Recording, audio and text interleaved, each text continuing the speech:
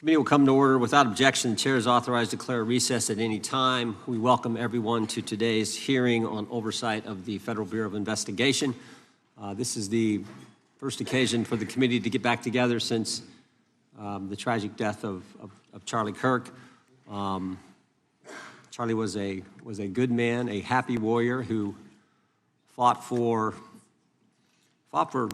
principles and values I think make our country special, and certainly was a strong proponent of defending the First Amendment, something this committee cares deeply about. I said this over the weekend. I think Charlie lived that scripture verse, 2 Timothy 4:7, fight the good fight, finish the course, keep the faith. Charlie certainly lived that, and he did it with a smile on his face. And so the tragic killing happened a week ago while we were in markup here in the committee. And I know everyone, our witness was a friend of Charlie's, and I know many people in the dais were as well. So I know we're all praying for Charlie's family. And I would extend a moment to the ranking member if you wanted to say something. Thank you, Mr. Chairman, for saying that. The whole country reacted with horror and shock to the brutal assassination of Charlie Kirk in cold blood. And there is never any warrant for political violence in America.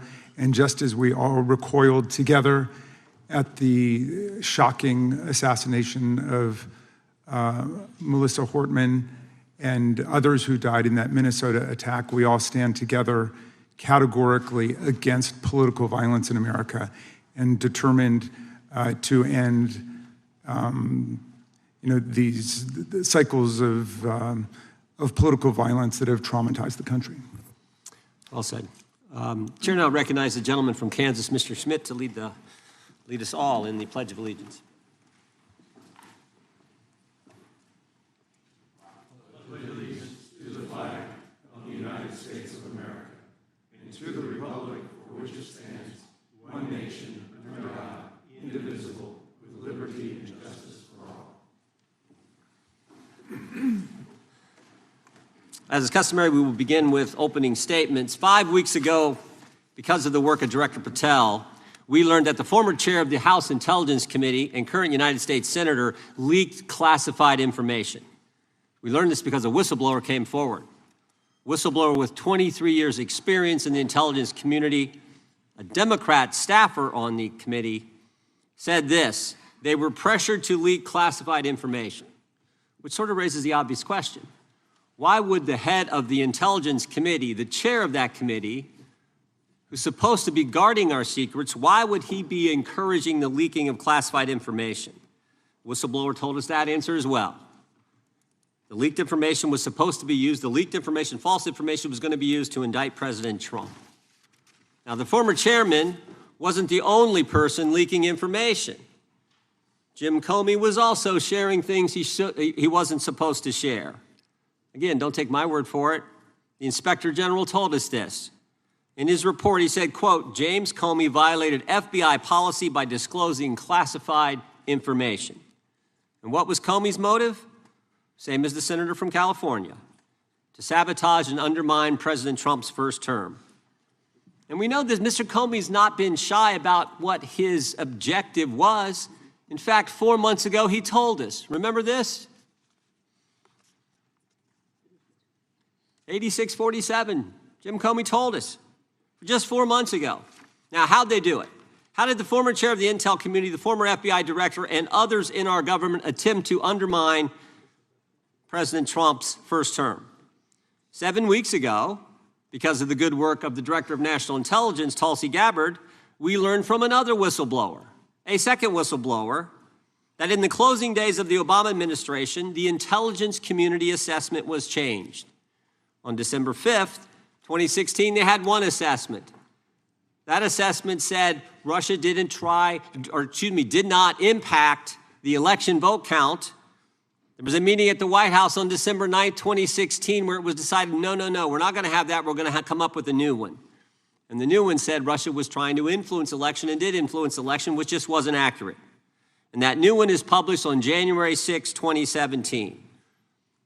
Let's just show you a few things that took place. I want to show you first this email from Admiral Rogers, the head of the NSA, You can see it was December 22nd. Says to Jim, John, and Jim Clapper, John Brennan, Jim Comey. And he says, I asked my team if they've had sufficient access to the underlying intelligence, sufficient time to review that intelligence. On both points, my team raised concern. Further states, my folks aren't fully comfortable. A few hours later, there's an email back to Admiral Rogers. This one is from Jim Clapper, and it says this: it is essential that we be on the same page and all of us are supportive of the report in the highest tradition of, that's our story and we're sticking to it. We may have to compromise on our normal modalities. This is one project that has to be a team sport. That's our story, and we're sticking to it. Compromise on normal modalities, that's a fancy way of saying, that's the government speak for we're going to have to change the rules. In fact, we're not going to follow our own rules. And that's exactly what they did to get the objective they wanted, to undermine President Trump. Now, how did it specifically take place? The whistleblower said that the government officials ignored concerns about discredited information. And what was that discredited information? What was the discredited information that they didn't ignore the concerns about? What did they use, that discredited information? Of course, it was the dossier. The now famous Steele dossier that was paid for by the Clinton campaign when they hired the law firm Perkins Coie, who hired Fusion GPS, who hired the foreigner Christopher Steele, who wrote all this garbage and lies down. That is what was used to change the intelligence community report. And what happens next? What do Jim, John, and Jim do next? They go to Trump Tower on January 6, 2017, to brief then President-elect Trump about the dossier. Again, the Clinton-financed, foreign-authored dossier that the whistleblower knows is garbage and that they know is garbage. And then there's one final step. One final step. Jim Comey leaves that meeting with the president and immediately leaks to the press that they briefed the president on the discredited information. They briefed the president on the dossier and thereby giving it some credibility and creating the basis and the predicate for all they did to the president. They leaked false information, they leaked classified information, they used and leaked discredited information, and they didn't follow their own rules, all to sabotage President Trump's first term. And but for this guy, Kash Patel, but for this guy, we would never have known this information. The good people of this great country would not have known what took place 8 years ago when they were trying to undermine the guy elected by we the people. And I want to thank Attorney General Bondi. She set up a special strike force, a special team, to look into this and see if there's any criminal liability that exists in what took place. Now, in addition to getting the truth to the people, Director Patel is getting the bad guys off the street. He's moved agents out of Washington, got the focus off of politics here in D.C., and is instead putting bad guys behind bars. 21,000 violent criminals have been taken off the streets, which is a 125% increase from the comparable period in the previous administration. He's rescued 4,000 kids. He's got 1,300 predators who he's arrested. He's also ended the weaponization of the FBI. No more spying on parents at school board meetings. No more pre-dawn raids on pro-life Catholics. No more retaliation against whistleblowers. And he's given us information that Chris Wray didn't. Maybe said better, he's given us information that Chris Wray wouldn't. Director Wray didn't tell us that there were 26 confidential human sources at the Capitol on January 6, 2021, even though he was repeatedly asked about that by members of this committee. Director Wray didn't tell us that there were 17 of those confidential human sources who entered restricted space. 4 went in the Capitol. None of them were arrested. They weren't authorized to do that. They broke the law. None of them were arrested. Lots of American citizens were arrested, but the guys whose whose American tax dollars was used to pay these guys who broke the law, none of them were. One was recommended for charging and was not charged. And remember when Chris Wray told us that the Richmond field office memorandum on pro-life Catholics was just a one-off? Turns out he wasn't being square with the Senate either. Director Wray wasn't square with us. He told us that multiple other officers were involved in targeting the Catholics. We got that information from Director Patel. We learned from Director Patel the FBI actually surveilled a priest, tried to get the priest to divulge information, break the priest-penitent relationship and confidence that exists. And Director Patel is saving taxpayers' money. He's not going to build a new headquarters outside of D.C. He's going to keep the headquarters right here in the capital city. Save Americans money. Save the taxpayers' money. In 8 months, Director Patel has given us the facts. He's ended the weaponization at the FBI. He's taken bad guys off the streets, and he's saving taxpayers' money. But my guess is the Democrats won't focus on all that good news. They'll focus on politics. They'll stick with Comey and Clapper and Brennan and continue to try to undermine President Trump. That I yield to the ranking member for an opening statement. Thank you very much, Mr. Chairman, and welcome, Director Patel. You and I have not had the opportunity to meet, and alas, you failed to respond to the 8 oversight letters I've sent you over the last 7 months. So we do have a lot of questions piling up for you, but I want to start with a word of praise. The first FBI director was J. Edgar Hoover, who steadfastly refused to hire women, African Americans, and other minorities as agents. And although he was a closeted homosexual who lived in domestic partnership for decades with Clyde Tolson, he also participated in anti-gay crusades. He aggressively promoted what we would today call white Christian nationalism. And he would undoubtedly be turning over in his grave to see as one of his successors a first-generation Indian American and a proud Hindu. So I congratulate you on being a breakthrough in this sense and being a beneficiary of the civil rights movement that opened up the FBI and the federal workforce to lots of people who never would have been hired in its first decades. Alas, you share J. Edgar Hoover's dangerous obsession with blind loyalty over professionalism and effective public policy. For Hoover, it was blind loyalty to him in keeping his secrets. For you, it's blind loyalty to Donald Trump in keeping his secrets. During your confirmation, it was widely noted on all sides that your primary qualification was your unwavering loyalty to Trump.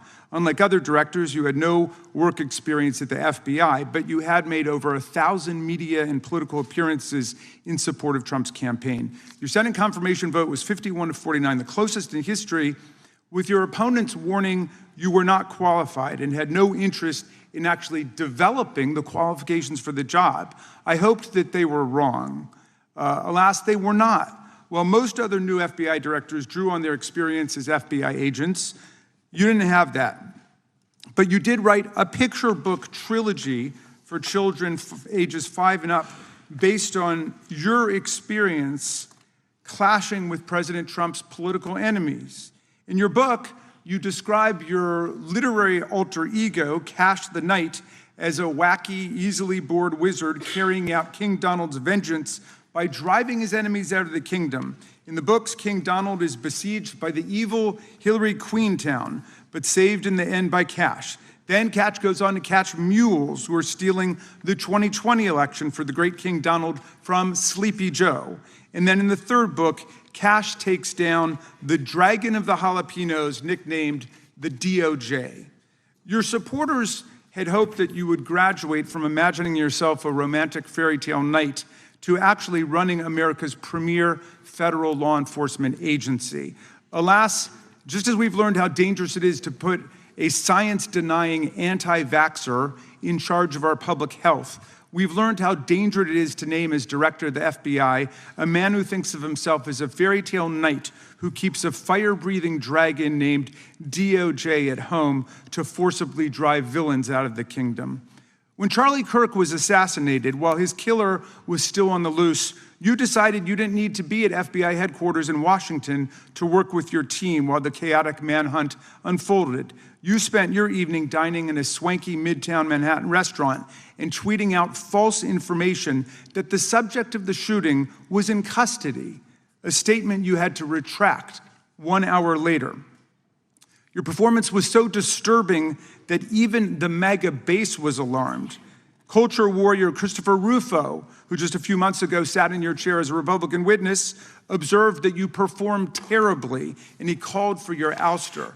The FBI might be able to survive your delusions of grandeur and the explosively volatile temper that was on display yesterday in the Senate. But the intractable problem is that you are running the FBI not as a law enforcement agency charged with keeping the American people safe, but as a political enforcement agency working directly for the president's vengeance campaign. 7 months in, it's impossible to overstate the destruction, chaos, and demoralization you've brought to the FBI and its workforce and the resulting danger your actions have caused to our country. You've been systematically purging the FBI of its most experienced and qualified agents, division leaders, and experts in counterterror, counterintelligence, and cybersecurity, precisely the people who have the expertise you lack and which the FBI and the country need. They've been expelled from the ranks of the Bureau simply because they did their duty investigating crimes, including those committed by the mob that attacked the Capitol on January 6, 2021, and beat the hell out of more than 140 police officers, or simply because you suspected them of being insufficiently loyal to Donald Trump. You illegally sacked Brian Driscoll, the former acting director of the Bureau and a decorated counterterrorism expert who worked at the FBI for nearly 20 years. According to Driscoll, you told him your own job, quote, depended on the removal of agents who worked on the cases against the president, regardless of whether the agents chose to work on those cases or not. You added, quote, the FBI tried to put the president in jail and he hasn't forgotten it. You forced out the leader of the Salt Lake City field office, Mehtab Saeed, just weeks before Charlie Kirk's assassination, depriving the FBI of an experienced counterterrorism expert described by her colleagues as absolutely the best and legendary. She would have led the FBI's manhunt had she not been fired. When Trump decided that rounding up immigrants with no criminal records was more important than preventing crimes like human trafficking of women and girls, drug dealing, terrorism, and fraud, you ordered the 25 largest field offices to divert thousands of agents away from chasing down violent criminals, sex traffickers, fraudsters, and scammers to carry out this immigration crackdown. Director Patel, you treated the men and women at FBI with disrespect and paranoia. You've assembled a roving band of freelancing henchmen within your office and charged them with conducting unauthorized investigations, targeting and harassing career FBI employees. Amazingly, you forced senior leadership to repeatedly take polygraph tests to prove their political loyalty and pushed out leaders who refused these demeaning exercises. And now we're seeing one very clear reason why you want to build a political FBI. The Epstein files. You want an FBI blindly loyal to Trump and to you as his enforcer so you can continue your cover-up of a massive international sex trafficking ring with more than 1,000 victims, betraying all of the survivors of the sexual violence. Before you got in this job, you called for full release of the Epstein files, telling podcaster Benny Johnson that the only reason the list was not released by DOJ and FBI was, quote, because of who's on that list. Upon your confirmation, you promised that, quote, there will be no cover-ups, no missing documents, no stone left unturned. And anyone from the prior or current Bureau who undermines this will be swiftly pursued. This spring, you ordered hundreds of agents to pore over all the Epstein files, but not to look for more clues about the money network or the network of human traffickers. You pulled these agents from their regular counterterrorism or drug trafficking duties to work around the clock, some of them sleeping at their desks, to conduct a frantic search to make sure Donald Trump's name and image were flagged and redacted wherever they appeared, whether an email, a text, a letter, an interview, a photograph, or a video.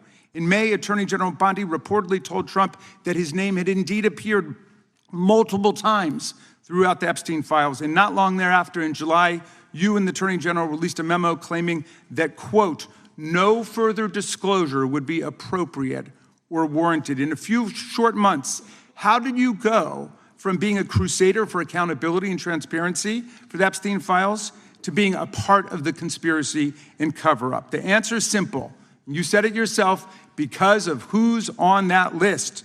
Donald Trump's relationship with Epstein over the years is well documented. A week ago, the Oversight Committee released Trump's disturbing birthday book note to Epstein, written over a drawing of a woman's naked body, referring to a, quote, wonderful secret. The Oversight Committee obtained the note from the Epstein estate, not from the FBI, raising questions again of whether the FBI has been withholding documents. While you're unleashing the FBI to cater to Trump's desire to shut down the Epstein inquiry, the first 9 months of the Trump presidency have seen a spate of political violence and domestic terror events. We saw deadly attacks on political figures on both the left and the right. The brutal assassination of Minnesota Democratic House Speaker Melissa Hortman and her husband, and the attempted murder of Democratic State Senator John Hoffman and his wife, who miraculously survived a combined 17 gunshots. We saw an arsonist set Pennsylvania Governor Josh Shapiro's residence on fire. And of course, last week, we saw the horrific, cold-blooded assassination of Charlie Kirk in Utah that has shaken the nation. 1 minute after Charlie Kirk was shot in the neck, a 16-year-old shooter in Evergreen, Colorado, radicalized by white supremacist ideology online, opened fire and critically wounded 2 other students at Evergreen High School. We've seen lethal anti-Semitic violence, including the murder of 2 young Israeli embassy staffers just blocks from the Capitol, and then in the attack on a gathering of Jewish people in support of hostages held in Gaza in Boulder in June. We've seen continued mass shootings at schools, like the domestic terror incident at a Catholic school in Minneapolis last month, which killed 2 children and wounded 18 others. And in August, a man fired more than 500 bullets at the Centers for Disease Control and Prevention, killing a police officer who was a Marine veteran and a father. People like Melissa Hortman and Charlie Kirk should be able to participate in politics as elected officials or active citizens without being shot down in cold blood in the United States of America. People should also be able to go to elementary school, to middle school, to high school, to work, to the mall, and to church without being shot down in explosions of gun violence. The important position at the FBI requires a leader who puts public safety and national security and the rule of law first. I'm afraid, Director Patel, you've given us reason to believe you've used the powers of the FBI to serve Donald Trump and his agenda of partisan retribution. You've broken your promise not to do that. You've betrayed Jeffrey Epstein's victims and survivors. You've turned your back on the career law enforcement officers of the FBI, and as a result, you've left all of us less safe than before. Mr. Chairman, I yield back. Gentleman yields back. That opening statement may have been longer than any book director's ever written or anyone else has written. Without objection, all of the opening statements will be included in the record. We will now introduce today's witness. Mr. Patel has been the director of the FBI since February of 2025. He previously served as chief of staff at the Department of Defense, deputy director of national intelligence with the National Security Council, and also as a congressional staffer, as a federal prosecutor, where he focused on national security cases, and he also worked as a public defender in the state of Florida. We welcome our witness, appreciate his work, and thank him for appearing here today. We will begin by swearing you in. Director, would you please stand, raise your right hand? Do you swear or affirm under penalty of perjury that the testimony you're about to give is true and correct to the best of your knowledge, information, and belief, so help you God? Let the record reflect that the witness has answered in the affirmative. You can be seated as you are. You know, you've been through this yesterday. Did a fine job. Please know that your written testimony will be entered into the record in its entirety. Accordingly, we ask that you summarize your testimony. Director, you may begin. Good morning, Mr. Chairman, Ranking Member Raskin, and members of the committee. I want to begin today by discussing the appalling assassination of Charlie Kirk.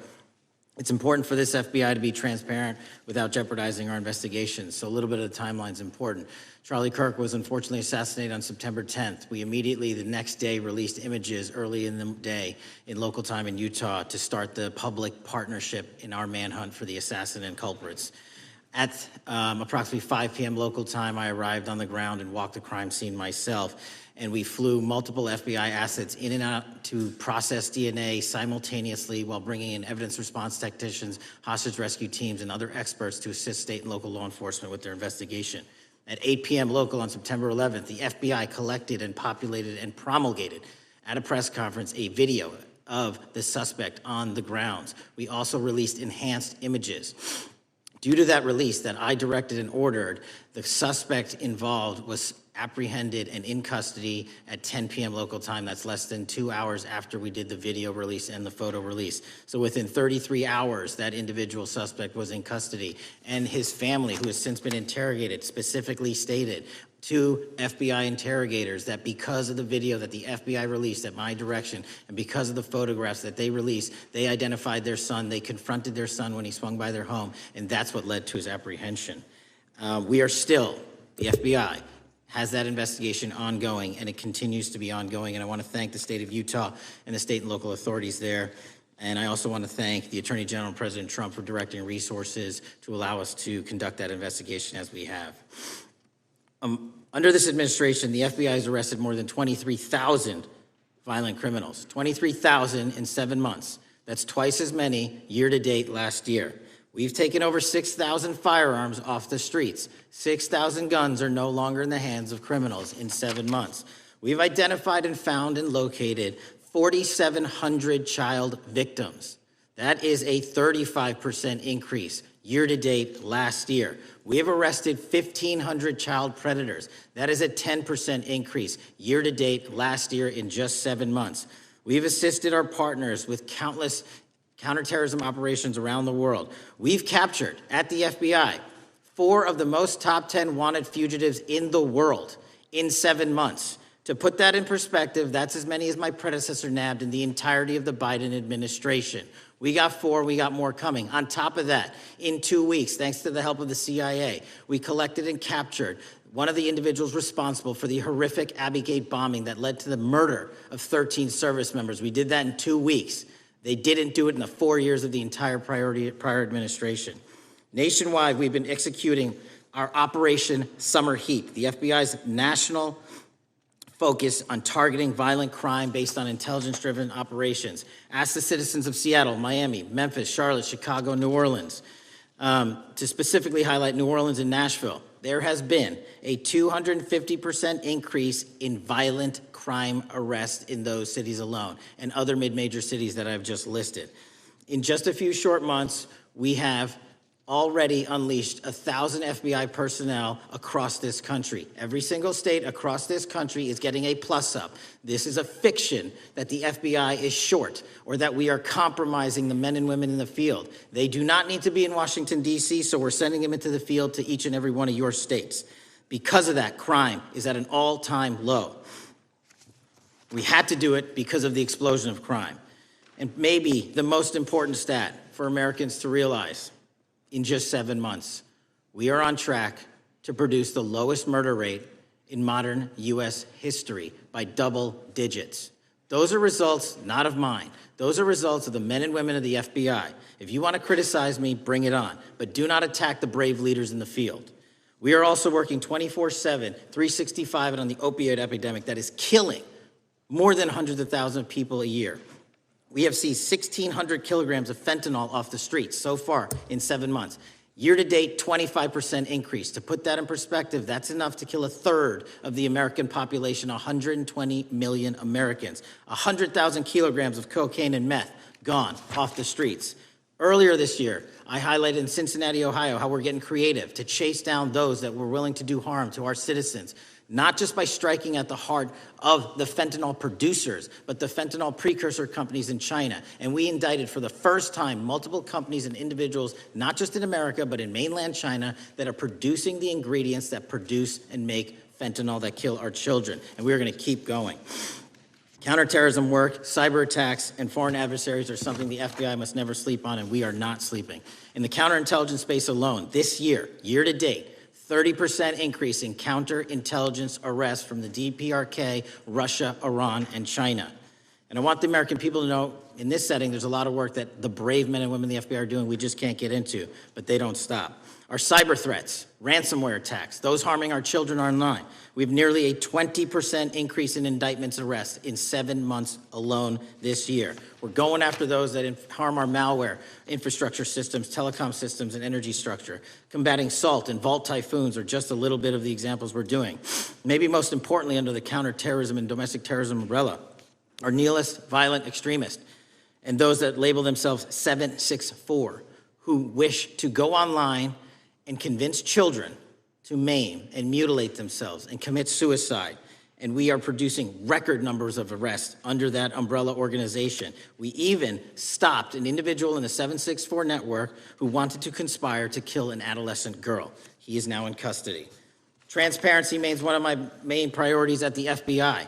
And this is what I've done in my 7 months at the helm. We've produced more than 33,000 pages of documents to Congress to a variety of committees, including, I believe, 7,500 to this committee alone, if memory serves me correct. To put the 33,000 in perspective, my predecessor in 7 years produced 13,000 pages in total to the United States Congress. His predecessor in 4 years produced 3,000 pages in total. I repeat, I have produced 33,000 pages in 7 years to this Congress and will continue to do so. I'm dedicated to restoring the trust and the mission and the integrity of the FBI, and we cannot do so without congressional oversight, and I promise you I will continue to do so. On the Epstein case, the original sin on the Epstein case was how it was handled by Mr. Acosta when he first brought the case in 2006, 7, and 8. The original case had a very limited search warrant, had a very limited search window, had a very limited investigative window. I was not there when those search warrants and that investigation was launched. I would not have done it that way. They were limited to only 3 to 4 years of investigations from 97 to approximately 2001 and 2002 to 2005. Mr. Acosta allowed Mr. Epstein to enter into a plea agreement where he served weekend jails for trafficking minor women. He also was allowed to leave jail to go home on the weekends. Plus, he allowed a non-prosecution agreement to be signed as part of that plea deal, prohibiting future investigations from that prosecution and from that evidence, and prohibiting the collection of further material. That is the original sin. We are working with Congress to produce more than any administration ever has material on Epstein. And I welcome the challenge to tell us that we are not being as transparent as the law allows. We even went to court and asked the judges to lift those prosecutorial agreements and to lift those court order seals, and they denied us 3 times. Congress is welcome to do the same and join the fight. And I'd lastly like to focus on operation that the president led in D.C. Because of this, we are taking this fight in D.C. to every single city across the country. 2,100 arrests in the last month alone. D.C. has seen a 60% decrease in gun crimes, 75% decrease in carjackings, and 53% decrease in homicides in our nation's capital. And rightly so. We're bringing that fight to the streets of America. I want to thank you for your support, and I'm proud to be the director that leads this FBI into a new headquarters building that they've needed for decades, saving the taxpayer $3.5 billion, and also providing our workforce a safe environment. If you don't know the calamity that is the Hoover Building, I invite each and every one of you to walk around. I'll give you a tour myself, and you can see where the cement falls on the heads of our employees that is only to be saved by netting. Just to give you an example. Thank you for support to our mission. And I do want to highlight one thing about D.C. It's because the FBI gathered sources and evidence that we were able to, through our source network, identify the horrific murder of the D.C. intern Eric Tarpinian. And I've spoken to his family, and we are working to bring them justice. And Mr. Chairman, in my 16 years, now my 17 years of government service, if anyone has any questions about my service, bring it on. Yeah. Thank you, Director. We will now proceed under the 5-minute rule. The chair recognizes the gentleman from California, Mr. Ison. Director, delighted to have you here. You are a breath of fresh air. As you outlined, and I won't repeat it, the accomplishments, you did so with the same resources as your predecessor, roughly. Is that correct? I believe so, yes. And so how much of that has to do with taking people out of the backside of the FBI and moving them into the field, into doing the job for which we primarily pay the FBI? It's exactly what we needed done. 1/3 of the FBI's workforce resided in the National Capital Region before I got there. 1/3 of the crimes do not happen in Washington, D.C. Not anymore. Not anymore. So 1,000 personnel of the FBI were deployed across this country on a permanent basis, and every single state in this union is getting a plus up, not a reduction, a plus up of 1811s of intel analysts and support staff. And that is why the crime rates are going down in record numbers. Thank you for doing that, and it's perhaps the hardest thing for a bureaucrat to do is to lower the head count around them that support them, and I appreciate your willingness to do it different than your predecessor. A lot of what you covered earlier was the find, the discovery, and then the prosecution that is done by the DOJ. But I want to talk a little bit about the prevent side. On the Charlie assassination? sir? No, on all of these. Okay. Okay, for example, and I'll bring it up before the Democrats bring it up, January 6th. January 6th, we now know, because of your find, that in fact there were people involved who were not just observers but participants who in fact, it's been alleged, and I personally believe, in fact, were part of promoting, perhaps even the one woman who died, encouraging her to walk through a door that led to her death. When you see that kind of activity, and you know it was done under predecessors with full knowledge, whether it's January 6th, where embedded people crossed the line, or any other activity, including obviously the Russian hoax that we're now dealing with up in, front and center. My question to you is, what can you or others do to prevent it from occurring again? Not on your watch, but on future watches. How can we know that this won't happen again the moment you leave the FBI? It's simple. What I'm doing through our leadership cadre is having FBI agents do what they were trained to do, not what they were not trained to do, not put them in situations that both harm them and the public. We're also utilizing our SORT networks and prioritizing the threat structure to go after the narco traffickers, the counterterrorism people, the counterintelligence threats, and the cyber threats. That's what they were trained to do, and that's what we're letting them do. One major question I have, after decades of doing this, on our side of it, both the chairman, myself, and others, both at oversight and here, have seen that the FBI and the Department of Justice hide behind non-statutory practices. Now, you've changed the interpretation of many of those practices. That's why we're getting the discovery that was previously withheld. How do we work together to make sure that we never again have false walls, non-statutory walls that say the Department of Justice has a prohibition about giving, quote, you fill in the blank, that has led to the chairman not seeing anything until you took over? I'm wedded to aggressive constitutional oversight. Having been a House congressional staffer, I know that is an important part of securing our democracy. And the way we make it an everlasting, enduring process is by showing the American people the results of what we are doing and the important work of this committee and putting it out to them so they can see government waste, fraud, and abuse. And then they can demand from our constituents and our electors that they want this process to continue. Last major question here. Some things are so sensitive that we both would agree they cannot be made public. Will you commit to this committee, when it is too sensitive to disclose, that you would at least make it available for in-camera review by the chairman and ranking members or others designated? I have done that, and I will continue to do that. Well, thank you, Mr. Chairman. This is a breath of fresh air.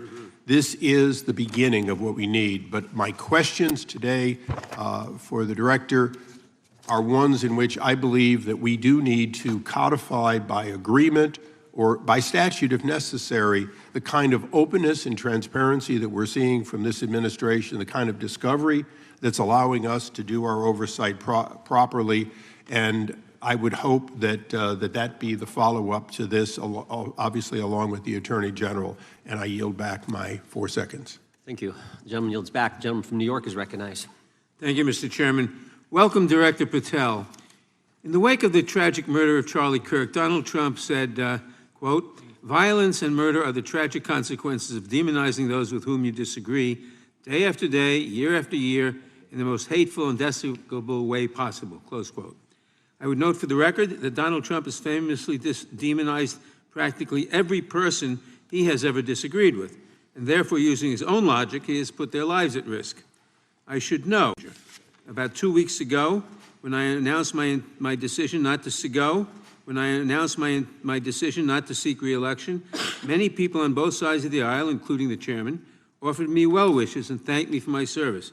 Donald Trump, on the other hand, took to Truth Social to call me a, quote, psychopathic nut job, among other things. Yesterday, I received a threatening note filled with anti-Semitic comments and hateful attacks that mimic some of the same language used by the president. I am sure many of us on this committee face similar threats every day. We have seen political assaults on both the left and the right. The attack on Charlie Kirk, the attempted assassination of the president, the murder of the Democratic Speaker of the Minnesota House, the assault on Paul Pelosi, and the attack on the Capitol on January 6th, for example. Director Patel, Do you agree that there is political violence from both the left and the right? There is too much political Do you violence. agree, yes or no, that there's violence? There is yes too or- much political violence based on ideologies from either side. Do you, from either side, okay. Are you aware of the study by the Cato Institute, a well-known conservative group, that found that 69% of the violence is from the right? I'm not familiar with that You're study. not familiar, okay. I would commend it to you. Are you aware the administration has threatened to use violence as an excuse to crack down on liberty and freedom of speech? Say that again, I'm sorry? Are you aware the administration has threatened to use violence as an excuse to crack down on liberty and freedom of speech? Nobody at the FBI is doing that. I didn't ask you about the FBI, I said the administration. I speak for the FBI. I would like to enter the record an article from today's New York Times titled, "Trump Invokes Kirk's Killing and Justifying Measures to Silence Opponents." In the wake of Charlie Kirk's killing, President Trump and his allies have laid out a broad plan to target liberal groups, monitor speech, revoke visas, and designate certain groups as domestic terrorists. I ask unanimous consent to insert this into the record. Thank you. Politicizing the murder of Charlie King to go after free speech is not a legacy I believe Charlie King would have wanted. Moving on, I want to address another topic. The FBI has traditionally played a key role in prosecuting public officials for corruption. But I fear that at a time when the president is accepting planes from Qatar for his post-presidential personal use, issuing pardons to major donors, and personally profiting from the office of the presidency, the FBI may be abandoning its commitment to investigating public corruption.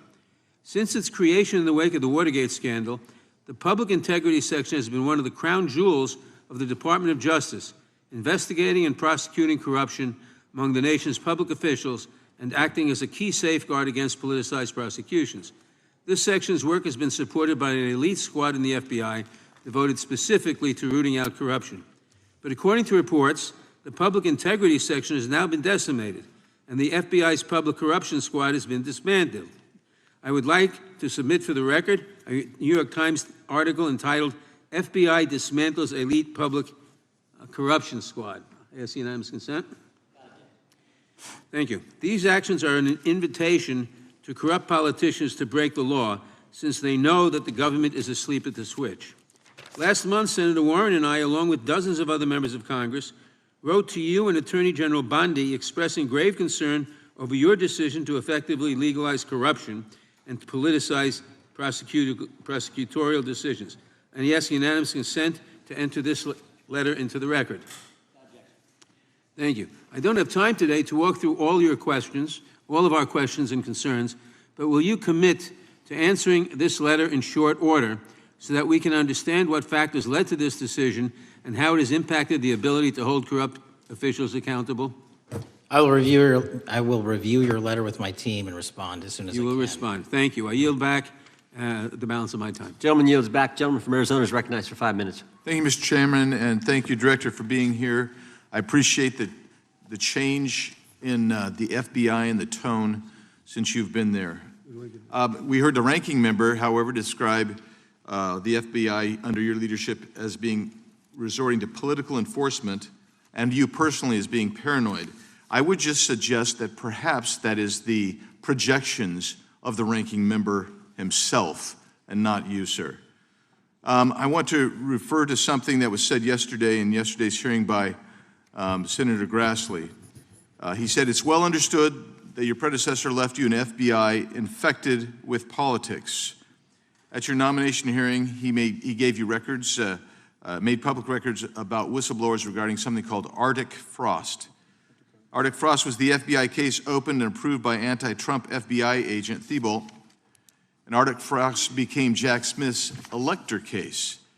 The new records show that Arctic Frost was much broader than just an electoral matter. In fact, it was expanded to Republican organizations. Some examples of the groups that the Ray FBI sought to place under political investigation included the Republican National Committee, Republican Attorneys General's Association, and Trump political groups. In total, 92 Republican targets, including Republican groups, Republican-linked individuals, were placed under the investigative scope of Arctic Frost. On that political list for investigation was one of Charlie Kirk's groups, Turning Point USA. In other words, Arctic Frost wasn't just a case to politically investigate Trump. It was the vehicle by which partisan FBI agents and DOJ prosecutors could achieve their partisan ends and improperly investigate the entire Republican political apparatus. I'd ask that, Mr. Chairman, that document be admitted. Without objection. So, I know that this may be under current investigation, but I wish to ask specific questions about this for just a moment.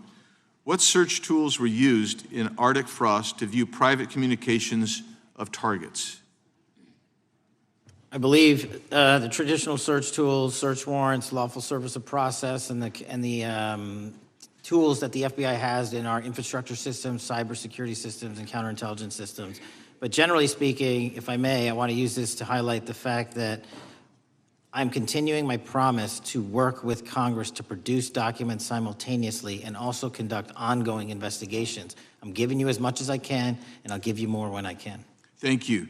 Another question regarding that is, were there any directives from the Biden White House concerning the Arctic Frost investigation? Were there any, directives or communications from the Biden White House itself concerning the Arctic Frost investigation? I'll just rely on what was turned over to date, sir. Okay. So I want to add here, the search warrants that were used included the seizing of a U.S. member of Congress, his phone. I think we all know who that was and how that was taken away and used for political purposes, Mr. Chairman, Mr. Director. So we'll leave that for a second, and let's go over to the Charlie Kirk case for just a second. Let's emphasize this. How many hours did it take from the assassination to the arrest of the assassin, Mr. Director? 33. That seems pretty swift, and it was because of the actual release of videos and photographs that you directed to be released, sir. That's correct, and to put it in perspective, the Boston bomber took 5 days and Luigi Mangione took 5 days. Was the platform Discord forthright from the start with law enforcement about the shooter's communications on its platform? Discord, the platform ownership, has been working with our lawful process, and we are obtaining materials from them on a rolling basis. Thank you. And I want to get back here to Arctic Frost for just a second, Mr. Chairman. I'd like the unclassified document from the FBI released to be admitted to the record. Without objection. And a document from the Economic Times also to be admitted to the record. Without objection.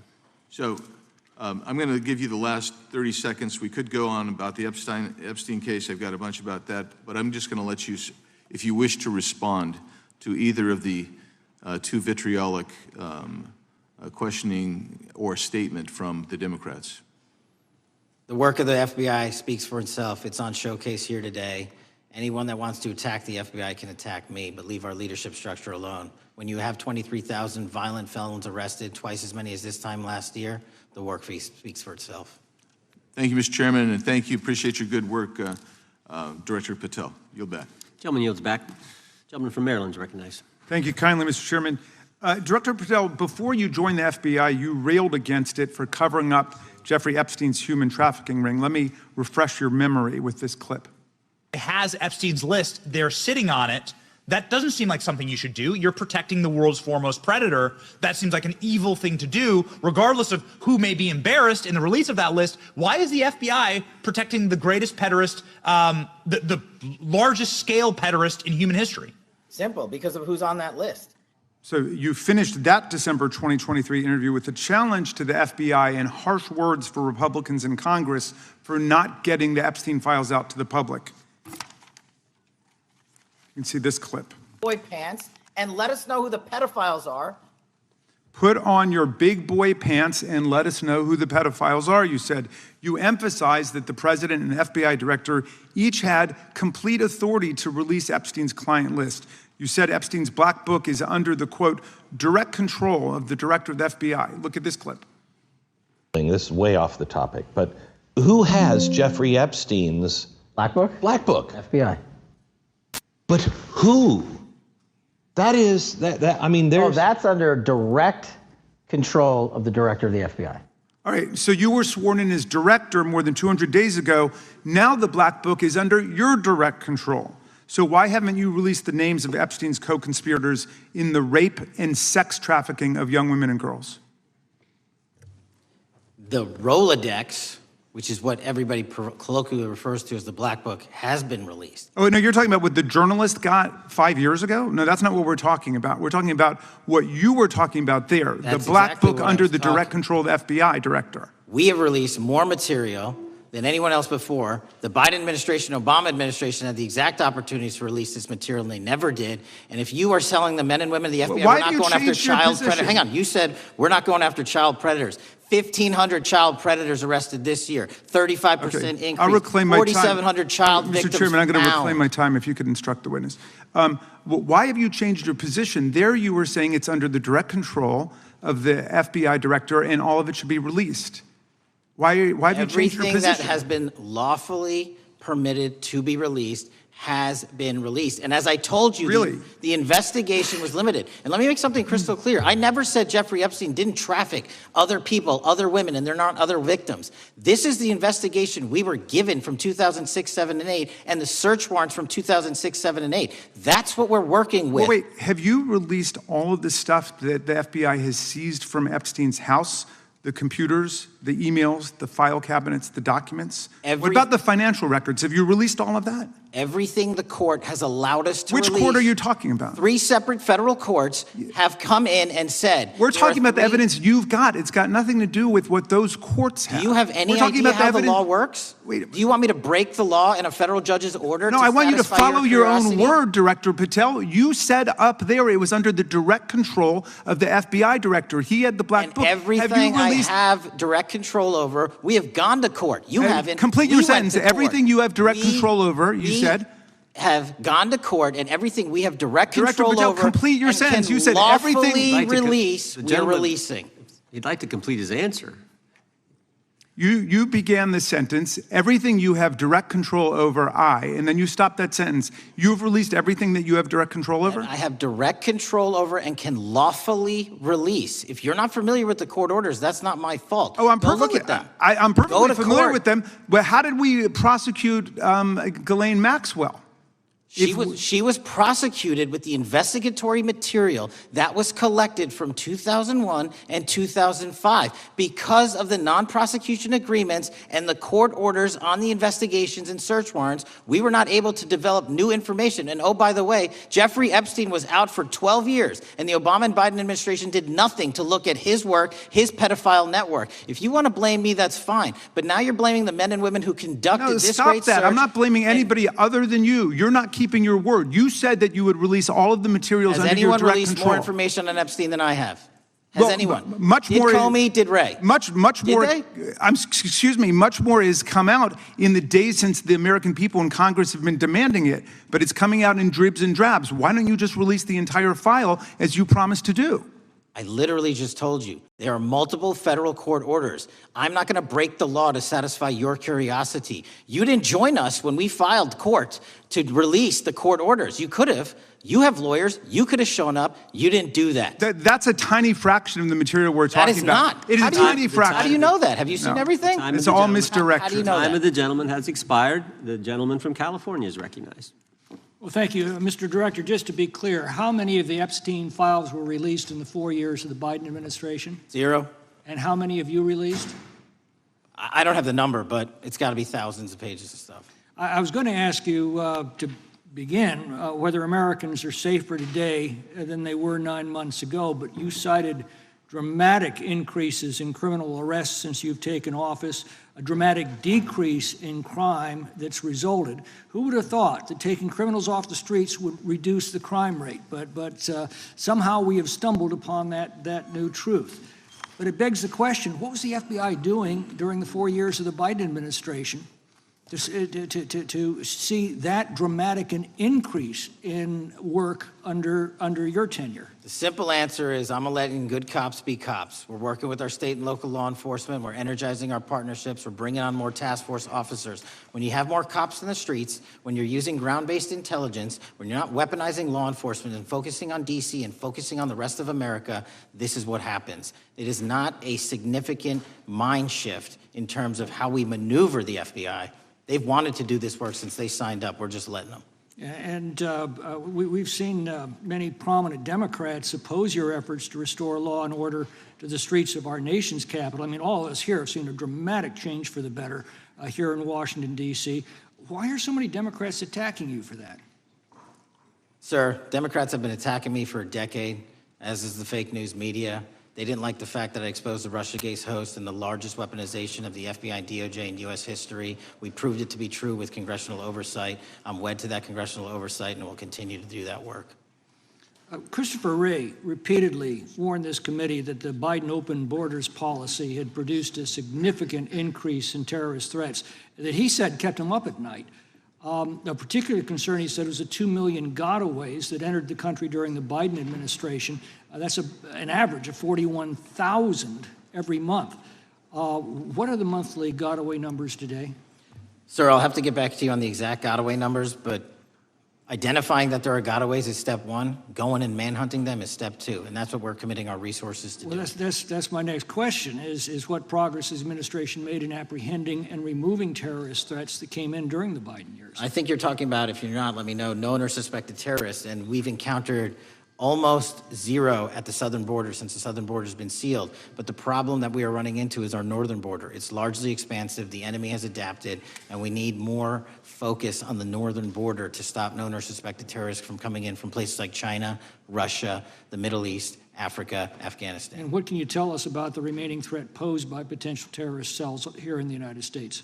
The terrorist threat that continues to be posed by international terrorists here in the United States is one of my highest priorities. We are working through our intelligence community partners to identify those individuals, and we've taken down numerous individuals in numerous rings across this country to neutralize that terrorist threat, including places like New York City, Los Angeles, and I believe Dallas, Texas most recently. How extensively did criminal cartels like Sinaloa, Jalisco, New Generation, MS-13, Tren de Aragua, and others infiltrate our country during the Biden administration? By the tens of thousands. Well, and what progress have you been making in combating their presence? I think the DHS is best to speak to that, but I think I can't remember the numbers of tens of thousands or hundreds of thousands of individuals they found that came in illegally, and the tens of thousands that associations to criminal networks have all been deported. And that effort is being opposed every step of the way by Democratic leaders in our cities, some of our states, and right here in the Congress. Isn't that true? Well, we're just working where we can in every single city we can, and I welcome the opportunity to partner with Republicans or Democrats on fighting violent crime like we're doing. Mr. Biggs asked about Arctic frost. What else can you tell us about that and what we need to do to assure that it never happens again? Continue the congressional oversight work that you're doing on Arctic frost. Let me provide you with more documentation on Arctic frost, and also call in witnesses from the paperwork that we have given you. You have that right, and the American public deserves to hear what those people have to say. As for my ongoing investigation, there's not much I can say. What role did the FBI play in suppressing the Hunter Biden laptop story during the 2024 election? Off the top of my memory, sir, I believe the FBI was in possession of verified information from that laptop, and it was improperly publicized that they did not have information and masked it as Russian disinformation. We now know that was categorically false. I don't know why the FBI did that, when they did that, but we've released all the materials related to that. Thank you. Gentleman yields back. The gentleman from New York is recognized. Mr. Golden. Mr. Patel, does Donald Trump appear anywhere in the Epstein files? I'm sorry, could you say that again?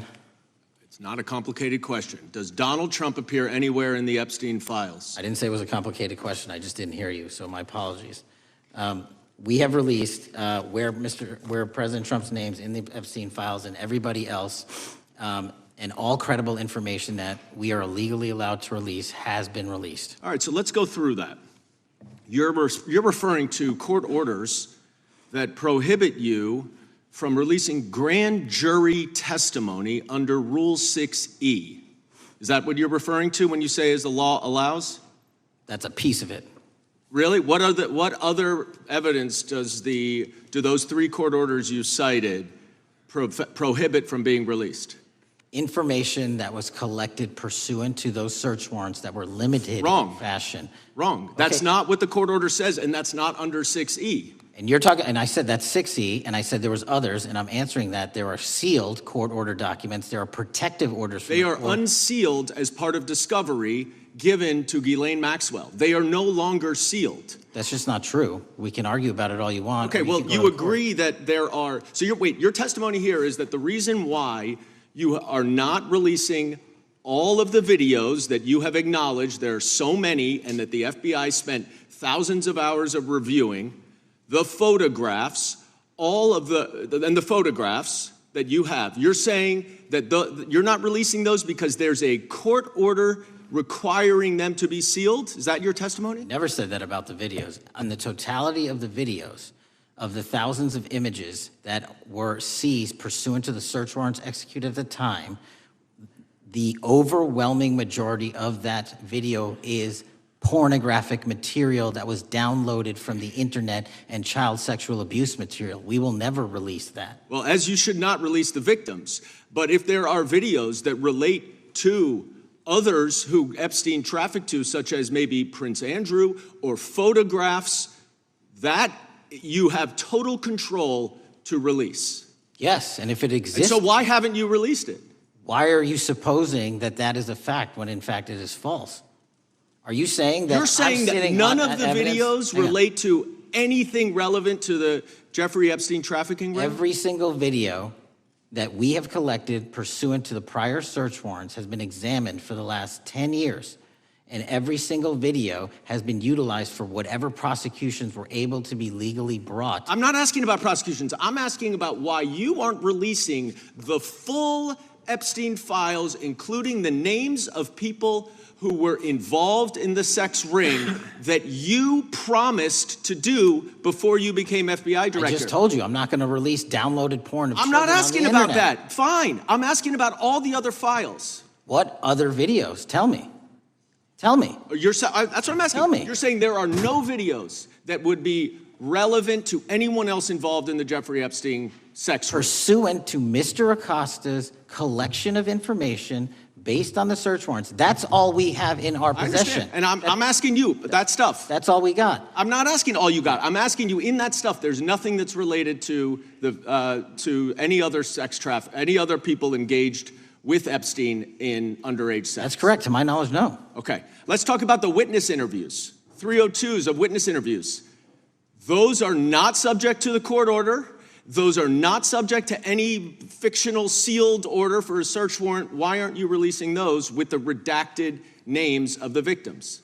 We are releasing as much as legally allowed. That's why we went back to the courts. How is that not legally allowed? Sir, do you know how court orders work? Do you know how protective orders Actually, work? Do you know how Mr. sealing Patel, orders I was work? a real prosecutor for 10 years. I know exactly how so I was a court fake orders. one? And I want to understand what the court order prevents you from releasing witness statements that the FBI took. You should know that as a real prosecutor, when the court hand downs a protective order and a motion to seal, the material is sealed unless So that your judge testimony waives here it. is that all of those witness statements are under a court order, a protective order.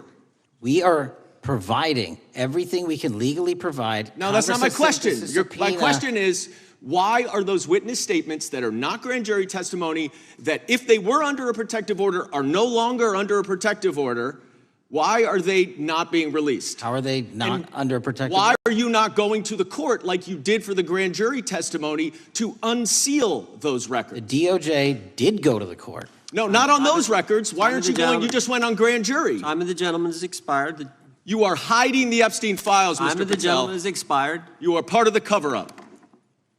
Can I respond? You sure can. Any allegations that I'm a part of a cover-up to protect child sexual trafficking and victims of human trafficking and sexual crimes is patently and categorically false in the work of my So I hope you will talk to them when they Gentlemen's have time has requested expired. to speak with you. Because Gentlemen's the time has victims expired. have Gentleman requested yields and you are back. not responding to them. Director, yes or no, is the FBI still spying on parents at school board meetings? No, sir. Is the FBI still targeting Catholics? No, sir. Is the FBI still spying on President Trump? I don't believe so. Is the FBI still censoring Americans? No, sir. Is the FBI still targeting Americans for shopping at Cabela's or purchasing Bibles? Nobody is targeted for their faith. Is the FBI still targeting Americans who are pro-life? Nobody is targeting anyone for their Is beliefs. the FBI still cooking the books on crime data? The crime data is real. Is the FBI still purging agents for conservative viewpoints? No one at the FBI has asked their viewpoints on Is policy. the FBI still labeling the Betsy Ross flag, the flag of the American Revolution, a hate symbol? No. Well, maybe that's why you've been able to, what was the number? 23,000 bad guys you've arrested, a huge increase from the same time period in the previous administration. I think you said 1,400 predators, 4,000 children rescued. Were those the facts? 4,700, 35% increase on children rescued. Yeah. And you got the guy to Abbey Gate. We got the Abbey Gate guy. We had a guy from the 4th District of Ohio who lost his life there serving our country. We appreciate that. Maybe when you're not focused on politics, you can actually do what the FBI is supposed to do. Go get the bad guys, right? That's what the men and women of the FBI do. Director, did John Brennan lie to Congress? Let me just read a couple things, actually, before you answer that. 2 years ago, we had Mr. Brennan in for an interview, and I asked him, how'd you learn about the dossier in December of 2016? Mr. Brennan replied, I received a copy of it from the FBI, and the CIA was very much opposed to having any reference or inclusion of the Steele dossier in the intelligence community assessment. That's what John Brennan told the United States Congress. 7 weeks ago, the Director of National Intelligence told us this: John Brennan lied and denied using the dossier in the intelligence community assessment because he knew it was discredited. CIA officer told the House Intelligence Committee Brennan refused to remove it, and when confronted with the dossier's main flaws, he responded, yes, but doesn't it ring true? John Brennan lied to us? Mr. Chairman, I won't stylize the evidence. What I will say is that the intelligence community assessment, those that created it and any individual involved with it, is an ongoing investigation. There's an investigation into what took place in December and January of December 2016, January 2017, when this whole thing started, this grand conspiracy. That is being investigated, is that right? That has been publicly announced by the department. That's been announced by the department. Did Chris Wray hide documents from this committee? You would know better than me, sir. Well, I think you told us like 700 pieces of information you've given this committee since you've been the director relative to just one incident, the Catholic memorandum from the Richmond Field office. I can give you the comparison, sir. Yeah, the Catholic memo, I believe we turned over 750 documents. In Mr. Ray's tenure, I believe they turned over 19 pages. 19 pages. You give it a 700. Why would Chris Wray hide information from this committee? You'd Want have to to hazard ask. a guess? I'm sorry? Hazard a guess why he would do that? I don't know, sir. I think maybe it was because FBI was spying on a priest, trying to get him to break the priest penitent confidence that exists. You think maybe that was the reason? You'd have to ask him, sir. Yeah, we'd love to do that. I want to read a few names here. Arctic Haze, Tropic Vortex, Riding Hood, Foggy Falls, Echoes Fate, Sirens Lure, Genetic Christmas. What are these code names about, Director? You know? Not off the top of my head. Well, Arctic Haze, Tropic Vortex. My understanding, these are code names for leak investigations of classified information from the year 2017. Does that ring a bell? In terms of leak investigations, many of those are classified and many of those are ongoing, Mr. Chairman. But we are working with you to produce documents as we close those investigations or as we declassify them. Let me ask you this question, because this is something I've wondered about, the way the FBI used to work. The way this whole thing so many of these things unfolded. Seems to me you had all these people in government leaking information that then gets reported in the press, and there's a story written about it, and then that article is then used to further the investigation and move forward with what they want to do. Did that take place back in 16 and 17? That's the exact scenario that took place in the FISA application for Carter Page and the rest of the Trump campaign. And that is frightening, because that's what the CIA is supposed to do in foreign countries. It's not supposed to happen to Americans, but it did, didn't it, Director? Yes. And not just any Americans, it happened with the President of the United States. Is that accurate?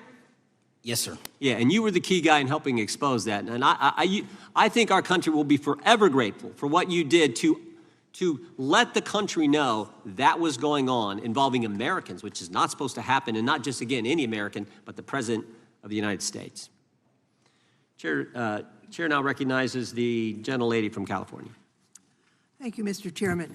I'm concerned by reports that FBI agents have been diverted from their important work on crime and anti-terrorism to work on matters that are not critical to our safety. I'd like to play the video, the whole video Jeffrey clip. Epstein's Black Book? Black Book. FBI. But who? That is, I mean, Oh, there's... that's under direct control of the director of the FBI. But the Black Book, it's not just sitting, I mean, that's Hoover power times 10. And to me, that's a thing I think President Trump should run on. On day one, roll out the Black Book.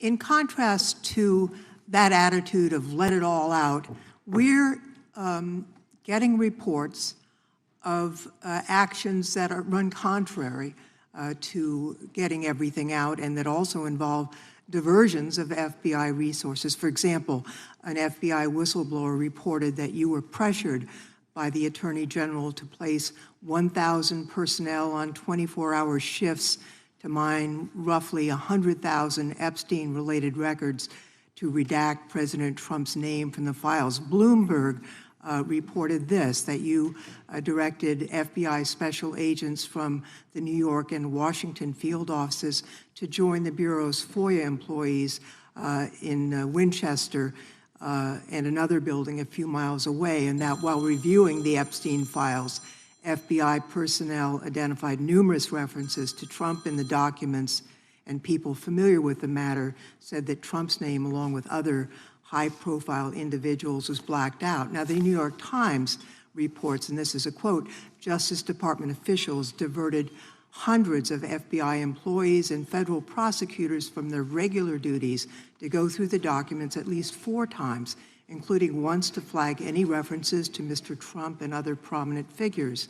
Details of the review were based on accounts by 3 former FBI and Justice Department officials who spoke on condition of anonymity because of fears of retaliation, and further that the FBI finished after they finished its review of the files and materials, was sent to a team of Justice Department lawyers who double-checked the FBI's redactions and, quote, were instructed to flag any mentions of Mr. Trump and other celebrities.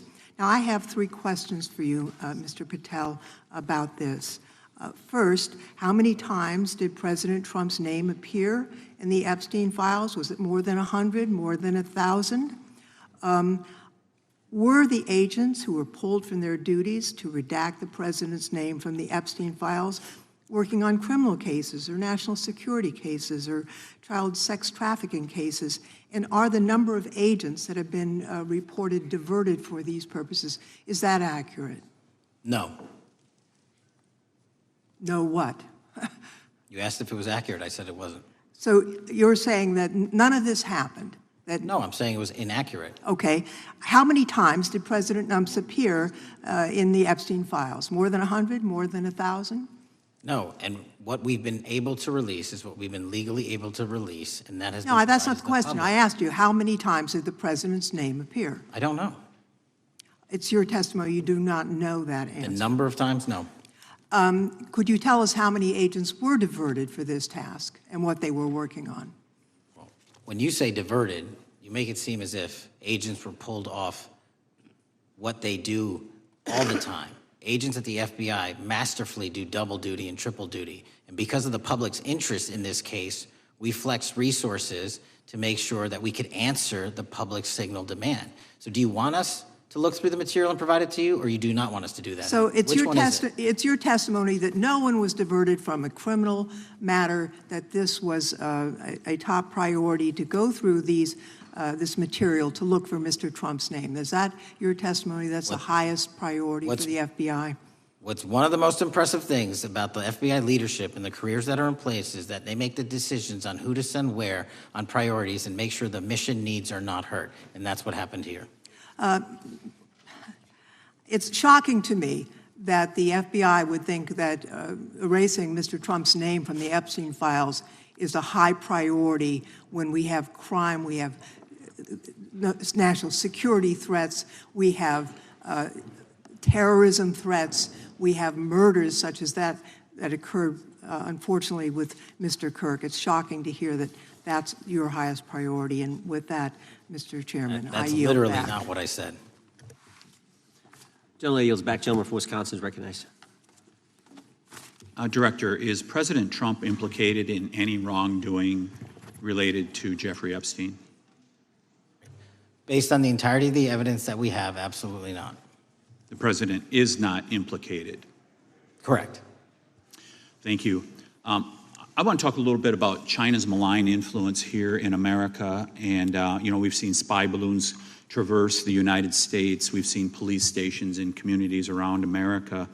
And sitting in the chair you're in just 2 years ago, there was a sheriff from Cochise County, Arizona, Mark Daniels, that was here, who said that the exponential increase in the amount of fentanyl that is coming into America is directly related to the open borders policies of the previous administration. Do you agree with Sheriff Daniels' characterization? In large part, yes. So, since you've been director, has there been a reduction we've talked about how the border is largely secure now, right? The southern border, yes, sir. The southern border is largely secure. Has there been a concomitant reduction or a reduction in the amount of fentanyl that is coming into America? There has been a massive reduction to the tune of, we have seized more than 25% year-to-date this year than the prior year, and that's enough fentanyl to kill 120 million Americans. Does China play a role in this fentanyl that's coming to America? As I stated in my opening, sir, what they do and the companies in China, mainland China, do is produce the precursors and the cutting agents that they ship overseas through various countries into the Mexican drug cartels who produce it. So they basically are the cooks in terms of the ingredients. Tell us, what is the FBI doing to stop China from delivering death to America? So for the first time in a decade, I actually reached out to my counterpart at the Ministry of Public Security. No one at the FBI had done so. To engage. Ministry of Security, where's that? In mainland China. In mainland China, okay, thank you. To engage in a conversation to say, hey, can we have a certain number of these precursor chemicals listed in China so that they become illegal and illegal to trade. We're also working with our counterparts in places like India and Guatemala because the transshipment routes of the precursors, the Mexican drug cartels have gotten creative, and instead of coming directly to America, are going into these countries. And we've had massive success in India and Guatemala, and in those governments' great partnerships in shutting down the ability to ship the precursors into those countries, which are ultimately destined to America. So those people that are working with security agencies have been working with you, is that accurate? Yes, sir. So I want to turn to a couple cases that are at the University of Michigan, where Chinese nationals, on behalf of the Chinese government, smuggled in illicit biological materials, stuff that can harm our agricultural industry. What actions are you taking as we see repeated stories of Chinese nationals doing this in the United States? So just that, sir. In this calendar year alone, as I was mentioning, our counterintelligence operations and cases brought against the Chinese are up by, I think, something like 40%. And specifically, the cases in Michigan show two threat streams, not just against our agricultural industry, which is a threat to national security, but they were also bringing in chemical agents and mushrooms, I'm not the exact expert, that would have ultimately hurt our population. We arrested and charged all of those individuals, and we were aggressively going after them in every single state because they weren't doing it in Michigan alone. Should research universities across the United States be doing a thorough job of vetting Chinese nationals that are coming to their universities? They should. Turning to spying in America, we heard the stories about Senator Dianne Feinstein's driver, who was a Chinese spy. We're familiar with Linda Sun, who worked in Governor Hochul's office, Christine Fang in California. What are you doing to find these people who are Chinese spies that are trying to burrow themselves into the politics of America? Because we know it's happening, right? Yes, it is. And what our counterintelligence unit is doing is aggressively seeking the intelligence into where these individuals are working. Then we are utilizing our operational authorities to go in and investigate them either through our human source networks and collecting information through lawful process, online, search warrants, and data so that we can bring proper arrest charges and publicize to the world what they're doing here. And just because we've caught a few doesn't mean we've caught everybody. We've got a lot more to go. I get one more quick question in. The FBI arrested a judge in Wisconsin, Hannah Dugan, for interfering with a federal law enforcement operation. Could you tell us a little bit about that? And is a judge above the law here in the United States of America? Well, no one is, and that case is ongoing. But as you stated, and these allegations that there was an interference in a federal lawfully executed federal law enforcement priority that was interfered with. I yield back, Mr. Gentleman yields back. The gentleman from Tennessee is recognized. Thank you, Mr. Chair. Director Patel, I believe you had primary importance in starting Operation Viper in Memphis. Is that correct? Yes, sir. And Operation Viper brought in the FBI, the DEA, the ATF to help the Memphis police in policing the city. That'll be phase 2, sir. Phase 1 was FBI and local law enforcement in Memphis for the last few months. Okay. You did a good job, and the police director and the mayor have told me that that has been helpful, the FBI working with the police. And the FBI are trained in law enforcement. They know Miranda rights, they know how to do policing, and they do a good job working with the police. Do you think that the National Guard is necessary to do the work that the FBI is doing now? Thank you. I do think it's necessary to finish it. What we've done is 500 arrests in Memphis and 110 federal indictments. But what we need to do is we've only secured a piece of where the criminal conduct is occurring in Memphis, and we can't work inside perimeters that are not established and safe, and we don't have the manpower to give us the space to fully go into the areas where the criminal activity remains. Well, are you suggesting that the National Guard is going to go into the more heavily crime areas? They're going to establish, like they did in Washington, D.C., perimeters where local law enforcement and the FBI, DEA, ATF, and U.S. Marshals can go into. We can't be going into all these areas knowing that they're extremely volatile and jeopardizing the safety of our agents. Did the National Guard do anything in Washington to help the FBI stay safe from these dangerous elements? They established perimeters. Established perimeter, and the criminals knew about it, so they... It was a visible force, sir, so they kind of saw it. Well, what you did, I commend you for what you did, and I think the FBI coming in, we have a crime problem in Memphis. The FBI has helped, DEA will help, and the ATF will help. I don't think the National Guard is going to help, and what I've seen, they're not trained in law enforcement, are they? No, sir. And so that could be a problem. Who will direct the National Guard in Memphis? Will it be, will they have control over your agents? No, sir, they won't. Who will have control over your agents? You? Well, the SAC and then ultimately the chain of command up to Washington, D.C. will control the FBI, but there's a task force that was put together that is going to be led by an interagency. The heads of U.S. Marshals, DEA, and FBI will be working together with DHS collectively on this. Have you visited Memphis before? Yes, sir, I have. So you know how good a city it is. I love Memphis. A lot of us do. And Memphis is a great city, great history, civil rights museum. Might say something about slavery, but that was the history. Needs to be taught. Blues, Elvis. Beale Street. Beale Street, right. Barbecue. And people should come. It's not a troubled city. We've got some crime, but it's not a troubled city. We're not troubled, and we love our city. And we hope that the National Guard doesn't come in and cause people to have questions about Memphis, because it's a city they should visit. Let me ask you this about, you said that the homicide rates are coming down to an all-time low? In modern recorded U.S. history, yes, When sir. does modern recorded history start? I think the FBI, and I'll get back to you on this, has stats on that going back about 30 years, sir. Okay, I was thinking back to Ozzie and Harriet, and I didn't think you could beat Ozzie and Harriet's time. Secondly, you mentioned the Epstein case. Did any of the women that were victims, and they came up here and had a press conference and all, did any of them contact your office and ask to give information? To my knowledge, no, sir. If they did, let me ask you first, is there a statute of limitations on sex crimes like that, with sex with a minor, rape? The DOJ is the expert, but I do not believe there's a statute on that, limitations on that.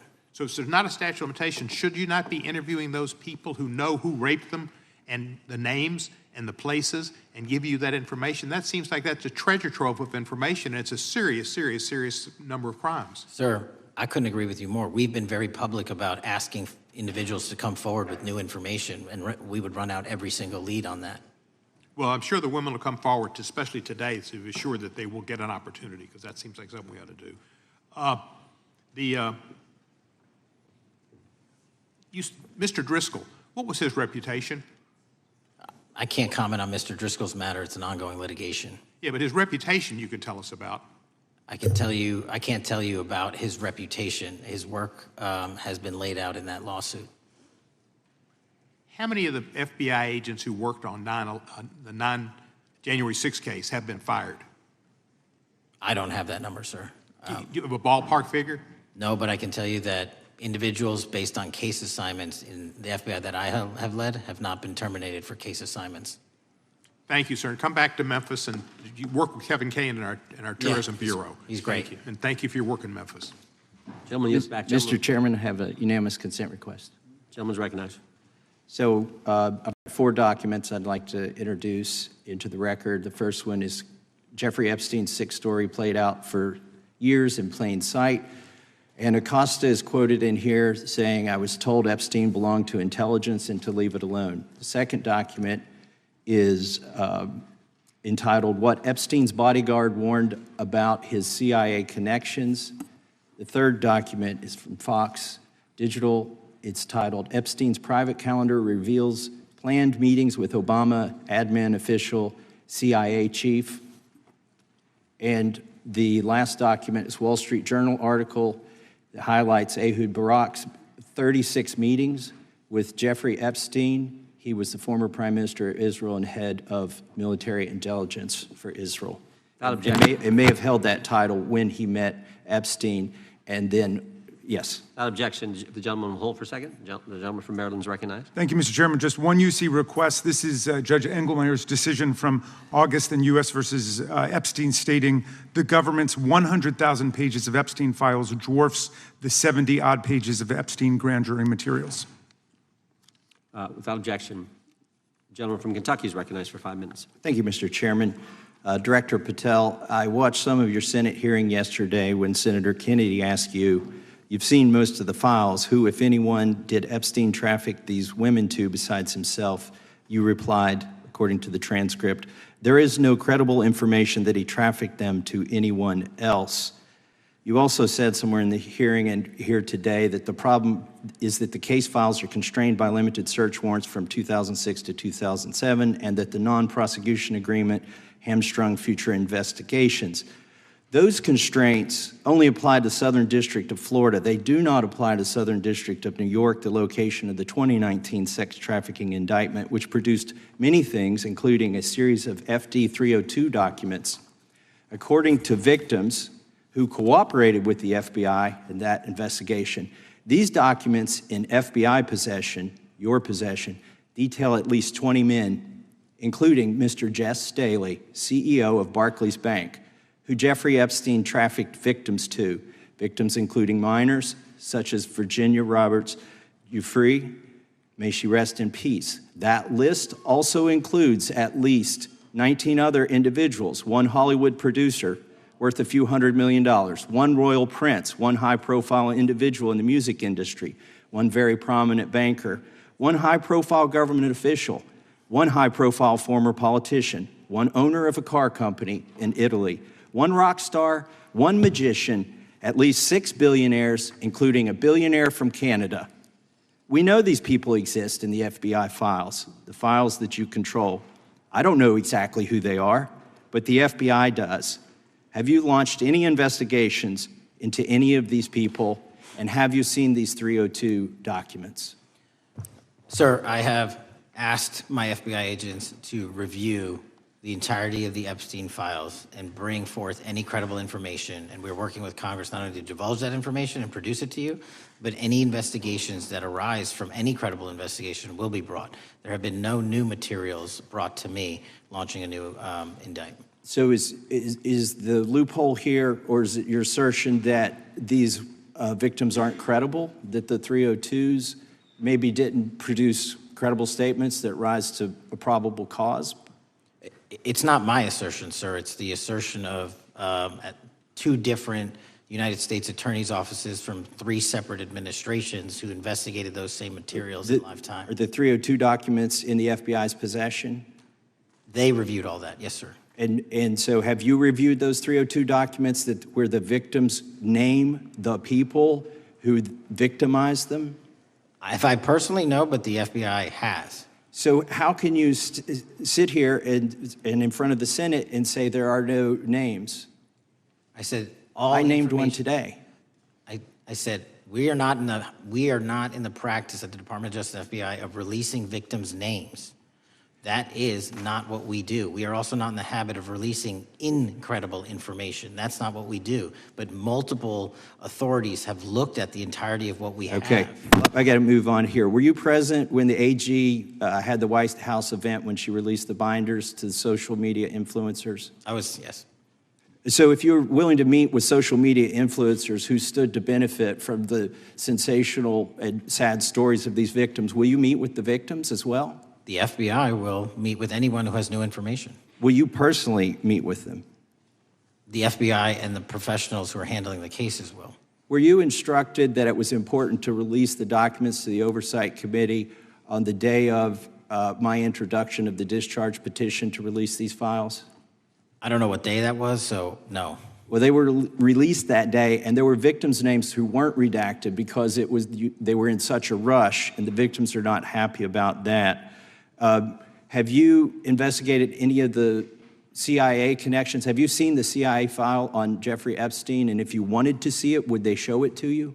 Well, I can speak for the FBI, and that's presuming there's a CIA case file, and I've reviewed everything that the interagency, not I, the FBI, that was provided to us. Would you be willing to look at the CIA file on Jeffrey Epstein? If there is such a file, and if it has not already been turned over to the FBI will look at any new investigative leads.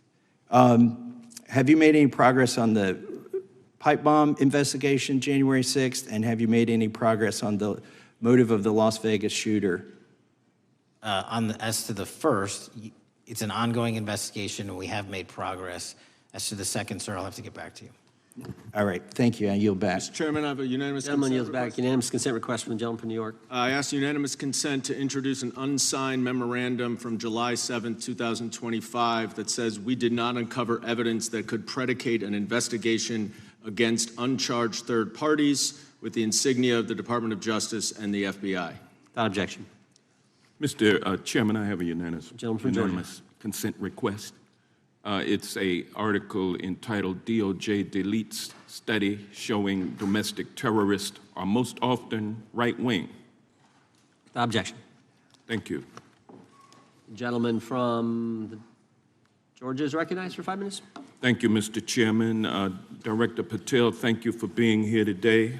I want to first talk about the significant role that the FBI plays in combating the national security threats posed by our nation's greatest threat, our nation's greatest security threat, China and the Chinese Communist Party. It's a fact that China is America's most significant national security threat, isn't that correct? I would say so, sir.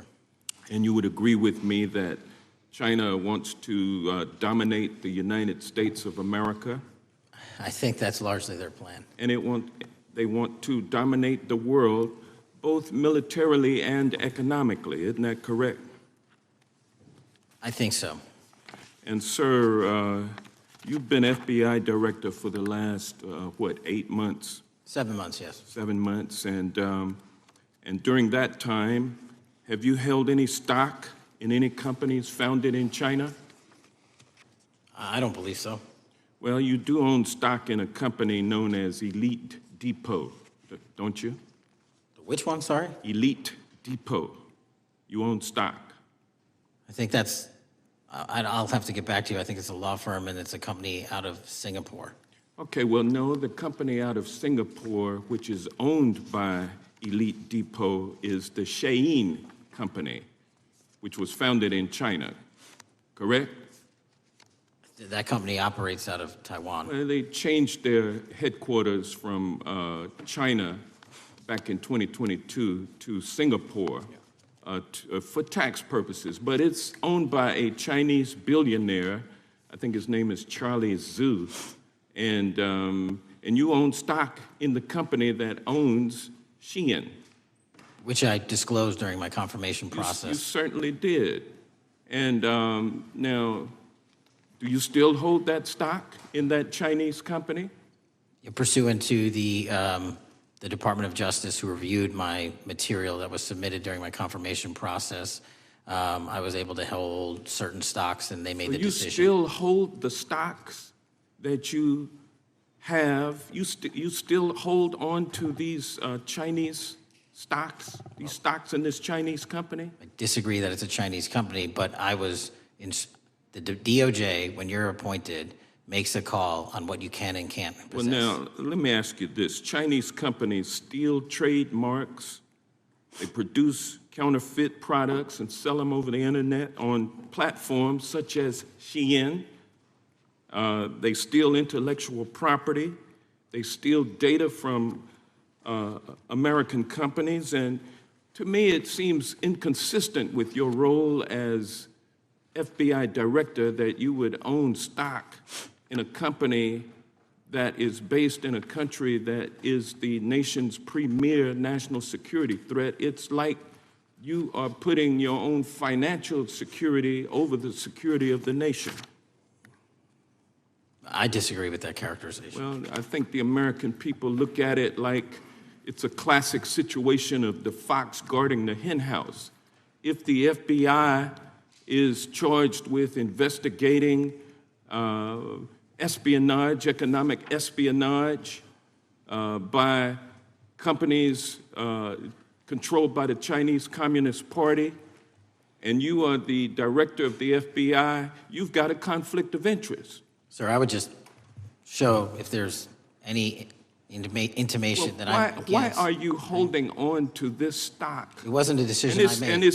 And it's valued at up to $5 million as of when you last reported, correct? $5 million in stock? No, I don't follow it. You don't follow it, but you're still making money off of it.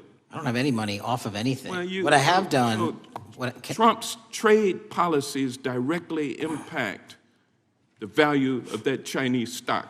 Won't you agree with that? Which trade policy? I'm not a trade expert. Okay, all right. But I want to tell you this. Crazy on me today. Let me ask you this question. Why are you hiding pedophiles? Why are you shielding pedophiles? Why are you protecting pedophiles? That is maybe the most offensive thing you could say to me, given the numbers. Well, you have not released given the the Epstein numbers files. Of pedophiles. You are aware of the we have Epstein arrested. client list that was published in the 18,000 Time the gentleman has emails expired. The gentleman yields back. Can he answer the question? Can I just respond? Of course, the gentleman can answer the question. Since I took over the FBI, there has been a 33% increase. Sir, all of that started under Christopher Your Wray. time is done, but No, it didn't. the witness gets to All of answer that the started question, under and then the we'll go to our previous, next FBI director, sir, and you're coming in here trying to take credit for something that a previous director Gentlemen, instituted and largely brought to conclusion. I take I no think it's credit. been clear that offensive. the director It's offensive. has numbers are so incorrect much also. better than the previous director. It's Dr. Patel, if you want to I take- answer the question. I take no credit. The men and women of the FBI have seen a 33% increase in the number of counterintelligence arrests out of the PRC. And so all of a sudden, with you coming in 7 months ago, and, Gentlemen, his time has Heaven on earth. expired. and on sir, the pedophile American public not gonna accusation, go for that. we have arrested 1,500 child predators in the last 7 months. Under That's investigations more than initiated by anybody the prior Appreciate the directorship. director's good work, and we really appreciate that the time of the gentleman has expired. We now go to the gentleman from Texas. I thank the chairman. I thank the FBI director for coming before the committee. I assume the FBI director, Mr. Patel, I believe you probably agree with me that there is a significant organized effort on the left side of the political spectrum to advance criminal organizations being able to put more criminals out on the streets. And that what we've seen this in daily action. Are you familiar with the report that came out this last Monday from the Law Enforcement Legal Defense Fund? I'm not familiar with that, sorry. So this report came out this past Monday, and it said that significant amount of the money flowing out of George Soros and other leftist organizations and funders has been funding DAs and prosecutors and, quote, Many of these DAs had never managed an office, prosecuted a criminal case, developed organizational policies. In dozens of America's largest cities and counties, this report finds these progressive district attorneys have outsourced core parts of the American criminal justice system to activists and political donors, taking direction and advice on everything from staffing decisions and communication strategy. Organizations is a complex web of donors going in through these organizations to put radical DAs and prosecutors out there, putting criminals on the streets. Does the FBI director agree that this exists and is a problem? I will accept the factual representation, and if that exists, it is a problem. The organizations such as TIDES, the Fair and Just Prosecution, Brenner Center for Justice, Partnership for Safety and Justice, the Vera Institute of Justice, the amount of dollars flowing from George Soros through and to these organizations and to the various prosecutors that have resulted in increased crime on our streets, including the brutal murder of the Ukrainian refugee in Charlotte. I bring that up because that is one component of the problem. In addition, we have an organized effort targeting our border. The NGOs, the nonprofits and the deep pockets, the United Nations, charitable organizations, and a long list of over 250 organizations that the Center for Immigration Studies put out that lays out a complex web of organizations that were moving people into our country, knowing that they're dangerous, knowing that they're criminal, associated with taxpayer dollars flowing through the United Nations and donor dollars flowing through organizations, including ostensibly religious ones, putting these dangerous individuals on the street that resulted in fentanyl in our communities, that resulted in the death of Jocelyn Nungare, of hundreds, thousands even, as the director testified, 100,000 people dying from these narcotics every year. All of this in an organized effort, a complete effort by the radical left to use taxpayer dollars and these dollars to put people on our streets. In addition, the extent to which we've seen now with the Southern Poverty Law Center and their hate map targeting, for example, the Family Research Council, where we had a shooting right here in DC over a decade ago, putting Charlie Kirk, putting a target on TPUSA, Antifa, other radical organizations that are very specifically organized in targeting conservatives and ordinary Americans. Well, how about the organized effort to infiltrate our schools and advance a transgender agenda and advance a radical agenda, perhaps one that we will see exposed further in the individual that actually shot Charlie Kirk? So here's my question. Will you as the director, and are you as the director, pursuing all legal channels to follow the truth wherever it may lead on this organized effort, one? And two, do you agree that Congress should take all action necessary to expose this web of dollars that are flowing to undermine our way of life? I got another minute in my time that I'd like to hear from you on this topic broadly. I'll keep it short. Investigatively speaking, we are doing the following. We are following the money. We are following the money in every organization and every person that is violating the federal code. And it doesn't matter what your background or ideology is, we are following the money. We are using legal process to follow that money, issuing subpoenas to follow that money, using grand juries to follow that money. And when we have results to recommend for prosecution to the Department of Justice, we will do that. And we will continue to publicize documents through Congress, yes, when we make these findings. Mr. Chairman, I'd like unanimous consent to insert the record outsourcing justice by the Law Enforcement Legal Defense Fund that I alluded to before. I would ask unanimous consent to add a 2024 list provided by the Center for Immigration Studies on these United Nations and other affiliated groups that are responsible, over 250 of them, for moving individuals into our country in a coordinated effort. I would like a unanimous consent to insert a letter that I sent that currently has 33 members of the United States House of Representatives have signed on it, calling for a special select committee to pursue the organized effort from the radical left to target our way of life and undermine our security by putting criminals on the street and having our borders being wide open and putting us in danger. Without objection. With that, I would yield back. Without objection. Gentleman yields back. Mr. Chairman, I have a couple of unanimous Gentleman's recognized. One is a letter from Senator Tom Cotton, dated last year, urging the U.S. to, quote, ensure that data from U.S. companies is not harvested by the Chinese Communist Party through the purchase of Xi'an software and technology. Without objection. And also a statement by Marco Rubio, then Senator Marco Rubio, which warned our UK allies about, quote, Xi'an's deep ties to the People's Republic of China. Without objection. Also, crime is the record crime is down in 2025. Trump doesn't deserve credit, which demonstrates that the crime rates have been decreasing since 2023, which was published by the Vera Institute. Also, a unanimous consent request to enter into the record a NPR report from July of 2024. GOP vows to make America safe again. Statistics contradict their growing crime claims. Without objection.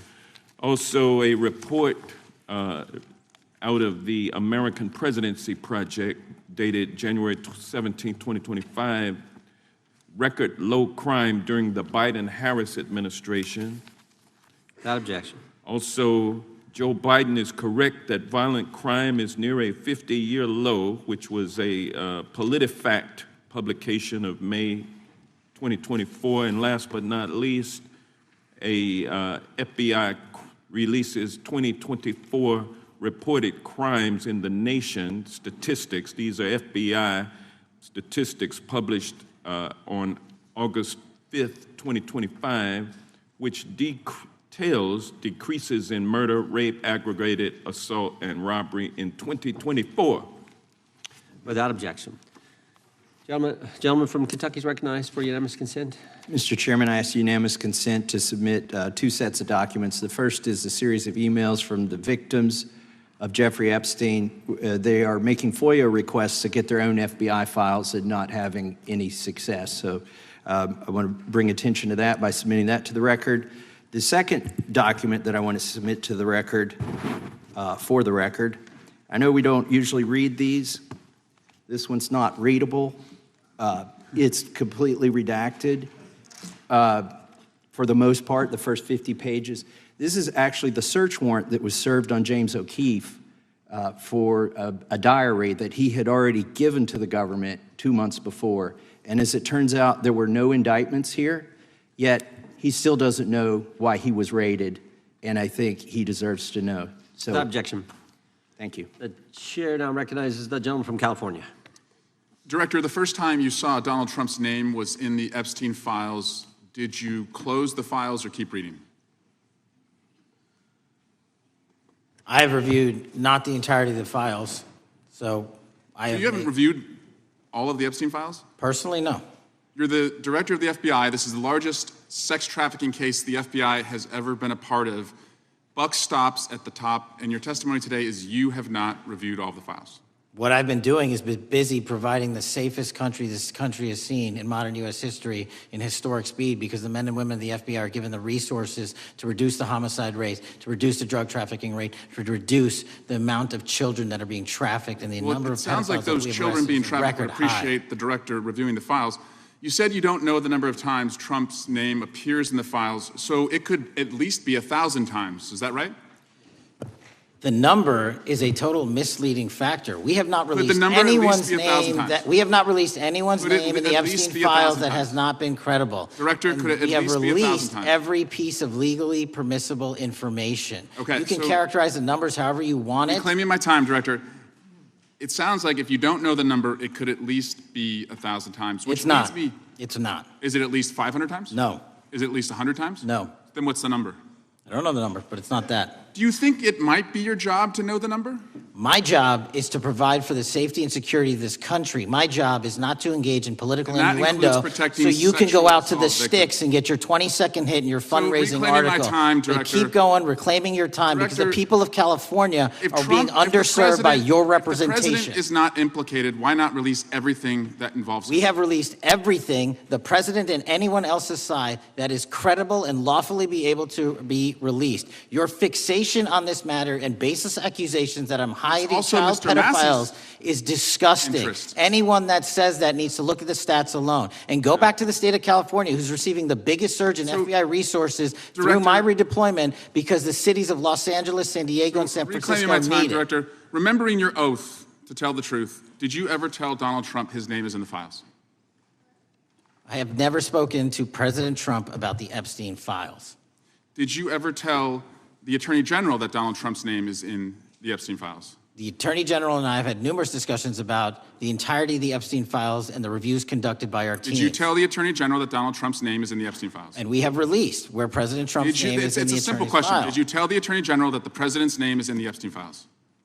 During many conversations that the Attorney General and I have had on the matter of Epstein, we have reviewed. The question is painstakingly simple. Who Did you can tell the Attorney General that Donald Trump's name is in the Epstein files? Yes or no? Why don't you try spelling it out if Yes you're going or to mock no, me? Director? Use the alphabet. Yes or no? No? A, B, C, Director, D, E, F? it Don't sounds wanna do like you don't want to tell us. Did you tell the Attorney General that Donald Trump's name was in the Epstein files?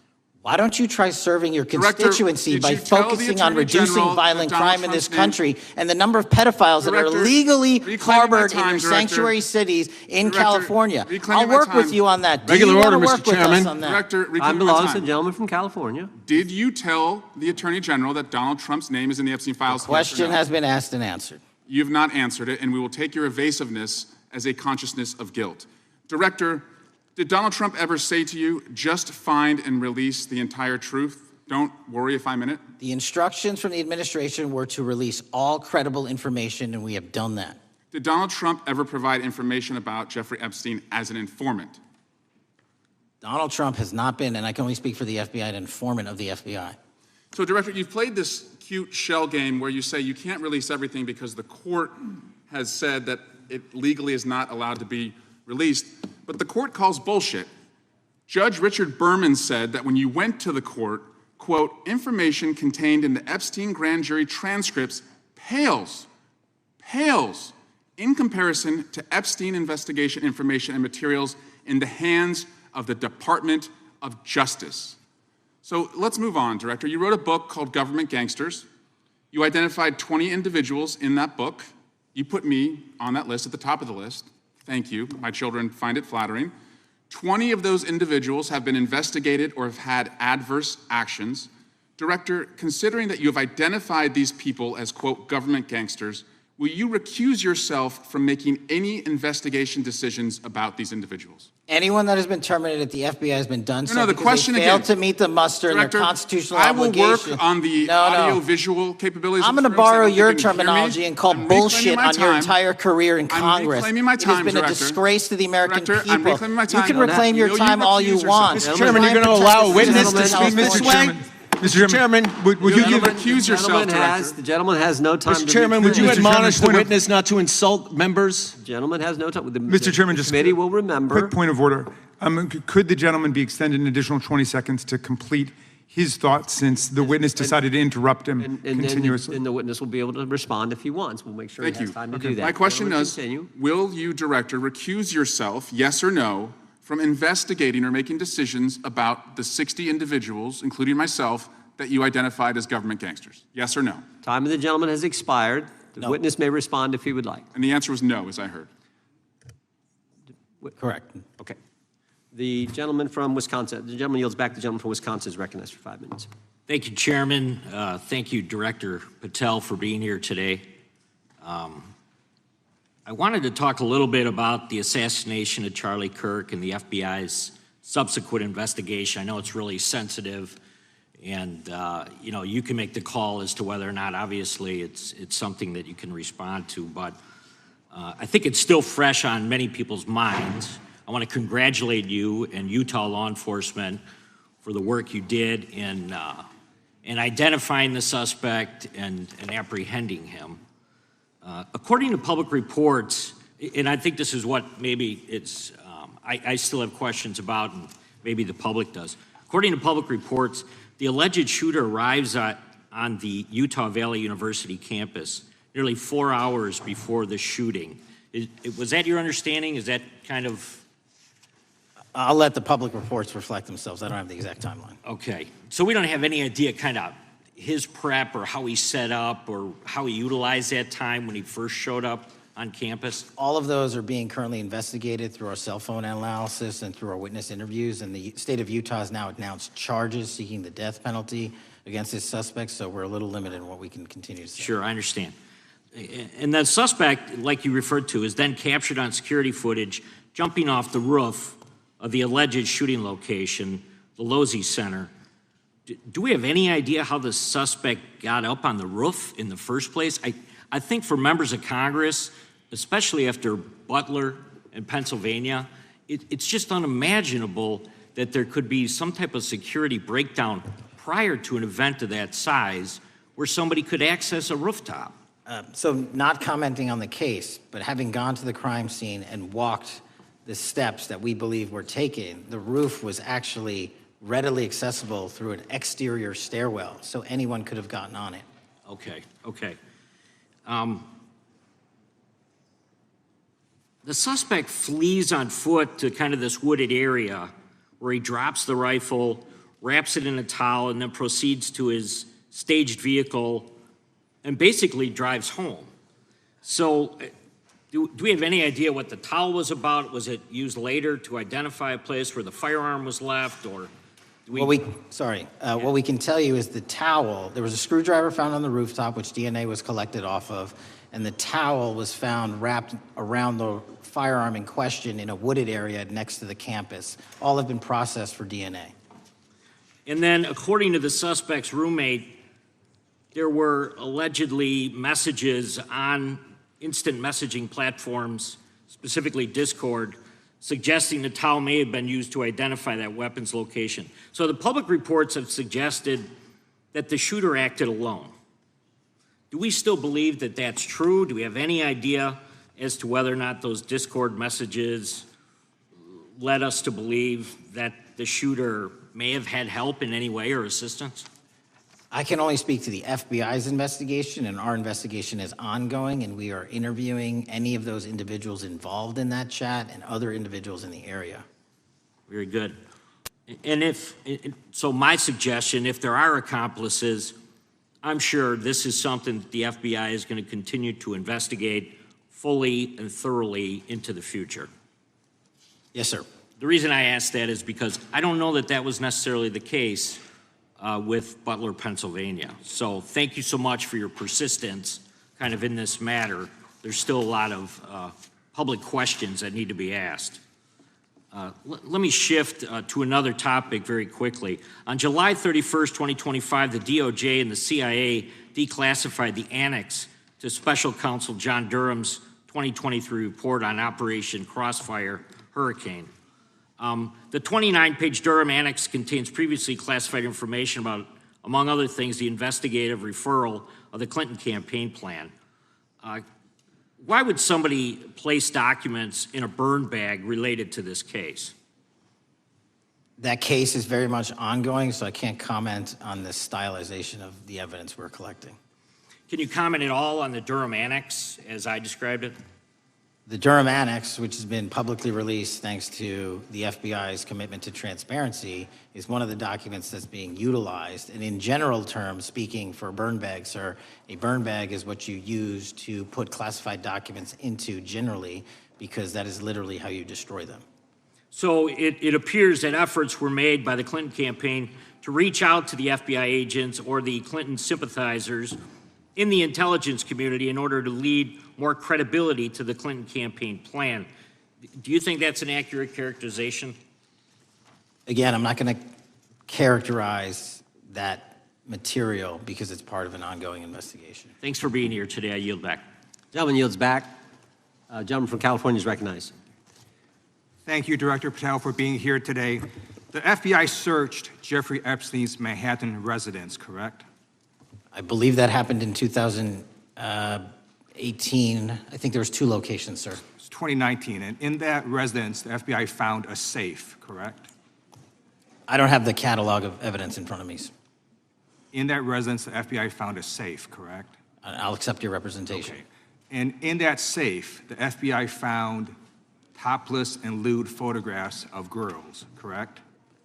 Again, sir, I'll accept your representation. I don't know. Thank you. It was All over the media at the time, there's a New York Times article that says Jeffrey Epstein is indicted on sex charges as discovery of nude photos is disclosed, dated July 8th, 2019.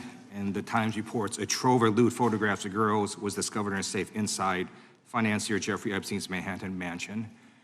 Author Michael Wolff has conducted numerous interviews of Jeffrey Epstein. I'm going to play for you a video clip of what Michael Wolff said Epstein told him was in the safe and what he showed the author was in this safe. So let's please play that clip now. Elected. And I was sitting talking to Epstein, and he said, "Wait a minute, I got to show you something." And then he went into his safe, and he came out with photographs. They were Polaroids, I think, and he kind of spread them out like playing cards, and it was Trump. I mean, I think there were a dozen of them, and it was Trump with girls of an uncertain age at Epstein's Palm Beach house, where all of the things that he would ultimately be accused of took place. And I remember very vividly 3 of them. There are 2 in which Trump is, the girls, topless girls, are sitting on Trump's lap. And then a 3rd in which he has a stain on the front of his pants, and the girls are kind of pointing at it, sort of bent over, laughing. So Director Patel, I'm going to ask you a very broad and general question. As you know, Donald Trump and Jeffrey Epstein were friends. There are, of course, photos showing Donald Trump together with Epstein, correct?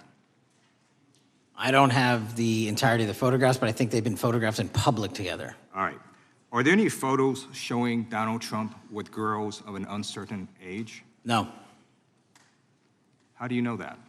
Because that information would have been brought to light by multiple administrations and FBI investigators over the course of the last 20 years. Well, you know what? That's just not true, because no one knew about the creepy birthday message that Donald Trump wrote to Jeffrey Epstein until the Wall Street Journal disclosed it, and then all of a sudden, the Epstein estate provides it to Congress. Well, so certainly, you weren't there at the search. You don't know what Epstein may or may not have done with those photographs even prior to the search. Maybe someone has it. Maybe the Epstein estate has it. You raise a great point. So I'm going to ask you, have you asked to talk to Michael Wolff? You raise a great point. I haven't personally asked to talk to Michael Wolff. Has the FBI asked? But the FBI, I'll get back to you if the FBI specifically so Michael Wolff has ever. About 100 hours of testimony of Jeffrey Epstein. Wouldn't it be good for the FBI to interview Michael Wolff? I'm not saying they haven't. I just don't know. Has FBI subpoenaed the tapes that Michael Wolff has conducted of Jeffrey Epstein? I don't know. All right. So if you could provide us an answer, that would be terrific. Sure. Well, let me ask you this question then. Have you looked at all the photos in Epstein files? I have looked at all the information that the investigators who investigated this case have provided to run out credible leads. And in the Epstein files, was there that creepy birthday message that Donald Trump had written to Epstein? No, that's what I was trying to tell you. You raise a great point. The estate of Jeffrey Epstein has a voluminous amount of information that they have not released before. Okay, so that's great. So wouldn't it be great if FBI subpoenaed the estate of Jeffrey Epstein for all that information? The estate is under no obligation to provide that material, even pursuant to a subpoena. That's a great point. Yeah, that's just false. Okay. That's just false. You're the frickin' FBI. You can subpoena the information from the estate, and you better do that. That's literally not how it works. I'm going to move on now and talk about Epstein's client list. You confirmed that it exists. Attorney General Pam Bondi confirmed earlier this year that it exists. So I just want to ask you a simple question. Is Prince Andrew on Epstein's client list? The material related to Prince Andrew has been made public. Is Prince Andrew on the client list? We have released the index of names that were in Jeffrey Epstein's. Is Donald Trump on Epstein's client list? The index has been released, and the index will speak for itself. So I'm just going to say, America is a huge red flag. The FBI director could not answer whether Donald Trump was on Epstein's Gentleman's time client has list. expired. I Chair now recognizes the gentleman from Virginia. Thank you, Mr. Chairman. I want to thank the director for being here and for his work over the last several months, removing the taint of partisanship that has infected the intelligence community over the past several years under the last administration, under the last several directors, standing up for law enforcement, standing up for the brave men and women who work in your agency. But to set the record straight, we have to correct the record. And the record, early days of the first Trump administration saw a dramatic spike in news stories that contained sensitive and sometimes classified details about the FBI's bogus Russia probe, about a leak a day. It's unacceptable that senior FBI officials coordinated to leak classified information to try and harm President Trump. Documents produced to the committee in August of this year revealed that the FBI interviewed a former Intelligence Committee staffer who gave details on a systematic process through which leaks of classified information were affected by then Chairman, now Senator Adam Schiff. Were these findings escalated within the Bureau's chain of command, and if so, to what level? Sorry, were the findings escalated? Were these findings that were given to us escalated within the Bureau's chain of command, and if so, what level? Did you receive this information? That entire matter is currently under investigation by the people at the FBI that handle leaks of classified information. All right, it's good to know that there is an ongoing investigation. Can you tell me whether these leaks to the media compromised any ongoing FBI investigations during the Trump-Russia probe? I can tell you, generally speaking, the leaks of classified information are detrimental to any work the FBI is doing. Now, former Director James Comey testified before the Senate Judiciary Committee that he had never been an anonymous source, nor authorized anyone to be an anonymous source in news reports about matters relating to the Trump investigation or the Clinton investigation. Was Comey's testimony true? In reference to Director Comey, I'm very limited in what I can say because of what the current status of those matters are with the FBI and the Department of Justice. When I am able to make those public, I will. Can you tell me if there's an ongoing investigation there? Again, without identifying any individuals related to the information you're generally speaking about, there is an ongoing matter that has been under review by the Department and the FBI for some time. Because we know that the documents that we received last month revealed that former Director Comey used Columbia University law professor as a conduit to leak stories to the media that contained classified information. Let me move on to the way that the FISA process was weaponized by past directors. Prior to your confirmation, you raised concerns about government misuse of FISA, including Section 702, stating that FISA was in need of major reform. Specifically, you highlighted that the Fisk report that the FBI had conducted 278,000 improper searches of the FISA database. Do you remain concerned about governmental abuse of FISA in Section 702? I'm always concerned, but what we've done since I became FBI director is implement new audit systems. We are nearing 100% review of the 702 query system that you are specifically referring to, and we've also eliminated anyone that has ever touched that database that has in any way made a mistake, whether intentional or not. And we have also identified a system in which those going forward who misuse the 702 system, they don't get 2 strikes. They get 1 and you're done. Okay, I'm glad you mentioned you're continuing to audit because, as you know, in May, the New York Times reported you closed the FBI's Office of Internal Auditing. Can you explain why you decided to close this office? Yeah, because under the new restructuring of the FBI, to save resources, there were 2 different places doing the exact same thing. We have a specific division dedicated to audits. I didn't need another audit system doing the audits again. And so we folded some of those folks with their expertise into our specific division and then took the rest of those folks and are moving them out across the country. Under previous FBI leadership, FBI agents were found to have lied to the Fisk. There have been hundreds of thousands of violations of the querying standards. In light of past violations, what action is the FBI taking to ensure that similar abuses do not occur in the future? Exactly what I've outlined. You cannot have access to the 702 query system if you improperly queried that system at all at any time in your career. Okay, at a Senate hearing 2 years ago, your predecessor, Director Wray, testified FBI had previously purchased U.S. phone geolocation data for a specific national security pilot project and further stated that the project had not been active for some time and that the FBI relies on court-authorized process to obtain location data from companies. Does the FBI purchase location data or any other data of Americans from data brokers? I don't believe so, but I'll get back to you. Thank you, that'd be important. I appreciate that. I yield back. Gentleman yields back. Gentleman from Washington is recognized. Thank you, Mr. Chairman. Mr. Patel, before you joined the FBI, you had very strong opinions about what the FBI was hiding regarding Jeffrey Epstein. In a September 2023 interview with Glenn Beck, you said the Black Book is under the, quote, direct control of the director of the FBI. In December 2023, you said, let us know who the pedophiles are. Even for a short time after becoming FBI director, in February of 2025, you tweeted, quote, there will be no cover-ups, no missing documents, no stone left unturned. In June, you told Joe Rogan, quote, we've reviewed all the information, we're gonna give you every single thing we have and can. But then suddenly in July, everything changed. You and Attorney General Pam Bondi released one video and said that there was nothing more to see. Your July memo says you uncovered more than 300 gigabytes of data and physical evidence, but that you had decided no further disclosure would be appropriate or warranted. That is a quote. I think what happened, Mr. Patel, is that suddenly you discovered that Donald Trump's name was all over these files, and you started a giant cover-up.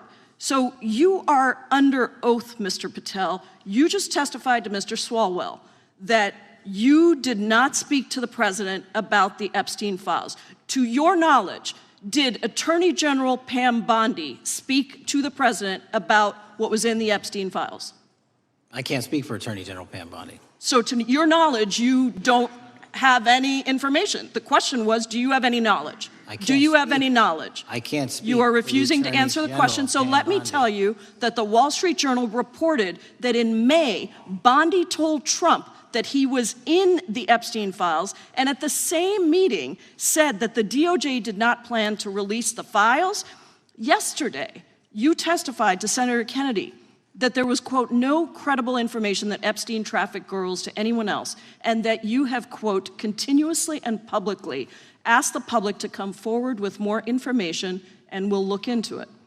Today, in response to Mr. Massey's question, you appear to say that the survivors were not credible. These are survivors. That's not at all what I said. Okay, great. I'm going to ask you this in a second, but let me tell you about the survivors, and let's bring them up here into the room. These are women who came to the Hill and testified that they were groomed and raped at the age of 14 and 16 years old, and they called to meet with the president and to meet with the FBI and to have people investigate their claims. Some of them have never testified before. If you are so interested in getting the public to submit any information, why have you not met with them? You said you haven't met with them. Have you met with them? I'll give you one more chance. My job as the FBI director is to Is invite the all answer yes or investigative no leads. to whether or not you met with these women who were sexually abused and raped? Any insinuation by you or any What people is on the your side that I am not manhunting child predators and sex traffickers, just look at the Mr. stats. Patel, And you talk Mr. about Chairman, cover-ups, man. Mr. Chairman, you this talk is about my time, cover-ups. and I will take as much time as I Where were want. you during the Instruct Obama the and Biden witness, Mr. administrations Chairman. when these so-called Instruct the cover-ups were witness. going on? Mr. Why didn't Chairman. anyone in those administrations talk to any of these Mr. purported Chairman. witnesses? Let's I get have some regular order, welcomed Mr. every single person to provide credible information. Time belongs to the gentlelady from Washington. And I'm but gonna when you- take when you another couple accuse of the minutes. witness of something, he's allowed to respond. That's how it works. You say Listen, something, he didn't you say even, something, excuse he's me, allowed to Mr. Chairman, you respond. have always been fair, but this is I'm not being fair. and you will get No, your, this you will is get my your time, and he you will give said the that gentlelady the and a few witnesses additional were not credible. seconds of time. I'm going to get an additional minute of time because No, that's you'll how get much time you he won't get a took. minute. You'll get some seconds. What we think is under 5 minutes. You don't get to demand how Mr. much time you Patel. get. That's not how it works. Mr. Patel, are the victims of the Jeffrey Epstein horrific trafficking ring, are they credible? Any person with information about ongoing sexual trafficking. I'm asking you if they're credible. Ma'am, I'm Are commenting they on the credible? evidence we have. But And we have routinely asked for people to come forward with more evidence, and we will look at it. And the evidence that we have was the same evidence that the Biden and Patel, Obama Justice Departments Mr. had. Patel, And they this is determined, new. not me, they determined that that Chairman, information was not Mr. credible. Chairman, he's not letting me even ask my questions. You This is ask the ridiculous. questions, he gives an answer. You may not like what he says, but that I'm doesn't mean you get to asking, he's not interrupt answering him. my question. Mr. Chairman, have could we an- restore the gentlelady 45 seconds so she can We will complete give her her question? additional 30 seconds, which is what I said I'm earlier. going to keep taking my time No, because you'll here's take the time thing. that you get. You get are 30 not seconds. answering the question. The question I is, have. You just is don't like the these answer. women are these women credible? It's a yes or no answer. I have answered the question. Well, and what is the I keep telling answer? you, I'm the only FBI director that has welcomed new information in this case. This You're administration is the only one that has welcomed any new information in this Is there case. a yes or no to whether Present the new victims credible are information. credible? Present new Are information. the victims credible or not? I'll tell you what happened in the last Trump administration. Are they credible or not? You can't Victims even say. credibly came forward, and you know what happened? President Trump authorized the indictments of Jeffrey Trump Epstein. called Not them Biden, a hoax. not Obama. President Trump no one called else. the entire thing a Democratic hoax. So I would like to ask The gentlelady's time has if you expired. will I gave her the additional if 45 you- seconds she if you requested. will The meet- gentlelady yields back. The gentleman from Mr. New Chairman, Jersey is I would like recognized to for his ask if 5 you would minutes. meet with the women who were sexually time does not belong. abused and raped and groomed time does at not the belong ages to the of gentlelady from 14 Washington. and The time now 16 belongs- years old. Are the you time- going to cover up? No, I'm Are not you gonna- going to I'm continue gonna to recognize cover the up gentleman for from the New Jersey rich for and his 5 minutes. powerful men, including those that might be on this committee? I can yell Or too, are Mr. you Chairman, going but I don't want to yell allow above them this. to The time belongs testify? to the gentleman from New Jersey. I Are you appreciate going the to allow gentlelady them to yielding testify, back. Mr. Patel? Go ahead. Will Mr. you Angelo. allow them to testify to you, Mr. Patel? Mr. Patel, thank you for being here. I know it's been an interesting and difficult 2 days. And I wasn't going to talk about the Epstein thing because there's a lot of other issues that affect the FBI, but I have to say a few words. I've sat here, I've listened to this, I've watched it, and my Democratic colleagues are so concerned now, Mr. Patel, all of a sudden. Where were they last year? Where were they the year before? Where were they the year before that? Where was the last president in any of this? All I know, the only thing I see is a single letter from the ranking member that was sent in 2019 that he didn't like the plea deal, and some people signed on to that. Most of the truth, the real truth, let's be honest, let's be intellectually honest.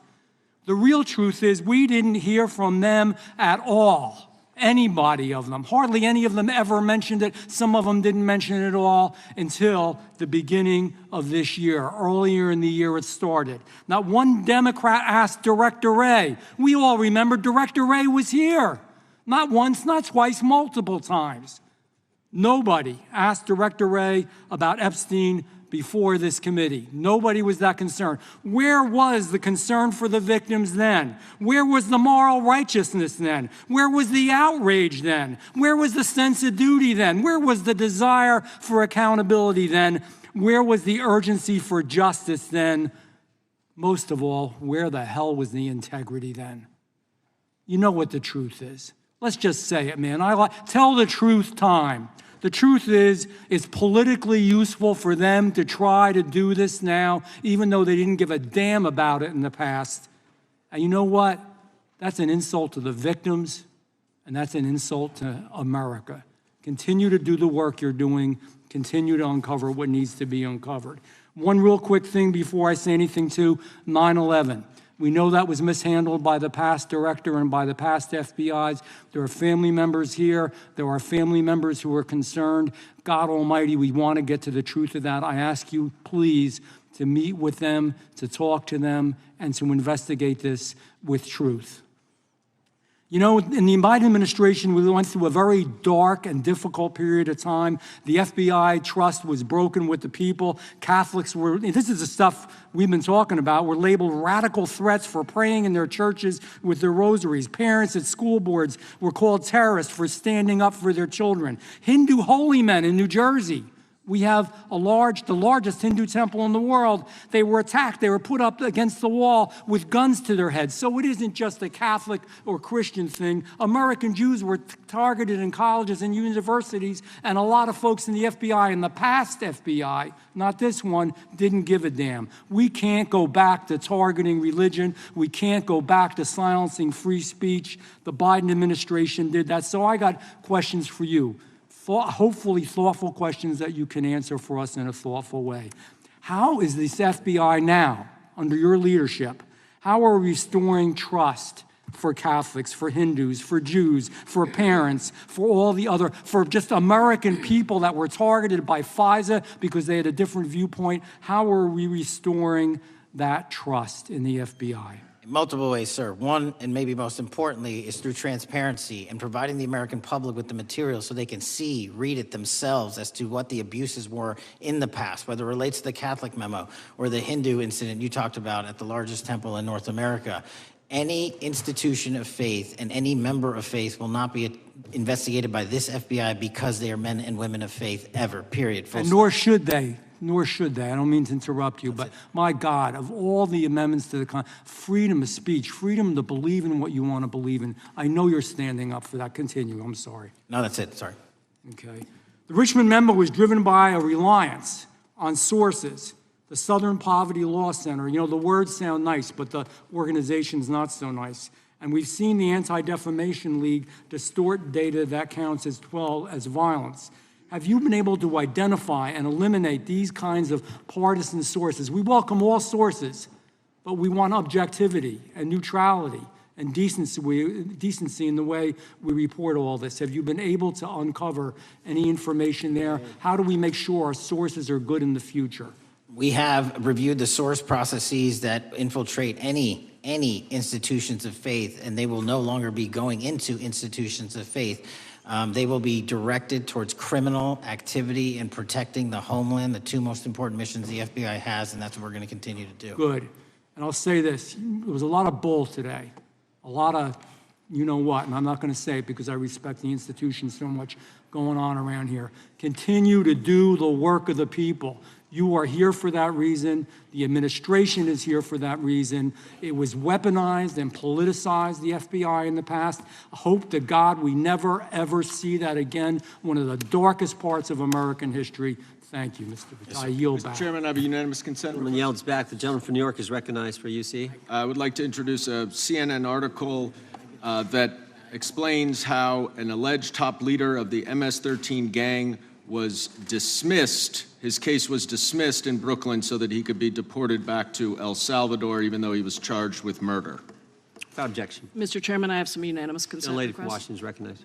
I ask unanimous consent to enter into the record an article titled "Justice Department Told Trump in May that his name is among many in the Epstein files." Without objection. I have another one that is a July 2025 article by the New York Times entitled "How a Frantic Scouring of the Epstein Files Consumed the Justice Department," stating that DOJ and FBI employees reviewing the Epstein files were instructed to flag any mentions of Trump and other celebrities. Without objection. And I have another unanimous consent request to enter into the record an August 2025 article by The Guardian entitled "Ghislaine Maxwell Hinted at Epstein's Ties to Trump Officials. Why Wasn't She Pressed for Names?" stating that Maxwell told Deputy U.S. Attorney Todd Blanche that some of the, quote, cast of characters around Epstein are in Trump's cabinet. Without objection. Chair now recognizes the gentlelady from Pennsylvania. Thank you, Mr. Chairman, and thank you, Mr. Patel, for coming before us to testify today. I am concerned by your repeated claims that you're not able to disclose anything further about the Epstein investigation and files, and that there's no evidence of a broader conspiracy or other people who should be charged, because the American people aren't buying that you've been transparent or that there's nothing further to be seen. In your exchange with my colleague, Mr. Roy, you reiterated something that I heard you say yesterday in your Senate testimony, and that is, under your direction, the FBI will always follow the money. Is that right? The money, did you say? Yes. Yes, you said you'll follow the money. That's great. And just now you said you welcome the opportunity to investigate new evidence. So there has been significant recent reporting just in the last couple of weeks that after Jeffrey Epstein was arrested, 4 major banks flagged more than $1.5 billion in suspicious transactions connected to him that suggested a massive conspiracy related to his child sex trafficking activities. Director Patel, has the FBI reviewed the $1.5 billion in suspicious bank transactions flagged to the government relating to Epstein and his co-conspirators? I know the FBI has reviewed numerous SARs. I don't know the totality of that number. Okay, can you provide us with that number? I'll get back to you. Okay. And have you initiated any new investigation of those bank transactions since, say, September 8th, when the new reporting came out? I'll check with the Treasury Department because they're the lead on that. Okay, so Director Patel, how many individuals or entities has the FBI interviewed, subpoenaed, or compelled to testify? Can you give us those numbers with respect to these bank transactions? Not off the top of my head. I'll have to work with Treasury. Okay. We're concerned, you see, because you say you're going after child predators, but We are. obviously this is how you follow the money, is if you follow the bank transactions that apparently enabled the child sex trafficking. Would you agree? It's one of the valuable investigative tools is to follow the money. Okay. Have Jeffrey Epstein's victims have asked us to ask you whether or not you've investigated Epstein's lawyers, the lawyers who facilitated those payments? Have you subpoenaed or questioned any of those lawyers? So in 2018 and 19, what I recollect is many, if not every one of those lawyers was part of the investigation. But you weren't there at that time, I wasn't right? there. Okay. So can you get us the names and the numbers of who was investigated then with respect to those lawyers? As long as I'm allowed to release it, absolutely. Okay. Well, if we provide you with subpoenas, I assume you can release it. Is that right? We have a current subpoena and we're working with Congress to provide it.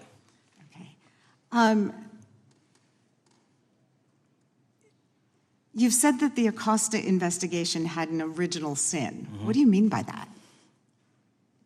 Basically, if you're looking at an actual pedophile ring, what you should not do is limit the time frame in which you're legally able to collect information. So search warrants that Mr. Acosta utilized in 2006 and 7 leading to the 2008 plea agreement had a very specific narrow window of years, I think 3 or 4 years. And so information pursuant to legal process wasn't collected for 10 years or 15 years or 20 years. It also, subpoenas were not sent out to hundreds of witnesses at the time, hundreds of victims at the time. None of that was done. None of these people were put in grand juries. And so the totality of information from the jump, instead of being this big, was like this. And that, in my opinion, is not how you run an investigation if you're trying to break a sex trafficking ring. So you're now in charge of the FBI. Why haven't you done that investigation? Great question, and here's the answer. Simply because I am not able to go back 20 years and collect information that the courts had decided was already subject to search warrants. They have said, this was in the investigation, there's a non-prosecution agreement out of that plea, and when the case was reopened, and this is where it comes into play, when the case was reopened in 2018 and 2019, the search warrants, again, were limited to the conduct of Jeffrey Epstein. Now, whether that's right or wrong, that's a different discussion, but I'm telling you that's the information we well, I reviewed. think that is a different discussion, and I think the discussion we'd like to have today is why you aren't following the money with respect to the broader conspiracy that it has been reported in the New York Times and elsewhere, and that if you really want to attack the issue, if you wanted to attack the issue, if you wanted to get to the bottom of it, if you wanted to disclose what really was involved in the Epstein files, the Epstein cover-up, that you would be taking very different actions that you are today. I do want to seek unanimous consent to enter into the record the New York Times September 8th, 2025 article, How J.P. Morgan Enabled the Crimes of Jeffrey Epstein. Objection. And also an article dated July 17th, 2025, in the Epstein case, Follow the Money. Objection. Okay, thank you. Gentlelady yields back. Mr. Chairman. Gentleman from Maryland is recognized. Thank you much. Pursuant to Clause 2K6 of Rule 11, I move that the committee subpoena the CEOs of 4 banks, J.P. Morgan, that's Jamie Dimon, Bank of New York Mellon, Robin Vince, Bank of America, Brian Moynihan, and Deutsche Bank, Christian Sowing, in order to get the suspicious transaction reports. These 4 banks have flagged to the government $1.5 billion in suspicious transactions related to the sex trafficking crimes and conspiracy of Epstein, Maxwell, and all of their collaborators. And as you know, Mr. Chairman, we got the SARS reports for Hunter Biden totaling around $20 million.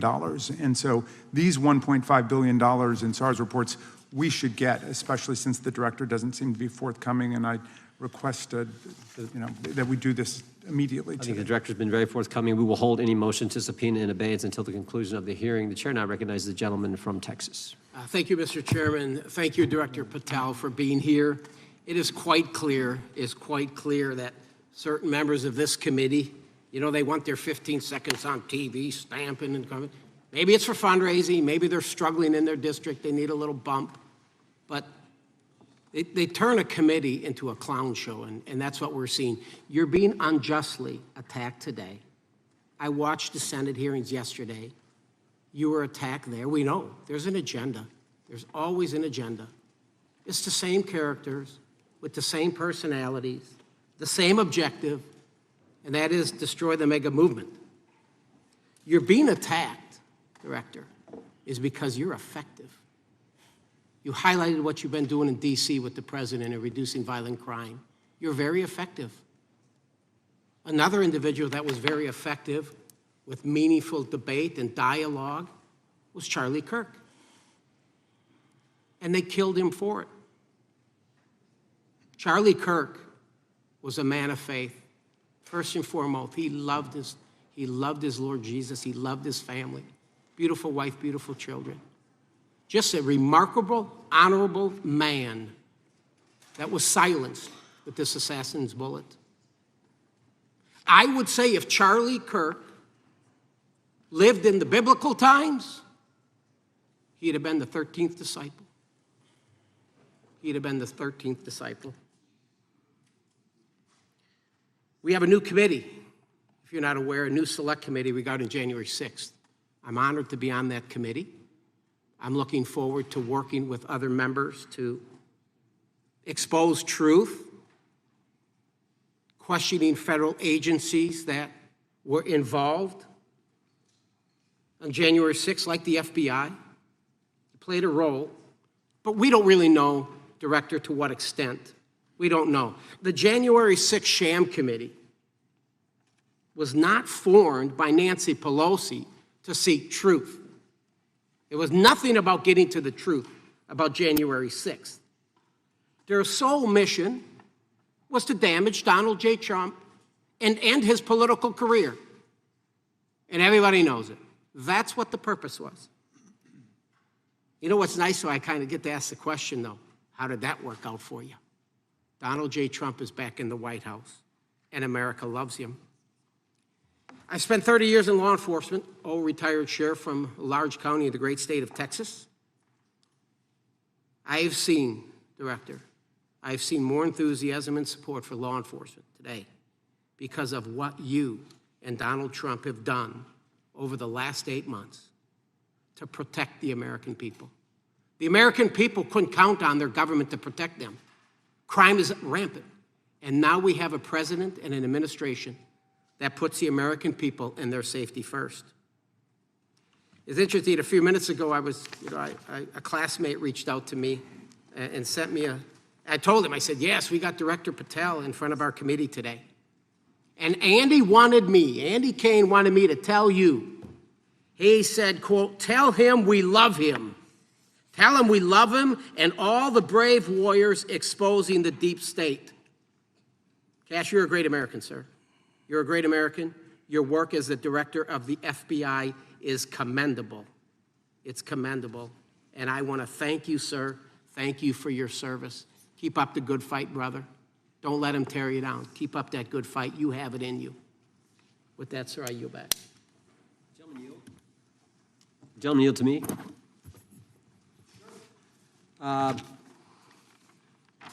Director Patel, there were 26, the gentleman mentioned the select committee, there were 26 confidential human sources at the Capitol on January 6, 2021. 4 entered the Capitol and thereby broke the law. Do you know if those individuals were being paid by the Ray FBI? So we've provided 600 pages of documents to this committee alone regarding January 6th. That's 600 pages more than any of my predecessors. Yep. Generally speaking, confidential human sources are always paid by the FBI. That's how it works. I can't speak to the specifics on each one and how much they make. And we appreciate it. We've reviewed some of that material, and you've given us a lot of material that we didn't get from Director Ray. That specific question, I think, is important to the American people. Were people who were confidential human sources of the FBI who broke the law, one was recommended for prosecution, my understanding is, by the information we've received from you. Were they actually paid by the very taxpayers who may have got charged with the same offense? I think that's important for us to understand. I'll get back to you on that. Thank you. Chair now recognizes the gentleman from California. Thank you, Mr. Chair. Welcome, Director Patel. I want to focus a little bit on domestic terrorism. We have a graph here, data up to 2021, but as you can tell, domestic terrorism is on the rise. Nation, our citizens under threat. We saw the assassination of Charlie Kirk, 2 assassination attempts on the president, school shooting, Minnesota last month, and closer to home, just a couple of days ago, Huntington Beach, peaceful vigil for Charlie Clark, infiltrated by neo-Nazis who essentially made the local individuals attending that event fear for their safety. All of us know that a lot of these domestic attacks are by lone wolves, but yet they do leave clues, social media or elsewhere. Director Patel, you're it. You're the thin blue line. The FBI, your job to protect our citizens back home from those that would harm us. You have to find the needle in the haystack. Takes a lot of work, a lot of resources. Talking to my local sheriff this morning who said they're concerned. Federal cuts to local grants that help them do the job. Then, of course, let's not forget about other threats that are coming before us, like high-tech fraud. Local senior recently was talking to me about a text she had gotten, a demand by the IRS to send a payment immediately, or the IRS agents were on their way to arrest this individual. Pretty gutsy stuff by folks probably from Europe, North Korea, Russia, China, people, okay, going after those precious savings our senior citizens rely on. Yet the president's proposing a budget cut of $500 million or more to your organization, the FBI. You've said that that'll essentially equate to about 1,300 less jobs at the FBI. So I'm going to ask you essentially, what is it that we can do to help you do your job? Little concerned. Friday night lights. One of the events I love to do on Friday nights, go to the local high school football game. Sit there at the stadium and you always say, what if? What if? You're the thin blue line. Can you do your job cutting $500 million from your budget? Thank you, sir. I think we are doing our job, and the distinction is with the budget that we have, we are flexing more resources to the field. California is receiving the largest FBI plus-up of any state in the union due to that plus-up. They're not getting a reduction. No state is getting a reduction. Every state is getting a plus-up. And so I'm utilizing the money that we have to first plus it up. And the empty vacancies that we have, those haven't been filled in years, not under my leadership. Here's my concern. You're going to do well, you're doing more with less, is what you're saying. Yet we're about to vote on a budget that has $88 million more to protect members of Congress, the executive branch, and the Supreme Court. There's a contradiction here. Back on Main Street, we're saying you can do more with less, you can protect them with less money, yet here in Washington, we're saying we need more money to protect members of Congress. It's a little contradiction here, or maybe, sir, you ought to talk to leadership about coming in with your management style to protect the Supreme Court, Congress, and the administration. Otherwise, it's essentially a hypocritical situation. We need more protection, yet folks on Main Street can do with less. My concern is folks on Main Street. We also were, I think we received over $300 million in the big, beautiful bill, and we're also receiving pots of money from our interagency, so this sort of $500 million cut isn't entirely accurate. You're still getting cut $200 million plus. You're still moving your agents to do ICE work, so you are leaving a lot of bases uncovered. And I'm not going to be argumentative with you, Director Patel. I'm just saying, if that thin blue line does not hold, people on Main Street will pay the price. I agree with you, sir. And I just look forward to working with you because I am very concerned that these kinds of budget cuts are short-sighted, especially when my local sheriff calls me and says, we need more support, and we're looking at budget cuts. I'll work with you, sir. Thank you, Mr. Chair. I yield time. Mr. Chairman, I have another unanimous consent request. The gentleman yields back. The gentleman from New York is recognized for unanimous consent. I seek to introduce a December 2024 OIG report from the Department of Justice, which confirms the conclusion of the Bill Barr Justice Department that the so-called whistleblower, a disgruntled former employee of the Intelligence Committee, was not a credible witness, and there were no further actions taken. Without objection. Mr. Chair, I'd like to submit some items for the record. You bet. Gentleman from California. First one, Trump's deportation diverts FBI agents off child predator cases. Second one, FBI director backtracks on administration's proposed budget cuts. And number three, Trump administration says 70% of ICE detainees do not have criminal convictions. Without objection. Gentleman from Texas is recognized. Thank you. Director, earlier this year, the committee learned of new documents tied to the Crossfire Hurricane investigation and the Russia collusion hoax against President Trump. Your efforts in declassifying key documents tied to this investigation allowed the committee to acquire thousands of pages that it did not have previously. Did any of your predecessors make any effort to declassify these documents? Not to the extent we have.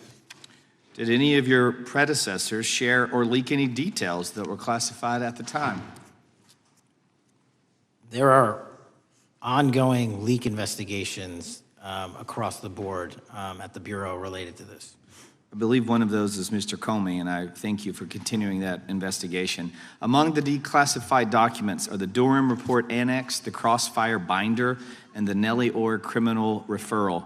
Could you summarize for those watching what we know about the Russia collusion hoax so far?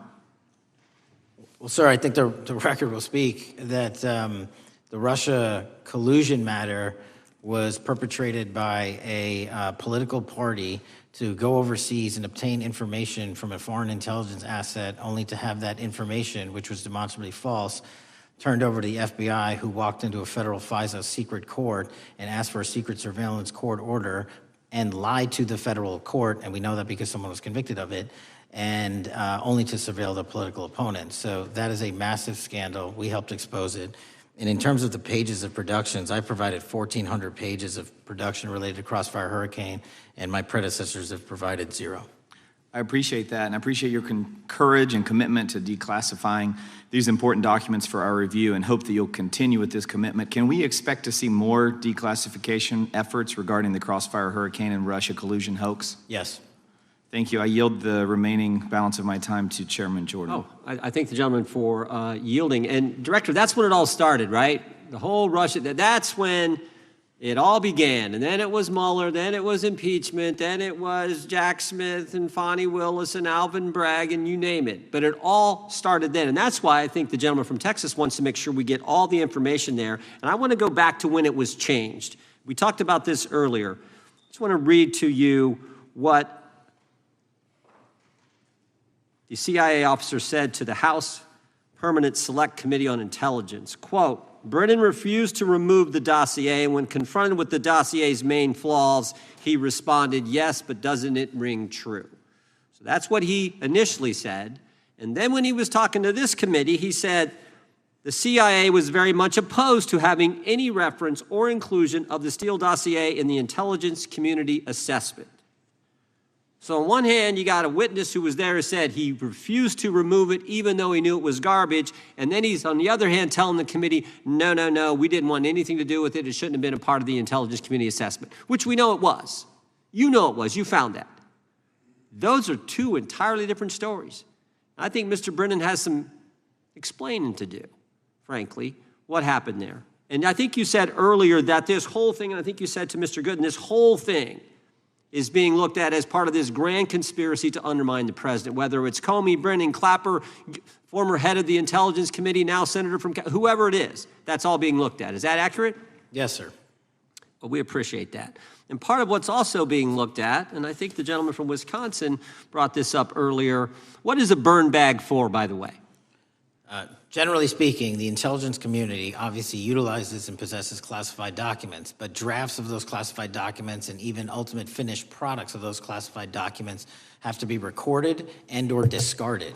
And if they are discarded, the only way we do that, the hard copies, is we literally put them in burn bags that are identified specifically for that purpose, and there is a very exact courier system in which those burn bags are obtained and the material inside is destroyed.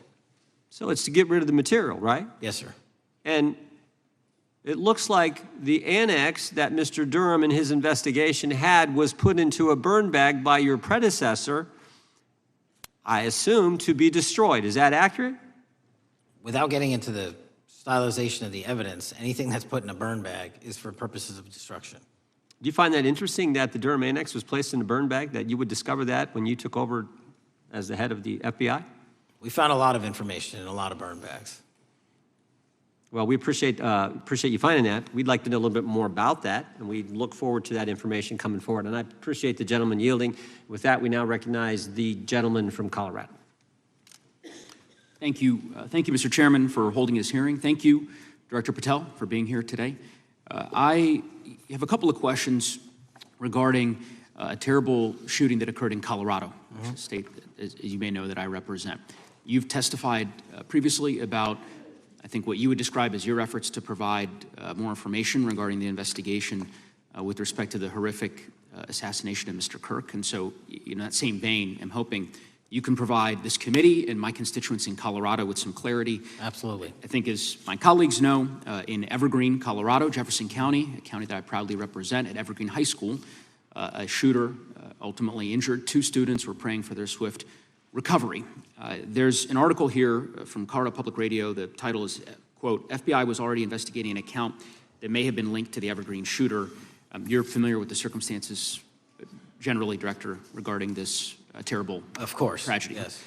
So my understanding from the public reporting is that an organization reported to the FBI in July of this year regarding, just reading here from the article, that the FBI opened an assessment into a social media account user whose identity was unknown and who was discussing the planning of a mass shooting with threats nonspecific in nature. This is the FBI's statement to the press. And that the FBI continued to work this assessment investigation to identify the name and location of the user up until September 10th, 2025, which was the day of the tragedy. Can you provide us some clarity on what were the impediments to finding, the account user, and maybe describe in greater detail the FBI's work in that regard? Generally speaking, yes, because I know even though the shooter's deceased, the investigation we're not done. Sure. And so the impediments to finding these individuals, and you highlight a great point. We had 2 huge tragedies in the span of days in this country. The school shooting in Evergreen, Colorado being one of them. And proactively going out onto these social media platforms, which are so large, is our biggest impediment. And we need to rely on the service providers. There's actual legislation, I can't remember the name of it, that's up for renewal, which will, and I think at the end of the month, which gives service providers the ability to report that information in from their end without liability. We need that to continue, because while the FBI has so many people and the police are great at doing it, there's just too many platforms to cover down on. Well, I appreciate that, Director Patel, and I think I'm interested in continuing this conversation, because I think the reporting suggests that there's a pattern, and that ultimately, we want to make sure that law enforcement is able to prevent this kind of tragedy from happening in the future. I have a question. It's not meant as a gotcha question, so it just frame it there. But it is in regards to some reporting around a periodic transaction report that you had filed earlier, this year. So this is in July, pursuant to the ethical obligations as a senior executive official. You remember filing that in July? Yes. Yeah, so in that report, as best as I can surmise, you disclosed that you divested $100,000 or more in a variety of different stocks, which I presume was pursuant to the ethics agreement that you negotiated with the Department of Justice. In that same report, there's a disclosure regarding purchases of 2 different transactions. So between $15,000 to $50,000 in a national coffee house chain, and between $50,000 to $100,000 in a semiconductor company on May 9th and May 12th. Are those transactions that you're doing personally, or are these through a stockbroker? Or are these transactions that you're handling yourself? So how they happen is I submit proposals under DOJ guidance to say, hey, I would like to trade this or that, and they run their review, and the FBI runs a review, and then they come back and say yes or no, and then I make the transaction. Is there a reason that you decided to make the purchases into those two companies? Generally speaking, before I got this job, I was, trading stocks, but not a lot, like most people, and I just follow certain industries, and I thought they would be a good investment.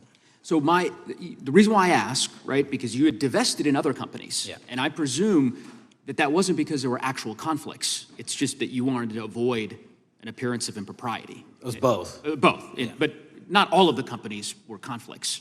Whatever they make divested from. I don't make the call; they make the call. Sure. Yeah. I guess my point would be, the reason why I ask is, why I said it's not a gotcha question. I have for years led an effort here in Congress to try to ban members of Congress, senior executive officials, from trading stocks. And it's bipartisan in nature. We're working really hard to get that done, Republicans and Democrats.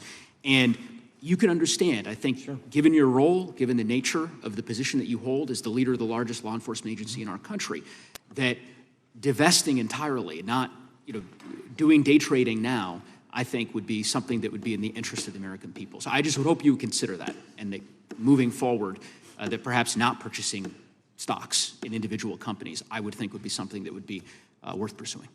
Gentleman's time is... I'm happy to give the witness an opportunity to... Thank you. I'll work with you on it. Gentleman from Alabama is recognized. Thank you, Mr. Chairman. Thank you, Director Patel, for being here today.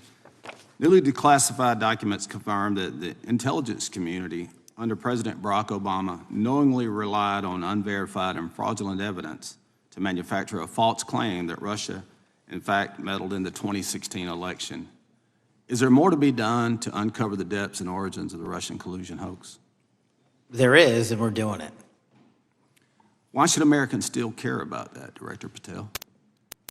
Everybody wants to talk about a weaponized bureaucracy. And when we put out the facts about a weaponized bureaucracy, not because I said so, but because we found the FISA documents, because we found the 302s and the 1023s, then it becomes a political football. My job is to continue to put out that information and let the American public read it for themselves when I'm lawfully able to do so. And that's been my commitment on any subject, Russiagate or otherwise. Wherever the law allows me to do it, I will do it. When I first came in 2020, the number one concern as I was doing town halls was the weaponization of the government against the American citizen. And so are there things that you're doing, structural reforms that implementing so that the FBI cannot be weaponized again, whether it's against President Trump or future elected presidents? It shouldn't be weaponized against anyone. And the structural reform is simple. If you're going to go after a political individual or someone seeking political office, there has to be a grounded basis in law and fact to open up a criminal investigation. And if there's not, the investigation isn't even opened. And I've also gone back and reviewed other cases that were opened in prior administrations related to public officials, and we've closed a number of them because we felt that some of these actions were weaponized on either side of the aisle. I felt it wholly inappropriate for the FBI to be playing umpire and referee amongst these decision makers when there was no factual or legal basis to continue those investigations, so I shut them down. And I think that's so desperately needed because we need to restore trust in law enforcement and certainly in the DOJ and the FBI so that the American people don't fear the very government that's supposed to protect them. And so thank you for doing that. On August 11th, you released to the committee documents concerning leak investigations that began in 2017. Do you believe these leaks were accidental or were they intentional in order to influence public opinion against President Trump? When I can publicly make a final decision on that, either through a recommendation of charging that the DOJ makes or findings that I have, I'm able to do so, but they're still not complete. Why did the FBI under Director Comey want to undermine the Trump administration? I don't know. You'll have to ask him. Think it might have been political? How will Director Comey be held accountable for his leaks and classified information concerning the Russian collusion hoax? Well, anyone. Doesn't matter what you did before or what seat you were in. If you leaked classified information, that's illegal. And we will investigate it fully. And if we can bring enough evidence to recommend charges to the Department of Justice, we will. But as you know, in these leak investigations, it's very difficult to produce the information necessary. We know leaks happen. They literally happen every week. It's one of the most destructive things to this country. Media receives classified information beneficial to one side or the other. I'm a fan of none of it, and I want to shut all of it down. And we need to bring some real cases to deter individuals from doing that, and that's my focus. What was Comey's role in creating the ICA? Speaking from my memory, as the head of the FBI, he was charged under then Director Brennan and Director Clapper and the other IC elements to come in with the NSA, CIA, FBI, and ODNI and put together a collection of information on how the information sort of surrounding Russiagate came together. So he represented the FBI in that. Was former director of CIA, John Brennan, he's denied that the Steele dossier was used in creating the ICA. Is that true? Well, it's, without commenting on him, the FISA has been released, and the dossier was in the FISA. It was in 4 FISAs. So I'll let the public decide. Well, former director Brennan actually denied repeatedly that he pushed for the Steele dossier to be included in the ICA. Is that true? Denied. I'll let his testimony speak for itself, but then Deputy Director Andy McCabe also testified to the House Intelligence Committee, which has now been declassified, that were there no Steele dossier, there would have been no FISA. Well, my time's getting close, but let me tell you this, sir, and well, my colleague from Texas said, thank you for the job you're doing. You're making the American people safe. You're restoring trust in these agencies that so many of us had lost trust in. So thank you for the work you're doing. That thin blue line, you're doing a fine job, and we want to let you know we appreciate it. Thank you. God bless you. Lady from California is recognized. Thank you, Mr. Chair, and thank you, Director, for coming here today. And actually, thank you for your response to my colleague from New York who asked you earlier about violent extremism. And you said that there is violent extreme ideology on both sides. And I think you actually alluded to that same statement yesterday in the Senate. So I too have some questions I'd like to ask you. These are not gotcha questions, and just deny, please, what you deem to be false. So Dylan Roof, who followed white supremacist propaganda, murdered 9 black parishioners in Charleston in 2015. Do you deny this? I'm sorry. Dylan Ruth? Roof? Roof, can you give me some more information? You're head of the FBI, you probably know this. If you don't know, that's fine. You can, If you can give me a reminder, I've got a lot in front of me. It was national news. Robert Bowers murdered 11 Jewish worshipers in Pittsburgh in 2018. I do remember that. And it was the deadliest anti-Semitic attack. So do you admit that that happened? Yeah, I'm not saying the other thing didn't happen. I'm just asking for a little information. Patrick Cruces, who posted a manifesto about a Hispanic invasion, walked into a Walmart in El Paso, Texas in 2019 and began firing. He murdered 23 people that day, and the youngest was 15. Do you admit or deny that that happened? I'll take your presentation as accurate. All right, well, I have to say all of these cases have been adjudicated. As I said, they are not gotcha questions. These incidents were national news. And as director of the FBI, you have access to all of this information. So in 2022, Peyton Grendon walked into a supermarket in a black neighborhood in Buffalo, New York, and started shooting. He murdered 10 people that day. And on September 10th, your friend Charlie Kirk was assassinated. Tyler Robinson has been taken into custody and charged, but also on that day, Desmond Holley, a 16-year-old white male, shot and injured 2 students at a high school in Colorado before killing himself. And according to the Anti-Defamation League, he had a fascination with mass shootings and white supremacy. So do you admit to, deny these facts? Those happened. Okay. Your predecessor, former FBI Director Christopher Wray, said that one of the most dangerous concerns is that racially motivated violent extremism, especially white supremacists, has been the biggest chunk of our domestic terrorism cases and is responsible for the most lethal attacks over the last decade. Do you admit or deny, A, that he said this? I'll let the record reflect that. Whatever he said was what he said. All right, and do you agree? That there is racially motivated crimes being committed in America, yes. Yes, especially white supremacists which is the biggest chunk of our domestic terrorism. I'm glad that you said this. So last week, President Trump was asked if there were extremists on both the left and the right. He was actually asked this by Fox and Friends, and his exact words were, "I'll tell you something that's going to get me in trouble, but I couldn't care less. The radicals on the right oftentimes are radical because they don't want to see crime. The radicals on the left are the problem, and they're vicious, and they're horrible, and they're politically savvy." Do you agree with the president? I don't speak for the president. The president speaks for himself. Do you agree with the president? I don't. On what matter? On the question that I just asked, do you agree with his statement about the radical left? That there's ideology that's driving violence on both sides? Yes, that's what he acknowledged. No, he didn't. He didn't. Okay. But I'm glad that you're saying that and actually creating some separation between you and the president. And I'm glad that you are acknowledging that there is violent extremism on both sides. What's interesting is that the research arm of the Department of Justice, the National Institute of Justice, do you know what that is?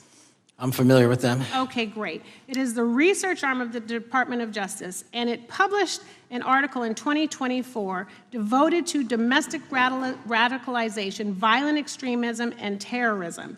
I have it. It's interesting that it's no longer on the website. It has been scrubbed, but I ask these questions because what makes a strong, qualified director of any business, of any household, of the FBI, what makes a reputable prosecutor is not lapdog loyalty, but a commitment to the creed that evidence is agnostic and that the evidence will lead you to making the right decisions. And your job, no one's job is to like the data or the evidence, it is to collect it.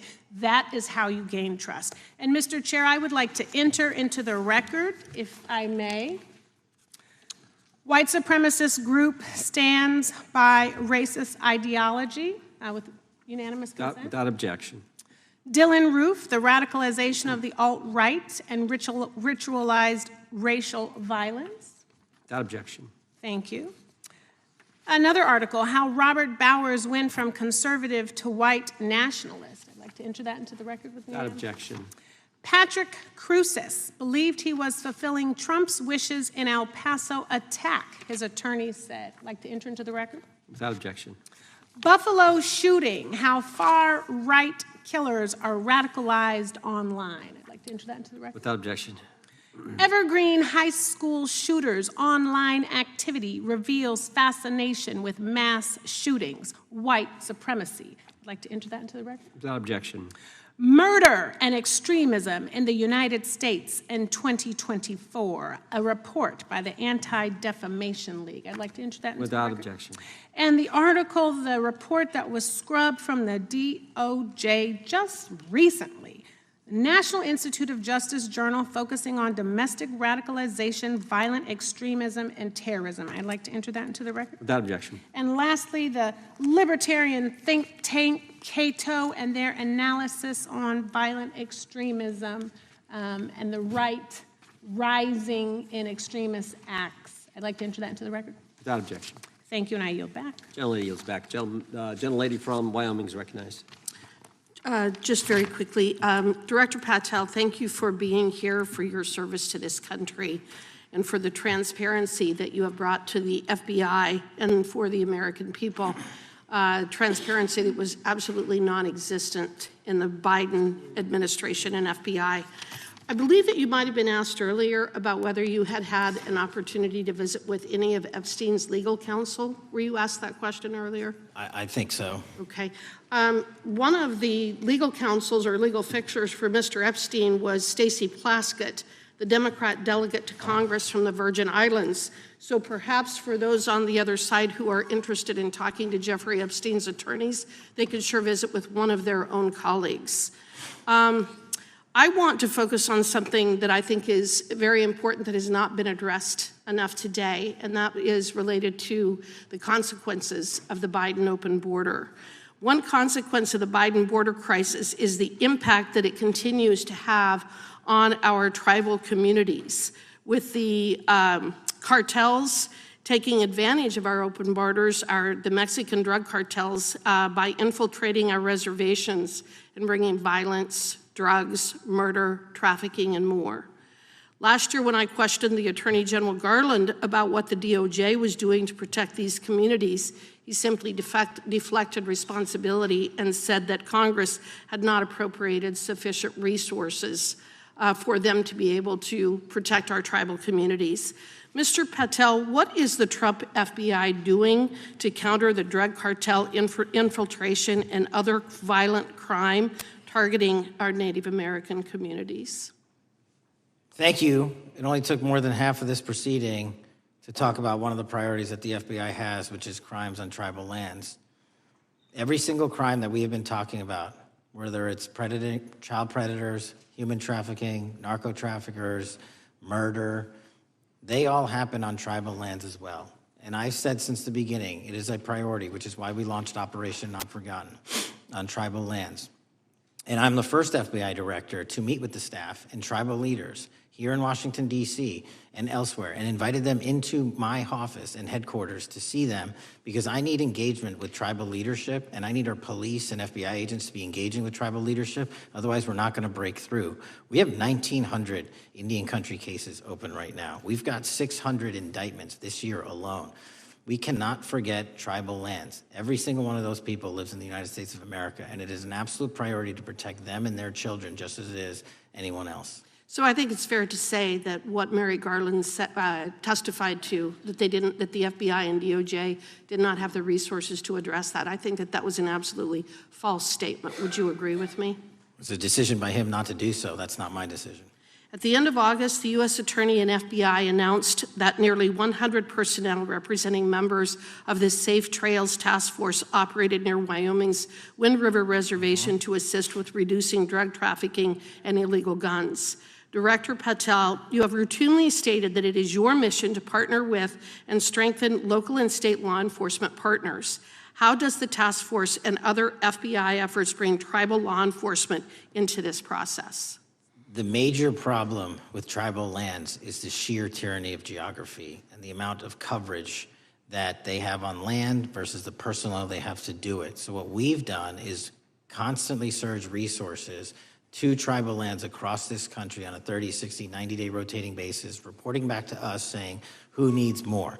And what we found is that most of these lands can be assisted by our counter-UAS program, our drone capabilities, and we're going to do it because what's happening is the Mexican drug cartels are literally flying overhead, dropping their cargo, their narcotics onto this land where no one's looking, and then it's being disseminated to children, to youth, to adults on that land, and killing them.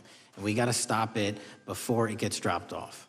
Well, and your testimony proves that the Biden administration did not lack the resources to address drug and violent crime in tribal communities or around the United States.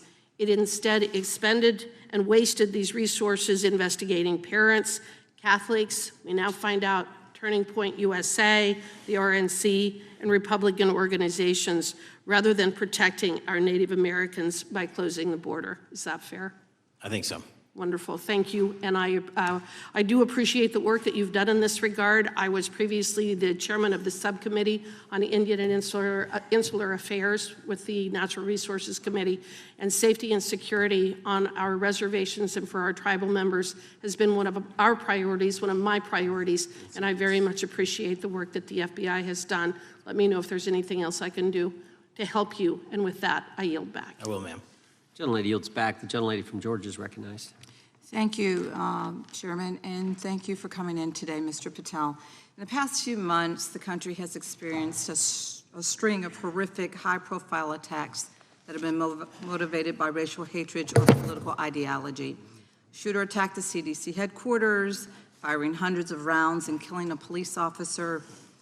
An arsonist set fire to the Pennsylvania governor, Josh Shapiro's residence, with the governor and his family actually inside.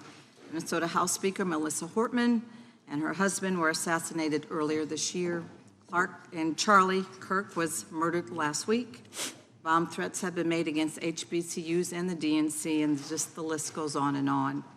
I only have just a few minutes today, so I don't want to take a lot of time to go into all the countless and devastating violent crimes and incidents that have happened at our schools or on our streets and in our communities that have just been happening all year long. Mr. Patel, just yes or no, is this type of political violence ever acceptable in your eyes? No. I'm glad that we agree that these heinous acts designed to instill fear and division in our nation are never, ever acceptable, yet each of these incidents has recently taken place under your watch. The FBI's website states that protecting the United States from terrorist acts is the FBI's #1 priority, including from domestic terrorists. Is this still your #1 priority? Domestic terrorism? Preventing domestic terrorism. Our #1 priorities are protecting the homeland and international terrorism and crushing violent crime, and domestic terrorism sort of interlays between both of those. Okay, so, well, then I'm glad that you're giving us the right answer, but unfortunately, your actions kind of tell a different story. Earlier this year, you granted the ranks of the FBI's Domestic Terrorism Operations Section. This is the section of the FBI that is most directly responsible for addressing political violence in our country by preventing attacks from occurring and effectively responding to them if they do. The agents in this section are the ones who stopped an individual stockpiling weapons, who planned to attack schools and churches in Florida and seized bombs made by an ISIS sympathizer in New Orleans.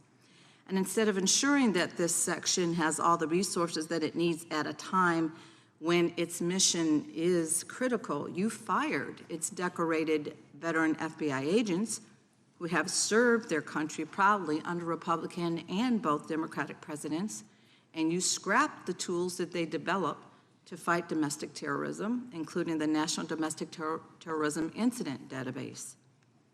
I mean, most of that is just not true. We have 1,700 current DT managed programs. We're up 300% in the amount of cases we brought against nihilistic, violent extremists, including 764, wishing to harm our children. The FBI and the men and women are getting after that problem set more than ever because I've unleashed them to do so. And any insinuation that these tragic occurrences across the country are somehow singularly my fault or disgusting because that watershed goes down to the men and women at the FBI, Mr. and Patel, they are not responsible for it. I'm happy to work with you to get them what they need. Gentlelady controls the time.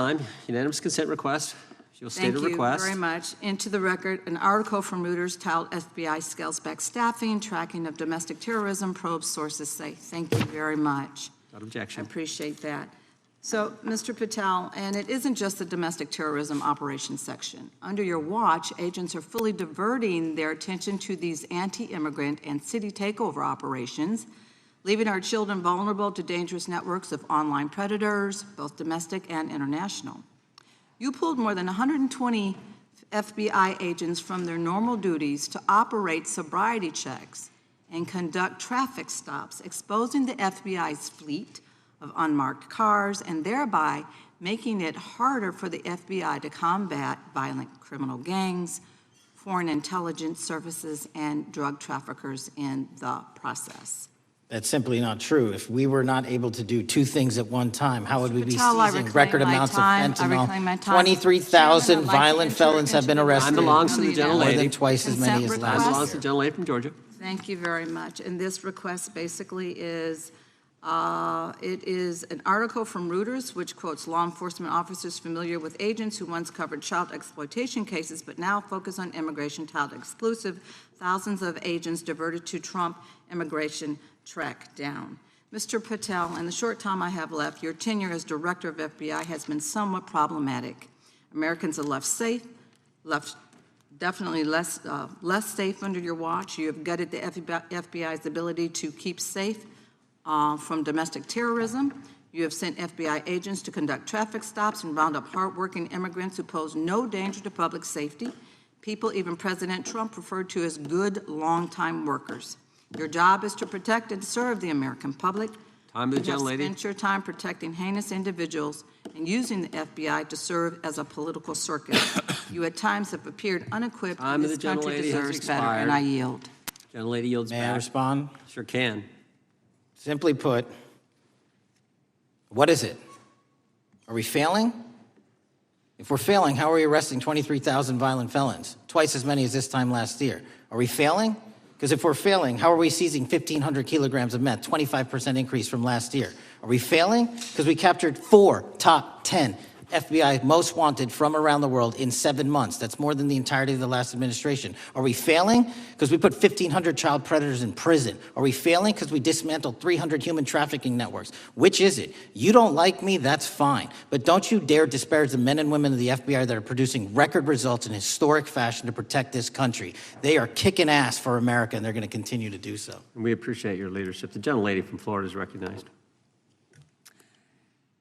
When I was home recently, I met with the agents leading the Tampa office of the FBI, and I saw what they're focused on in my community: stopping drug traffickers, rescuing children from exploitation, fighting cybercrime, protecting us from acts of terrorism, foreign and domestic. And I know from my time as a federal prosecutor and a judge that this work by the Bureau doesn't make headlines, but it is happening every single day.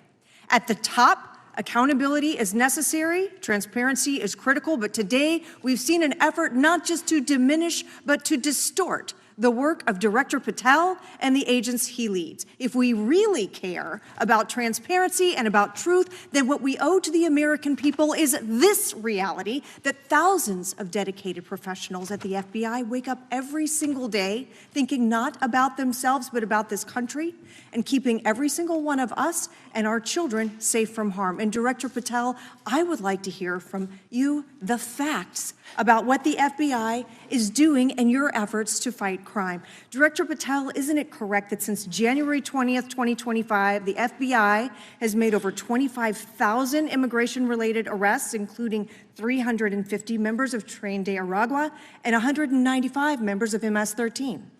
Those numbers are accurate. The Tren de Aragua numbers are up over 350% from the year before. And during that same period, hasn't the FBI seized over 66,000 kilos of cocaine, 6,000 kilos of meth, and 1,500 kilos of fentanyl? Not to be nitpicky, but it's 89,000 kilos of cocaine and 7,300 kilograms of meth. And isn't it also true that the FBI Tampa Division's Panama Express Strike Force specifically seized nearly 67,000 kilos of cocaine valued at more than $1.6 billion from illicit maritime vessels? One of our best operations out of the Port of Tampa, and I was down there in South Florida when Panex did their work. Director Patel, since October 7th, 2023 Hamas attack, the FBI has been a co-leader of the Joint Task Force October 7th. Isn't it correct that this task force is actively working to bring justice for victims and to prevent terrorist infiltration at our borders? Yes, ma'am. Since January 20th, hasn't the FBI arrested 59 foreign intelligence operatives for spying or smuggling dangerous material into the United States? Yes, we have, and that's on track to be more than 25% than ever before. And the FBI has also been leading operations against major cyber threat actors, including those from Russia, China, Iran, and North Korea. Isn't that right? A 17% increase from year to date last year. Director Patel, the FBI's child exploitation task forces continue to investigate predators who target children online and across our communities. How significant is that threat today, and what results have you seen under your tenure in bringing these offenders to justice? We have, under Operation Gray Skull, dismantled dark web units that are operating online, not just in the United States, but across the world, to do our children harm. We have taken into custody more suspects than ever before on those who seek to harm our children. That is what the men and women of the FBI do, and that's what they're going to continue to do. Those are the real results when you let good cops be cops and when you let us get on these platforms and expose them to the public and show them the harms of these predators on these online gaming systems and social media systems. And we need more help from Congress to allow us more authorities to do that work. The FBI laboratory manages the Combined DNA Index System, or CODIS, which compares over 25 million DNA profiles and aids more than 125 investigations each day. Director Patel, why is this important to law enforcement nationwide? All of law enforcement relies on our CJIS operation out of West Virginia. And what that does is allow 19,000 agencies to come in and say, hey, does this guy have a criminal history? Hey, is this an illegal firearm? Do we have a DNA hit like we did in these recent assassinations?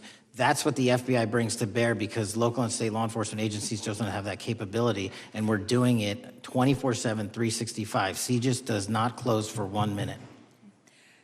In your testimony, you noted that the FBI has ongoing counterintelligence investigations into China, Iran, and Russia across all 55 field offices. Why is it essential to maintain that scope of coverage, and what success can you point to in disrupting nation-state actors? Our biggest threats involving nation-state actors are the PRC, Russia, and China, and they are up 33%, 83%, and 60% respectively in arrests alone this year. Those nation-state actors wish to do harm in our infrastructure, our critical infrastructure system, our energy, our water supply, and also go after and target individuals and senior citizens and take their money through online pig butchering schemes, which we've exposed in Cambodia by way of the CCP. This is groundbreaking work that the American public should be seeing that their FBI is doing, and I'm happy to have the opportunity to report on it. Thank you, Director Patel. I yield back. Gentlelady yields back. The gentlelady from Mr. Chairman, I have a couple. Unanimous consent. Thank you so much. I appreciate it.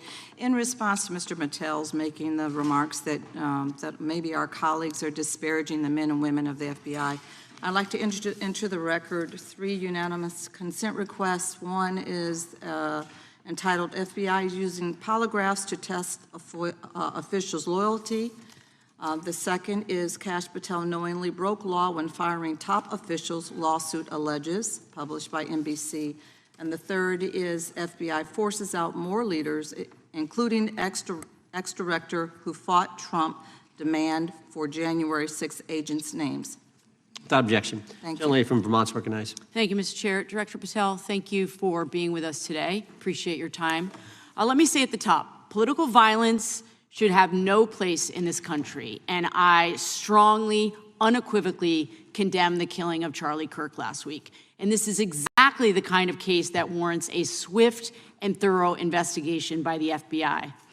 What shouldn't be happening, however, is this administration's seeming attempt to exploit Mr. Kirk's death within minutes of this horrible, horrible assassination, dividing us even further without knowing enough about the killer's complicated, confused political ideology and the extent of his motivation. And this week, Vice President Vance claimed that this is, quote, an extremely destructive movement of left-wing extremism, and said that, quote, it's part of the reason why Charlie was killed. He pledged to go after organizations on the left. But Director Patel, it was just 3 months ago that Melissa Hortman, the Minnesota House Speaker, and her husband, Mark, were shot to death in their home in the middle of the night by a self-identified right-wing extremist and Trump supporter. When that assassination happened, the FBI released a written statement denouncing the killings and pledging to hold the killer accountable. And I thank the Bureau for that. It was clear, concise, to the point. But when you compare that statement to the over 50 mentions of the Charlie Kirk killing and just 4 for the Hortmans on accounts affiliated with the FBI and your personal account, it appears to many Americans that you're valuing some lives more than others, and that's painful. And this is what I'm hearing from my constituents, so I just want to convey that to you. And the Vice President didn't even call on right-wing organizations to tone down their rhetoric after that horrific killing in Minnesota, and he never once spoke about dismantling conservative institutions. This week, when the president was asked by a reporter about Speaker Hortman, he claimed he didn't even know who she was. One of the most high-profile assassinations of an elected official in recent memory, and the president claims to know nothing about it, hasn't even heard of it. It was absolutely devastating for her colleagues and for her family. And I think we all can agree in this room that we have to stop this political violence. So my first question to you is, Director Patel, what is your plan as director of the FBI to turn down the temperature, especially in light of the fact that it seems like members of the administration are reacting to political violence based on party affiliation? What's your plan? I can only speak for myself and the Of course. FBI. And what we are doing is, I think I mentioned earlier, we're following the money, because whatever attack you are describing, and they are all despicable, equally so, People need money to operate. People need money to conduct these attacks, to conduct these investigations. And so what we are doing is finding the people that supported this infrastructure system, because even when you say there's a lone, quote unquote, lone wolf actor, he's not truly a lone wolf actor. Something happened along the way. I agree. And so can I just because we have such little time, are you making a commitment right now to follow where the evidence goes in Absolutely. investigating whether it's violence on the left or the right? Because over the last 10 years, when you look at the ideology, I want to follow up on what my colleague from California said. When you look at the data, you look at the Anti-Defamation League data, 96% of ideological motivated killings were committed by the right wing. When you look at the Institute of Justice report that she cited, it's 5 times the number that 5 times the number of far-left extremist incidents are perpetrated by far right. And it's been reported, and she mentioned this, that as of September 12th, 2025, just 2 days after Charlie Kirk's killing, that the DOJ removed that report from the DOJ website. That's why Americans are concerned that there seems to be a separate system of justice, that if you are a Republican and you are attacked, you will get the full weight and authority of the FBI in this administration. But if you are somebody serving in the Minnesota State Legislature and you are assassinated in your home, that the response is different. And I think to ignore the threats from the right or try to do a both and when there are multiple instances when it's overwhelmingly coming from the right, this is a disservice, because Americans want to know that whoever they are, whatever their political affiliation, that the response is going to be the same, and it is going to be done with the same diligence. And I'm wondering if you will commit to me right now that you will be a voice right now standing up to those voices in the administration that are adding to the violent rhetoric right now. That's what I'm asking you. Will you commit to this? Time of the gentlelady has expired. The gentleman can respond. My voice will be through the investigations that the FBI conducts, and we will conduct them all lawfully and equally. Can we expect in the future that your tweets in related to one killing will be the same level of concern? The gentleman from Texas is recognized. Thank you, sir. Director Patel, thank you for being here today, and most importantly, thank you for restoring trust and faith in the FBI, which has been severely eroded under the Biden administration. Thank you for your service and your continued service in this capacity. On April 7th, 2025, Charlie posted on X, "Assassination culture is spreading from the left. 48% of liberals say it would be at least somewhat justified to murder Elon Musk. 55% say the same about Donald Trump. In California, activists are naming ballot measures after Luigi Mangione. The left is being whipped into a violent frenzy and set back. Whether losing an election or losing a court case justifies a maximally violent response," end quote. And unfortunately for Charlie, that reaction also came when they couldn't win a debate on a college campus. You cannot be intellectually honest and say that this problem is on both sides. It's not just what happened to President Trump, it's also what just happened to Charlie. And we've gotten to a point in America where violence is encouraged. When you have a former president of the United States that opens up his campaign in 2019, that's Joe Biden, by saying that his opponent is a, quote, existential threat to this country, Houston, we have a problem. People that you disagree with are not existential threats. They are not Nazis. They are not fascist. They are not racist. They are not deplorable. They are not irredeemable. They are your fellow Americans who have a different perspective on how government should run and what government should look like. Whether or not we should have strong sovereign borders, whether or not we should have safe communities, whether or not we should have places to worship our God and not worry about being shot, whether or not we live in communities and cities that are not overwhelmed by drugs and crime, whether or not we have two genders, and whether or not we have common sense in our policies and our values. And people that believe these things are not existential threats. I happen to be one of these people that believes all of the above, and as someone that served this country in combat, I can assure you I am not an existential threat to this country because I swore to protect her. I also want to point out, how many cities have you seen burned to the ground since Charlie Kirk's death? 0. No summer of love, no riots, no nothing, no looting, no killing, none.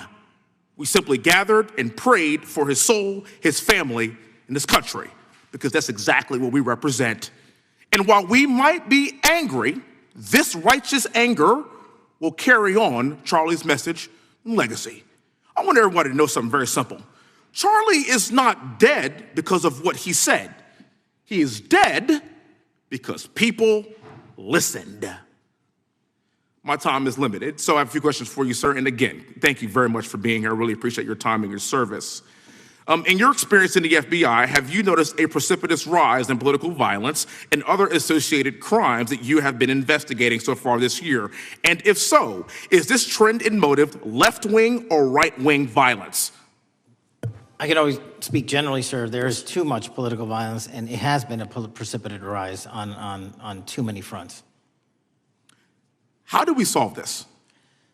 We solve this by giving the FBI more authorities to go into and work with the private sector. There are too many online platforms. There are too many social media platforms. There are too many gaming platforms. There are too many places for people from America and around the world to get together without their parents knowing anything about it, without their school teachers knowing anything about it, and infesting the minds of our children and infecting them with radical ideology, and that is the root cause of these problems, and we must tackle it. It is not a 1950s America anymore. In 2025, the cyberspace needs to be tackled.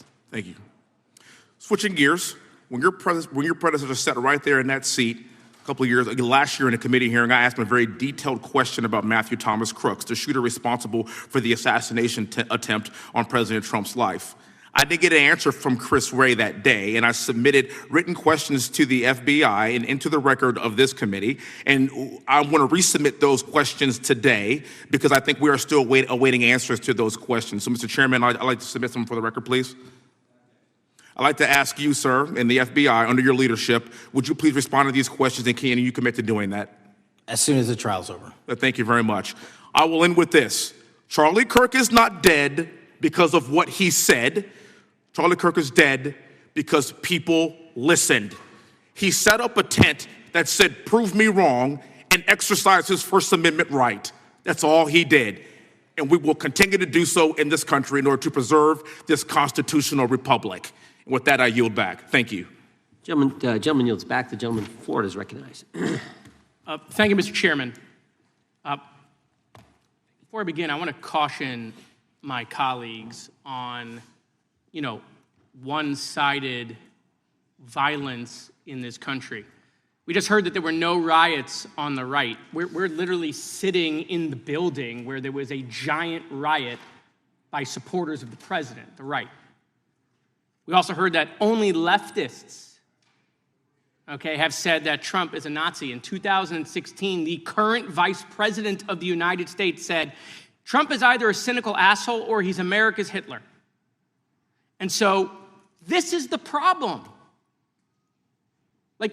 I don't want to have to say this garbage, but you want me to sit here and get painted with one brush, the whole left. No, there are extremes on the left, and there are extremes on the right. And we collectively should tackle that. But to come here and just look at us and say we all support what's going on in the extremes is why we can't solve anything in this building. Director, let me say first, thank you for being here, and my condolences on the loss of your friend. And I'm happy to hear that you want to do more on the social media platforms. It's crazy what's going on the social media platforms.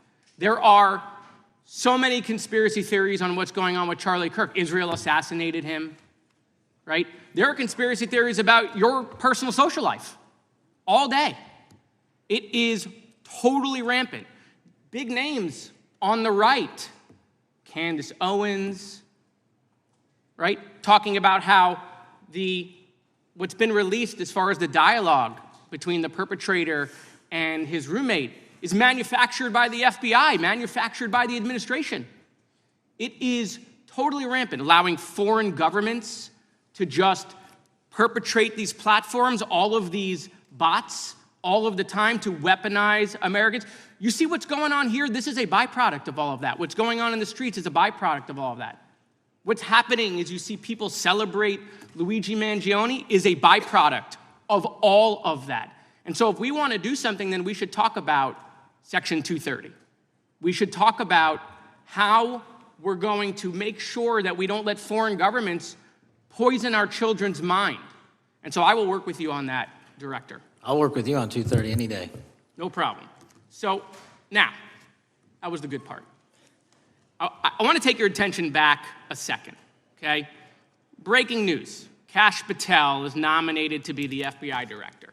Dan Bongino is nominated to be the number 2 at the FBI. MAGA celebrates, rejoices, bells are ringing out.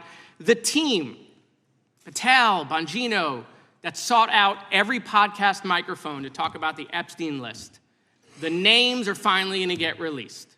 It begins. They produce white binders. Phase 1 with the podcasters. This is not actually one of them, of course. I made this. Your name's on it, right? And the names are going to come out. Pam Bondi says the list is on her desk. Then a memo comes out all of a sudden and says, there's no list. Oh, no phase 2. Phase 2 binders never happen. You said the conspiracy theories around Epstein just aren't true. They never have been.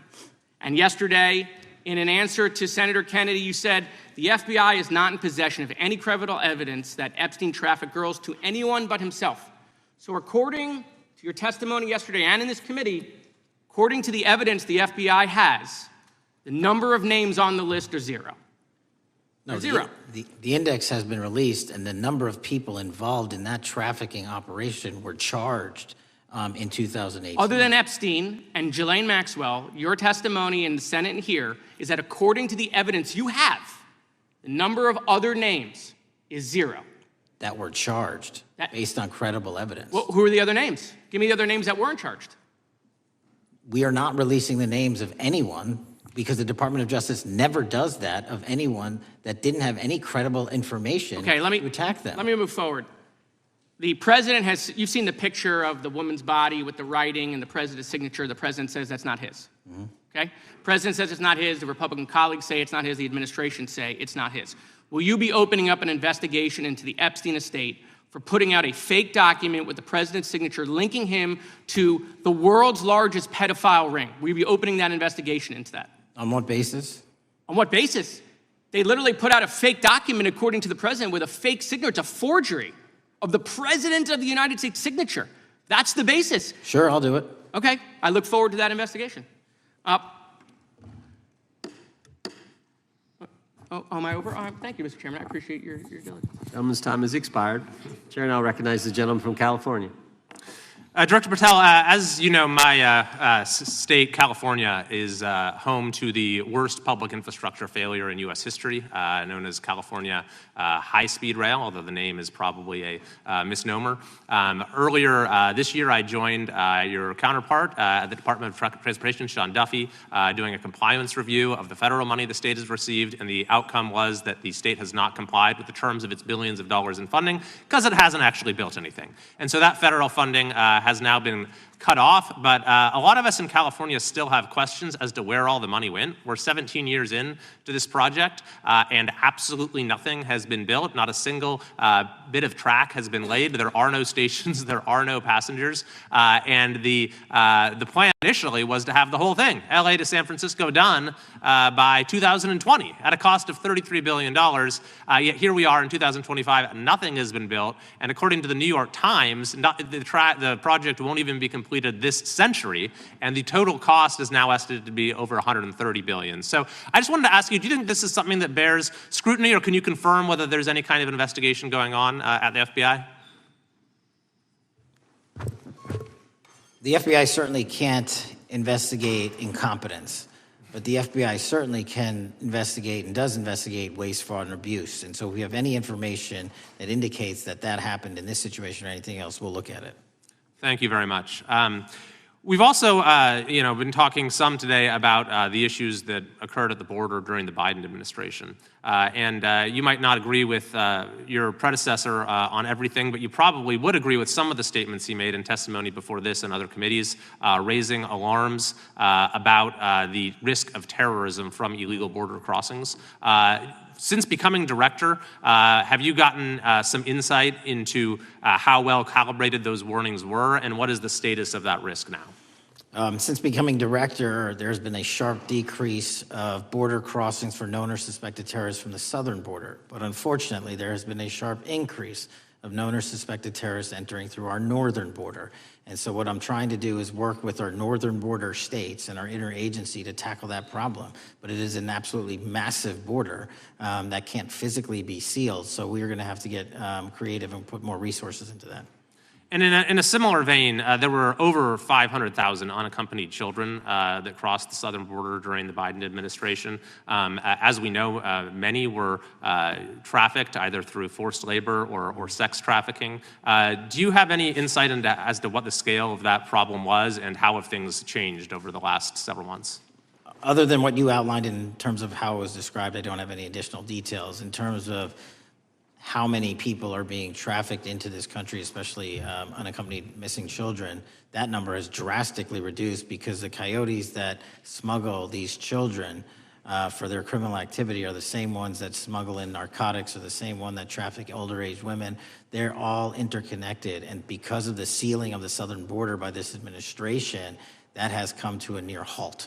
That is a very important point, that we have seen far fewer victims of human trafficking because we've finally prioritized border security. And by the way, you have children who are getting rescued because of the immigration enforcement activities that unfortunately some politicians in my state are trying to stop, thereby stopping those kids from getting rescued. We've seen, of course, a substantial reduction in crime here in Washington, D.C. since the FBI and the National Guard got involved. I'm kind of asking you to state the obvious here, but what is the mechanism there? Why have we seen a reduction of crime when D.C. has had such a huge crime problem for years, and then almost overnight we see such a big difference? Because of the dedication and resources from President Trump's administration to utilize all federal, state, and local assets in a heavily crime-ridden area. I mean, if we did not have a crime-ridden area, then homicides, carjackings, and gun violence would not be dropping by 40, 50, 60%. And when you allow the police, the MPD, to work with federal authorities and allow the National Guard to set up your perimeter, this is what you can do in a few short weeks. And we at the FBI, under Operation Summer Heat, have set those Phase 01 operations in motion 4 months ago, quietly at the direction of President Trump. So we are scattered across cities across this country doing just that. But we're going to need more help to complete the job. Yeah, in too many places in this country, crime has just been treated as sort of a norm, that this is the way things have to be. What's happened in D.C. shows that is not the case if we have the right policies and the right priorities. Finally, this is tragically the second time in as many years that we've had an FBI director here following either an assassination or an assassination attempt. And so since there's been some time now since from the attempted assassination on President Trump at Butler, would you say that the public's understanding of what took place on that day is fairly consistent with all of the facts as you know them, or do you believe there's still material facts that have not been made public or are not fully understood by the public? No, I think it's fairly consistent. Thank you. I yield. Gentleman yields back. The lady from Texas is recognized. Man, oh man, there has been so much today, and I truly don't know where to start. So I'm just going to make sure that we start off with a few facts. So a couple of facts that we need to make clear for everyone is that, number one, Director Christopher Wray, when he was appointed to be the head of the FBI, was appointed by Donald Trump. Now, I will agree that I definitely take issue with a number of decisions that Donald Trump makes, especially when it comes to the people that he decides to appoint to very important positions, including this one, because I did have to make sure that I wasn't going crazy. But when I say that you are the least qualified FBI director in the history of the FBI, that is real, because you are the only one that never even served with the FBI prior to joining, yet we are supposed to believe that you are the greatest thing since sliced bread. I didn't ask you a question.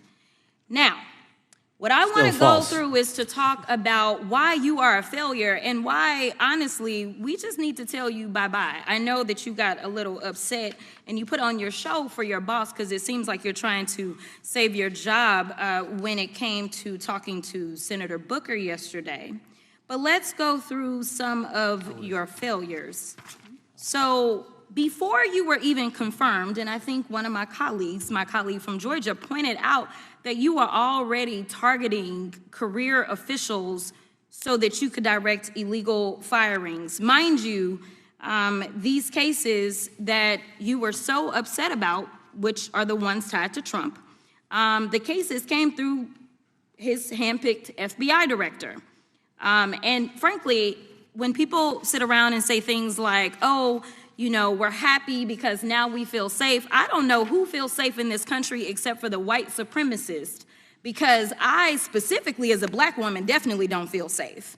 And frankly, my colleagues have been real nice to you today, and I applaud them, but I don't have the same demeanor because I know that multiple colleagues on this side of the aisle have faced death threats. In fact, somebody tried to kill one of my colleagues. And frankly, I don't know if this FBI or under your leadership, if those people would have been caught. I don't have any confidence in you. And if we start talking about the reasons that I lack confidence, we could start with you not just wanting to acknowledge some simple facts. Simple facts like the vast majority of the threats are coming from right-wing extremism. And I know my colleagues have tried to stress this, but I decided that I would maybe do it in a different way. Number one, I have a couple of UCs. Kim Buck, one of multiple Republicans receiving death threats for voting against Jim Jordan as House Speaker. Without objection. Another one, Republican lawmaker says she received death threats after voting against Jim Jordan in Speaker's race. Without objection. In addition, there was another one from another colleague who now is leaving Congress because they said that they were calling his wife anonymously and threatening her life to the extent that she ended up sleeping with a firearm. Without objection. Okay, so here's the deal. How are we supposed to have confidence when you're sitting up here telling the Senate yesterday that it will take you 14 years before you can get the FBI fully staffed to do their jobs? You're also now redirecting resources so that they can go and play ICE agents on the streets. You're getting rid of your most qualified people, and even when it came down to somebody that you consider to be a friend, you were posted up having some fancy dinner to the extent that you posted not only once erroneously, you posted twice erroneously as it relates to catching somebody, and then you want to go and say, let me take a victory lap. Because honestly, if it wasn't for parents deciding that they were going to turn in their child, it seems like y'all wouldn't have got there, even though he literally confessed online. So I'm confused about what it is that the FBI is doing except for trying to put on a show for the apprentice or whatever you want to call him. The day after all of this took place, there was domestic terrorism that was taking place at HBCUs. They were targeted. Yet I didn't hear anything from the FBI about what was going on. And again, black people kept saying, how did we end up in this? Because the numbers are so very clear that white supremacy is a problem. And honestly, I've not heard anything out of you today that makes me believe that you're going to do anything about the white supremacy problem, the one that is leading to children being killed, children being shot, as well as members of their community as they're worshiping in their churches. The time of the gentlelady has expired. If the gentleman would like to respond to any of that. Well, I mean, I'll respond. Kash Patel, as I said when I introduced him, public defender, former prosecutor, top staffer on the House Intelligence Committee, Deputy Director of National Intelligence with the National Security Council, Chief of Staff at the Department of Defense, and FBI Director. I think that's a pretty good resume for the guy who's now running the top law enforcement agency in our country, and we've seen all the stats that he's given to the committee on how much better they're doing at getting the bad guys than the previous guy was doing. With that, I recognize the gentleman from South Carolina. Thank you, Mr. Chairman. Director Patel, I think you're witnessing some auditions clickbait auditions for the Academy Award for my Democratic colleagues. We'll see how they fare as they're on MSNBC later on today. Do you care, before I launch into my line of questioning, to respond to Ms. Crockett from Texas on that very elaborate and theatric display? Here's what I've learned in my government service. I don't give a damn what they say about me as long as I'm succeeding in the mission. We're succeeding in the mission because the men and women of the FBI have never been empowered to do more work and to hit the streets harder than by President Trump's authorities and resources he's given us. And so all I care about is that we are capturing more child predators than ever before, taking more drugs off the streets than ever before, that we are capturing murderers at a significantly historic rate, and we're delivering this country the lowest murder rate in recorded history. That are facts that you cannot dispute. But you can come at me all you want. I don't care. Thank you, Director, for that, and we appreciate your service. We appreciate the results speak for themselves, I think, pretty plainly, and your commitment not only to results, but to transparency, so we do appreciate that. Director, who was John Durham? He was a former federal prosecutor, United States attorney, and ultimately appointed special counsel in the first Trump administration. Correct, and there was a document that he released in his findings called the Durham Report. What was the Durham Report briefly, and what were the findings very briefly? It was every special counsel that's appointed produces a report to the Attorney General. Special counsel's Durham Report largely focused on Crossfire Hurricane and included extensive summary findings in classified and unclassified manner, and we released the classified version, finally declassifying it for the American public in this committee. Correct, and you released that in July of this year. I think so. Yes, sir. Isn't it true that in the classified Durham Annex, as it's referred to, that in 2016 the Obama administration obtained intelligence information from a source contained in two separate memoranda, one in January of 2016 and one in March? The two memoranda described confidential conversations between DNC Chair Debbie Wasserman Schultz and two individuals from the Soros Open Society Foundation. Isn't that true? As written in the report, I'll let her speak for itself.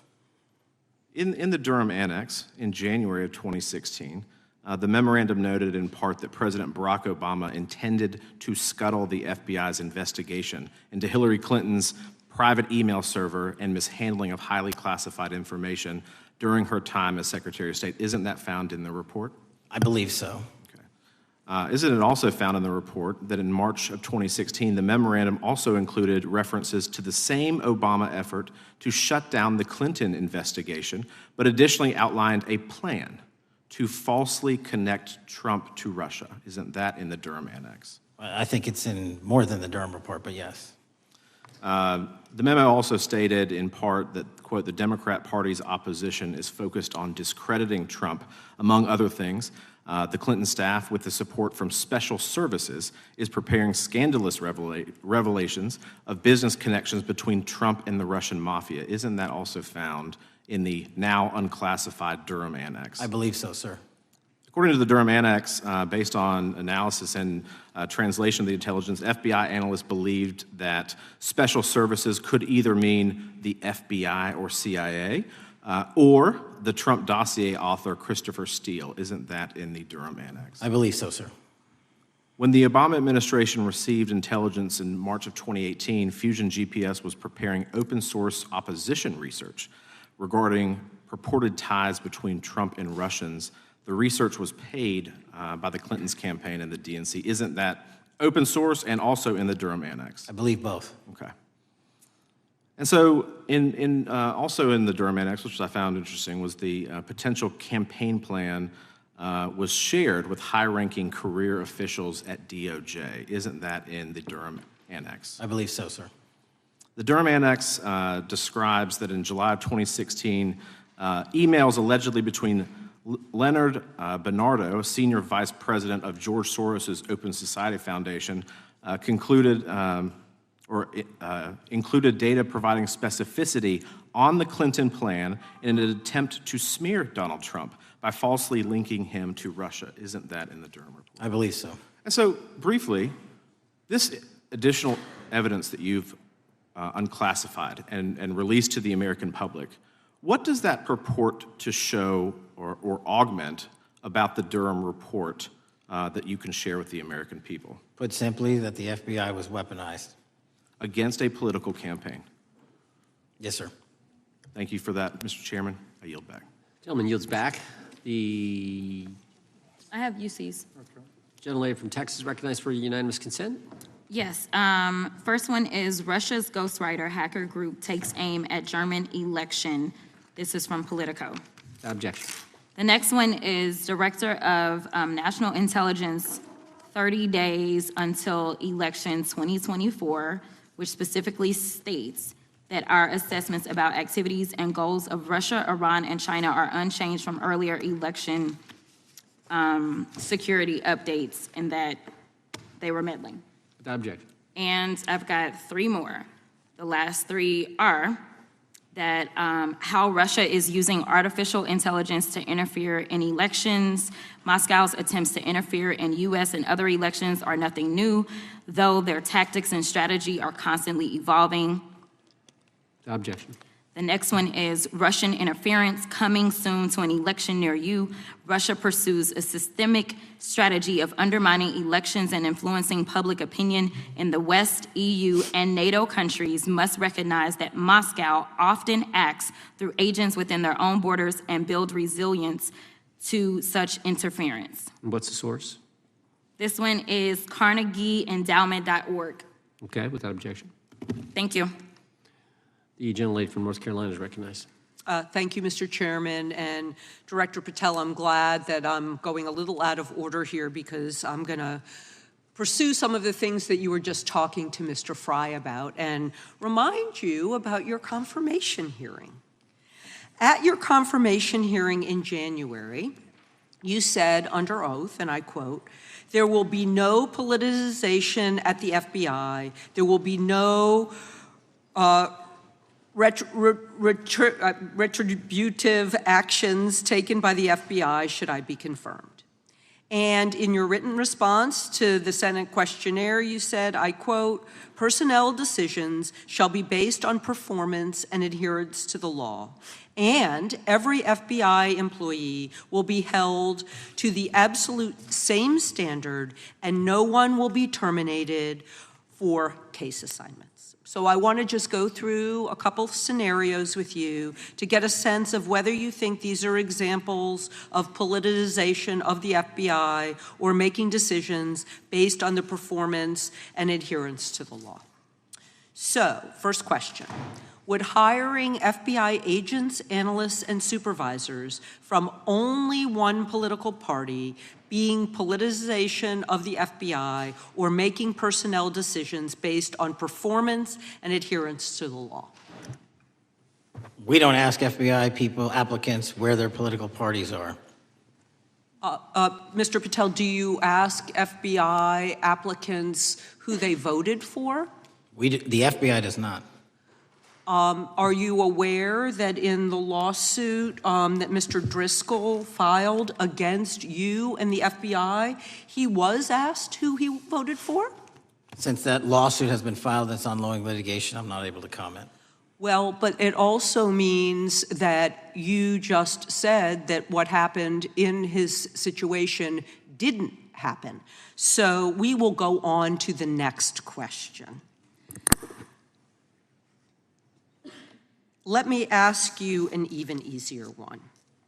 Does firing agents for working on the cases that they were assigned to and that the president didn't like, is that politicization of the FBI or making personnel decisions based on performance and adherence to the law? The FBI doesn't terminate anyone based on case assignments alone.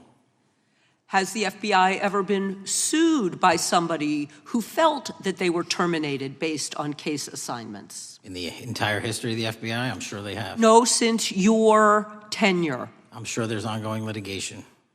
Yes. In fact, there is ongoing litigation. And in fact, people have been asked who they voted for. And in fact, you are running an FBI for the President of the United States rather than the people of the United States, because my questions were not hypotheticals. They are the things you have done during your tenure. And according to a lawsuit filed last week by long-term FBI agents, you fired former acting director Brian Driscoll. He had served with the Bureau for nearly 20 years, earned a Medal of Honor, Medal of Valor for bravery during the dangerous ISIS raid, and had a wealth of crisis response experience and led the FBI's Critical Incident Response Group. When the Trump administrations interviewed Mr. Driscoll for that role, they interrogated him about his political leanings and who he voted for in the last 5 elections. Questions Mr. Driscoll refused to answer because those types of questions impermissibly politicized the FBI. You also fired Steve Jensen, who served the FBI for nearly 2 decades and ran critical terrorism, counterintelligence, and organized crime operations, whom you once described as embodying what the American public demands of the FBI. But he was fired because he took part in investigating crimes committed on January 6th. And Trump's MAGA base lambasted you online for keeping him at the FBI. So he's no longer at the FBI. You also fired a decorated combat veteran with decades of experience in the Bureau, Special Agent Walter Jardia, because he worked on the investigation into the Russian interference in the 2016 presidential election and helped investigate Trump's ally, Peter Navarro. Director Patel, it is very clear that you have flunked your own test. You've put saving your job, which I actually believe you were being honest about during your confirmation hearings, over doing what's right for the FBI and the American people. That is not adherence to the law. Thank you, and I yield back. Time of the gentlelady is expired. The chair now recognizes the gentleman from North Carolina.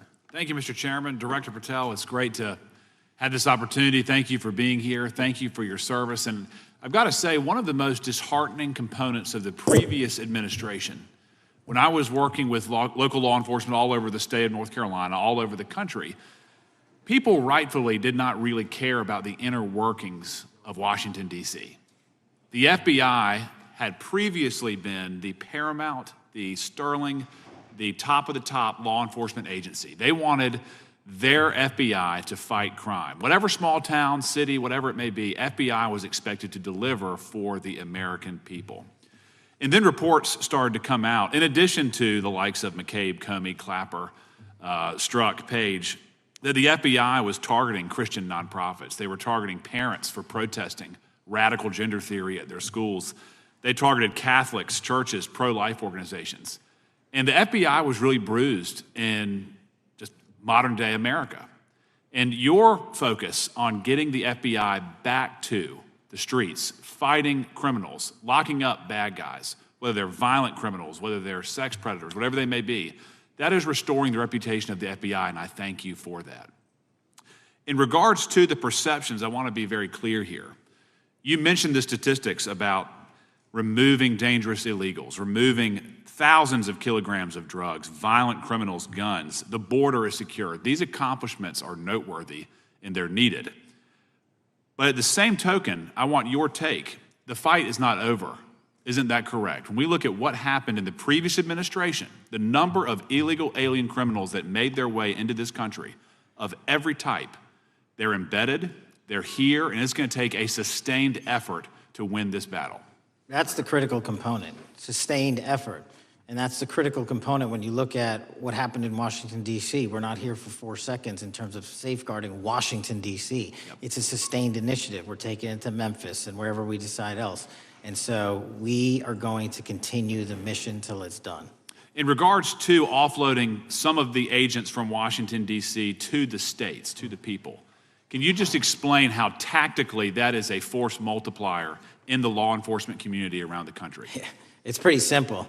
You don't even have to be in law enforcement to know that. If you put cops with other cops, they're going to do cop work. That's right. And what was needed in the communities out there was more cops. What was not needed in the bloated bureaucracy of Washington, D.C. was a third of the FBI's workforce, because a third of the crime does not happen in the Washington, D.C. NCR area. And so the results speak for themselves. Our state and local partners, I've always said this, are our biggest ally, our Yes. greatest ally and partner, and we cannot do the work without them. But we got to send our guys to them. That's right.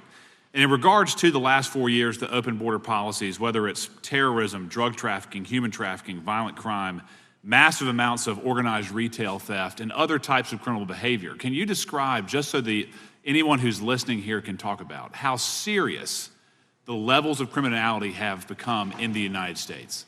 Well, unfortunately, in order to have these record-breaking numbers of arrests and seizures, you tragically had to have a record-breaking explosion in violent crime, and it doesn't happen overnight.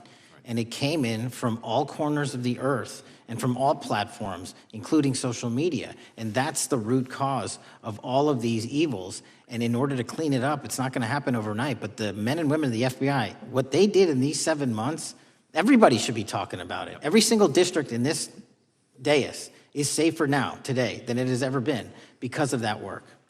And in regards to the ongoing political climate, Director Patel, how do sanctuary policies that are still being implemented and defended in certain states, cities, and counties, how do they help or hurt your efforts to make America safer? Well, if you are harboring criminals, you are harboring our ability to keep our communities safe.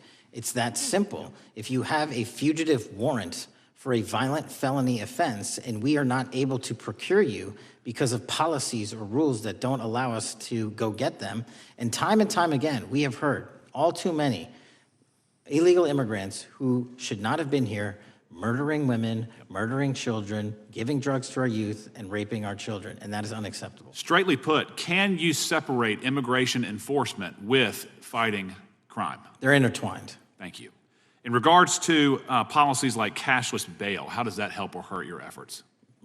Criminals know that there are certain jurisdictions where if they shoot someone, they'll be out the door within the next hour to do it again. Yep. And that's an ethos and a system that has been built out over years that we are combating. How is defunding the police around the country, how has that helped or hurt? As long as I'm in this seat, we're not defunding any cops. Good. Thank you, Director. I yield back. Gentleman yields back. Mr. Garcia is recognized. Thank you, Chairman Jordan, and welcome again, Director Patel. As members of the Judiciary Committee, we have a responsibility to conduct oversight of the FBI and assess whether or not you're doing a good job in a responsible and impartial manner, or whether you're just a henchman for Donald Trump who's weaponizing the Bureau at the expense of public safety. As Congressman for tenure, is the Bureau's expanded role in low-level, non-criminal immigration enforcement. I have a report here from the conservative Cato Institute. They've obtained ICE documents showing that over 2,500 FBI personnel are now working on immigration enforcement. A yes or no question. Did you sign off on this? 2,500 FBI employees are not currently working on immigration enforcement. Did you sign off on this? On the Cato report? On the 2,500 personnel, FBI personnel that have been reported to now be working on immigration enforcement. I couldn't have signed off on it because it's not happening. You can call it whatever you want, but the reality is that over 2,000 personnel individuals are now working at ICE instead of their jobs. I want to follow up on something that Senator Durbin asked you about yesterday. This article from MSNBC reports that nearly every agent on Baltimore's domestic terrorism unit, who was, by the way, investigating the 764 network of child predators, was diverted to work on immigration enforcement full-time. That forced them to, and I quote him, walk away from investigations of a network of violent predators that targets and exploits children online. Yes or no? Were you aware that this happened, and did you sign off on it? The premise is false. The 764 network in Baltimore is taken down, and FBI agents do double and triple duty all the time. I'm reclaiming my time. You told Senator Durbin yesterday you didn't know about it, so your testimony is inconsistent today. No, I found out. Final question. Let me ask you, again, a yes or no question.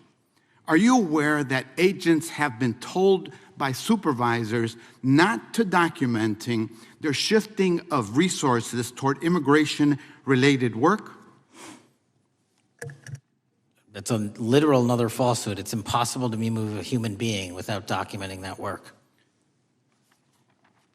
As FBI director, you must be transparent with Congress.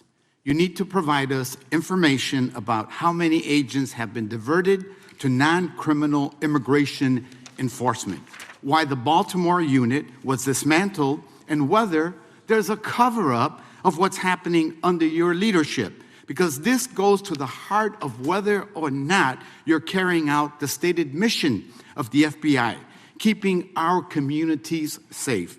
Diverting FBI agents from investigating violent child predators doesn't make us safer.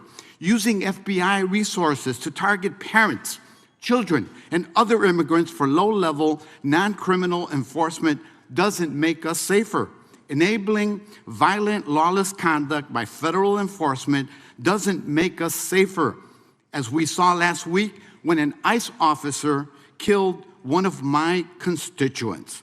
And I know that the FBI has been involved in that investigation. And yesterday, ICE did a raid in the suburb of Elgin where 2 U.S. citizens were arrested, and who accompanied them on that filming of that show? Secretary Nunn. Shameful conduct. And weaponizing the FBI to serve Donald Trump's political agenda instead of the American people does not make us safer. Before I yield back, Mr. Chairman, I request unanimous consent to submit the following documents for the record. A report from the Cato Institute, which I referenced earlier, where ICE has diverted over 2,500 officers from their jobs, and 2, an article from MSNBC titled, Trump's Deportations Divert FBI Agents Off Child Predator Cases, and an article from CNN entitled, White House Pressure for Increased Immigration Arrests Strains Law Enforcement Agencies. Thank you, and I yield back. Gentleman yields back. Without objection, the gentleman yields back. Gentleman from Wisconsin is recognized. Thank you, and thank you, by the way, for coming over here. Sorry you have to put up with all this. I know when you took over, the FBI's reputation in a lot of circles perhaps had never been lower. I mean, part of that is brazen involvement in political activity, the Foreign Influence Task Force, getting involved and trying to suppress news stories in the New York Post, Crossfire Hurricane, coming up with bogus stories to try to flip the 2016 election, FBI downplaying the stories of Hillary Clinton's emails in the 2016 election. That's their overt involvement in political activity. I think a strong anti-religious bias. We talked about stories of an anti-Catholic bias in there. I know I've talked to people about horrific overreaction at the big Hindu temple in New Jersey, in which, just so people understand, you had a rectory in the temple area. The religious leaders, taken out at gunpoint, big problems. And I think finally the FBI trying to turn America's viewpoint on certain political issues. And when I talk about that, I'm talking about what was done in Mexico with regard to shipping weapons, fast and furious, shipping weapons into Mexico in an effort, I think, to try to turn the Americans against the First Amendment. But in any event, what scares me is, and all these horrible things that were done in the past, there were individual FBI agents who participated in them, in which apparently their supervisors told them this is okay or even admirable. And what I'm going to ask you, are you able to do anything to make sure that in the future these corrupted FBI agents understand the importance of religion in our life, and they're not to view it with suspicion? They understand parental rights and the idea that traditionally in America, parents have the ability to object when their young 5 or 6-year-old children or 12-year-olds or very young children are getting what most people consider highly inappropriate sexual contact. What are we doing there to try to make sure we don't have problems with these FBI agents again, or make sure that in the future administrations, they would object if they are asked to behave in such a immoral fashion? Two things. If you are corrupt, you don't work at the FBI. It's that simple. So we don't tolerate any form of corruption or any deviation from our high standards, whether you're an agent, an intel analyst, or whatnot. And just to show the American public the resurrection that the FBI has had in these last 7 months, you don't have to believe me. Our applicant pool has doubled month over month every year from the highest point it has ever been. More people want to work at this FBI than ever before in U.S. history. I'm sure that's because of you, and you're kind of anticipating my next question. I talk to retired FBI agents in my area who sometimes retired in part because they hated the woke, anti-conservative culture at the FBI. And they are concerned, the retiring agents, about new agents, not on your watch, but before this, being corrupted in the universities before they were hired, and they are very worried about what will happen with the new agents. So I think you're answering my question. Do you feel you'll be able to a certain extent solve the problem of inappropriately woke agents filling up the agency in the past, because now you're going to have a larger pool to draw from? Everybody that comes to work at the FBI is allowed to have their own belief system, but they're not allowed to bring that belief system into the workplace. And anyone that does won't work at the FBI. Okay, very good. Now, recently, there's sort of another potential scandal, I guess, a politically motivated thing, Arctic frost. Do you want to comment on that? And it appears one more time as perhaps the FBI was getting involved in what would normally be considered political events. We are not getting involved in political events, except this one. Okay. And final thing, with regard to prejudice against Catholics, what happened in the big Hindu temple there in New Jersey? Do you think, have you ever, has anybody ever apologized to the Catholic Church or apologized to that temple? I don't know, sir. Okay. Is that something you think would be perhaps a good idea to do in the future? I think leadership should address it. Thank you. Gentlemen, time has expired. Gentleman yields back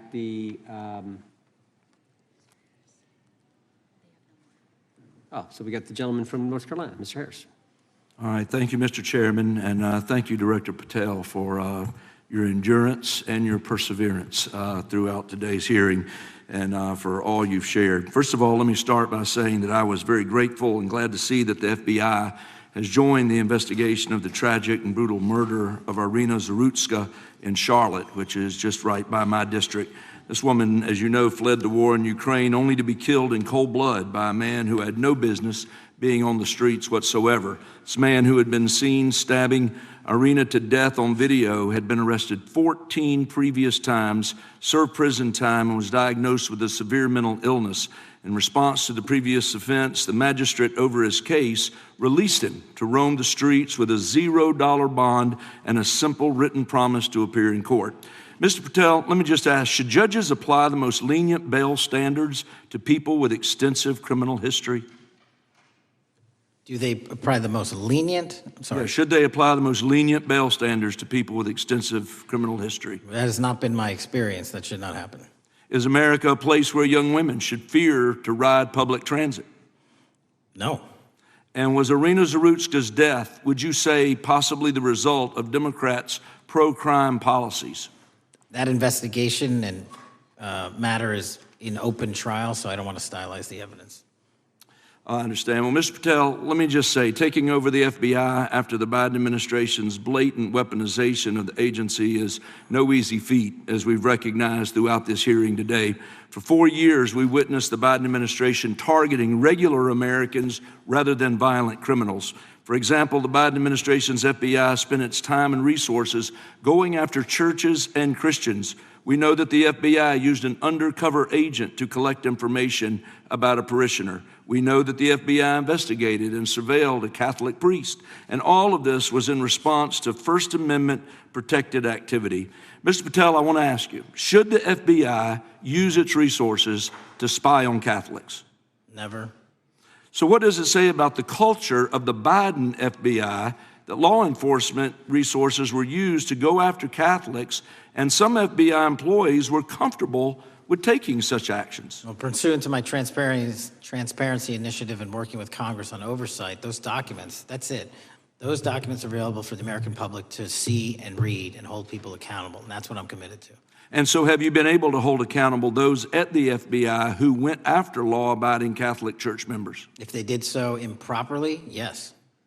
Well, I've been a pastor for 36 years, and I've constantly stood up for life and stood up for family amidst a culture that's increasingly hostile to both of those things. And if the Biden administration targeted Catholics, could I have been targeted by the Ray FBI as well? Well, I don't know, but I'm not going to target you. Well, I know that President Trump respects religious liberty and that his administration is seeking to right the wrongs of the Biden administration. Securing our freedoms and protecting faith leaders and communities requires a multi-pronged approach. What would you say in just the last few moments, what is the FBI under your leadership doing to make sure that our religious liberty and religious leaders can rest comfortable this evening? Zealously protecting our First Amendment rights, Amen. but zealously going after those that abuse that right that leads to criminal conduct. You will be investigated, you will be looked at, and referred to prosecution every single time the evidence warrants. Thank you, sir. One final area. I do want to draw attention, Mr. Patel, to Waxhaw, North Carolina, a town in my district that just fell victim to a cyber attack on September 12th that interrupted emergency services. Waxhaw is working with state partners, and the FBI has been notified on this attack, and I certainly pray they're able to help out with the ongoing investigation. Could you just speak to what the FBI is doing to bolster our community's cybersecurity to defend against any future cyber attacks? Well, in North Carolina, you're slated to get a plus-up of 22 FBI employees, and they're already on the way. And that encompasses cyber, counter-intel, counterterrorism, field agents, intel operatives. And what we're doing on a macro level on the counterintelligence and cyber front is going after the people that fund these operations on these online platforms and breaking their banks. Because once we do that successfully across the board, they won't have the ability to attack us. Well, thank you, Director Patel, and let me just add my comments to those of my colleagues that are very grateful for your leadership, grateful for your courage, your consistency, and for being willing to stand in the gap for us. And with that, Mr. Chairman, I yield back. Gentleman yields back. The gentleman from Missouri is recognized. Thank you, Mr. Chairman. And Director Patel, thank you for being here with us today. Over the past few years, we have seen a disturbing increase of attacks on Christians and conservatives. Since the leak of the Dobbs decision, there have been 354 attacks on Catholic churches. In the first year following the leak, there were more than 100 attacks against pro-life pregnancy care centers, and the shadowy pro-abortion group Jane's Revenge claimed responsibility for 24 of these attacks. Meanwhile, the Biden FBI focused resources on attacking Catholics and peaceful pro-life protesters like Mark Houck and Paul Vaughn. Many of these attacks on Christians and conservatives were coordinated or praised by dark leftist cells who lurk on the online chat rooms of Reddit, Discord, and game sites. This is a war room for Antifa and violent transgender activists. There have been essentially no incidents of violence by Catholics, pro-lifers, or parents at school board meetings, but there have unfortunately been multiple shootings motivated by leftist and transgender ideology, including recent attacks in Nashville, Colorado Springs, Denver, and Aberdeen. Worse, the targeted violence reached a boiling point this past month. A few weeks ago, an anti-Christian transgender terrorist murdered 2 children and injured 17 in a shooting at a Catholic mass. And last week, while we were sitting in this committee room almost to the hour, Charlie Kirk was assassinated by a 22-year-old who appears to have been motivated by leftist and transgender ideology. As you confirmed yesterday to my Senate colleagues, he may not have acted alone, and you testified that in his online chat room, of more than 20 trans ideologues that you were aware. I believe you said many more. Many were aware of and possibly complicit in the assassination. Director Patel, in light of the increased violence emanating from the far left, is your FBI investigating this violent trend of anti-religious, Antifa, and transgender-driven violence? All of it across the board is being zealously investigated, no matter what your motivation or bias is behind it. Very good. We've also noticed a dramatic surge of the number of clinics offering so-called gender-affirming care.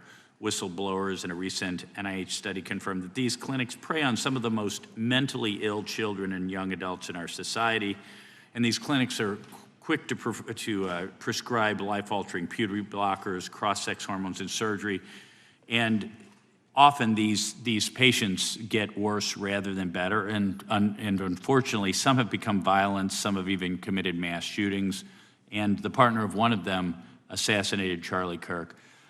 Director Patel, is the FBI looking into the role that these gender clinics may have in the recent attacks in making these mentally ill individuals violent? We're looking at the entire spider web for any of these attacks, be it Denver or Charlie or where have you, and that's why our investigations are ongoing. We don't have a final product yet. One of my Democrat colleagues, as an aside, mentioned, quote, the federal takeover of our cities.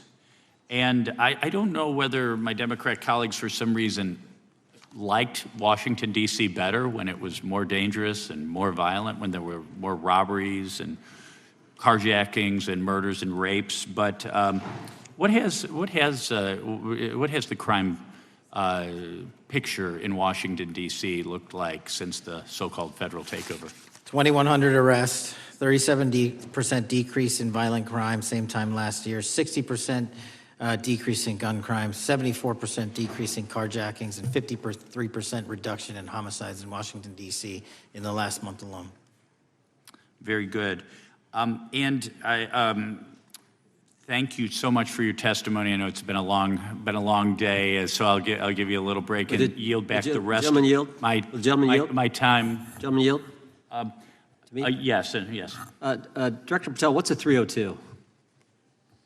It's a report, the number of the report, whenever an FBI agent goes out and interviews someone.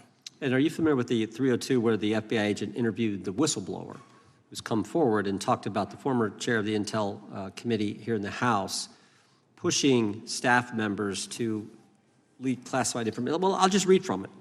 Staffers were instructed to use, this is from the 302, interview this person. Staffers were instructed to use any sources that had developed within the United States intelligence community to gather information, which would then be made public through the media in order to compel public opinion. You familiar with that? I am. Yeah, and that's how they played the game, wasn't it?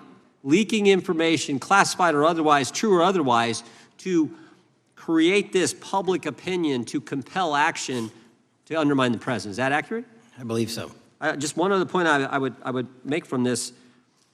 This witness also said in the 302 that the agent recorded that the witness provided the interviewing agents with copies of both his handwritten notes and an email. So he gave them the stuff he wrote, and at the actual time this was taking place. That's all in the 302, right? Yes, sir. All right. Mr. Chairman. Gentleman from Missouri. Mr. Chairman, I would like to submit for the record an article from The Hill, Massive Crime Drop in D.C., City Sees Zero Murder Week, dated August 25th, 2025. And I'd also like to submit for the record an article from the New York Times, dated April 18th, 2025. Man who set fire on Shapiro's mansion cited treatment of Palestinians, police say. Yeah, thank you. Without objection. I have. Gentlelady from UC. Texas and then Pennsylvania.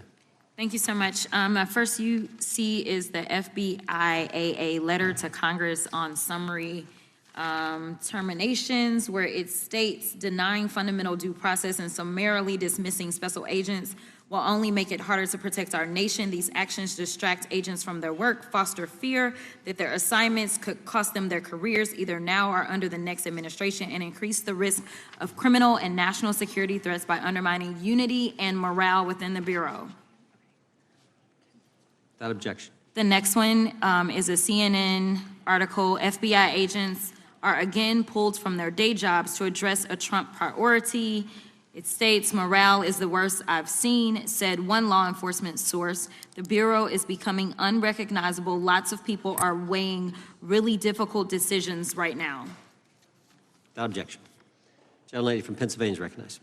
Thank you, Mr. Chair. I'd request unanimous consent to introduce into the record a September 16th, 2025 article in the New Republic entitled DOJ Quietly Deletes Study on Politics of Domestic Terrorists. The Justice Department has taken down a study that proves Republicans' entire narrative wrong about left-wing violence. Without objection. Thank you. Gentleman from Washington is recognized. Thank you, Mr. Chair, and thank you, Director, for being here. I think without question we can say that Donald Trump has been tougher on crime and tougher on international terrorism than any president in American history. I imagine that brings you a lot of satisfaction and pride as director of America's foremost law enforcement agency. Recently, President Trump conducted very strategic and important strikes on Iran's nuclear apparatus in that country. We also know that there are concerns of significant Iranian sleeper terrorist cells here in the U.S., perhaps exacerbated by the open border during the Biden administration. What can you tell Congress and the American people about what the FBI is doing to safeguard us from potential terrorist attack by Iranian cells? So our counterterrorism division, which is fully stocked up, watches for reflections in the intelligence streams that our intelligence community collects and produces, and works hand in glove with our partners at the CIA and elsewhere to make sure that any threat, even if it's hearsay, double hearsay, triple hearsay, or totally incredible, is not only fully run down, but we also take our duties to notify and give defensive briefings to those who are mentioned in those intelligence reports to make sure that we do both our notification obligation and our investigatory obligation. Thank you.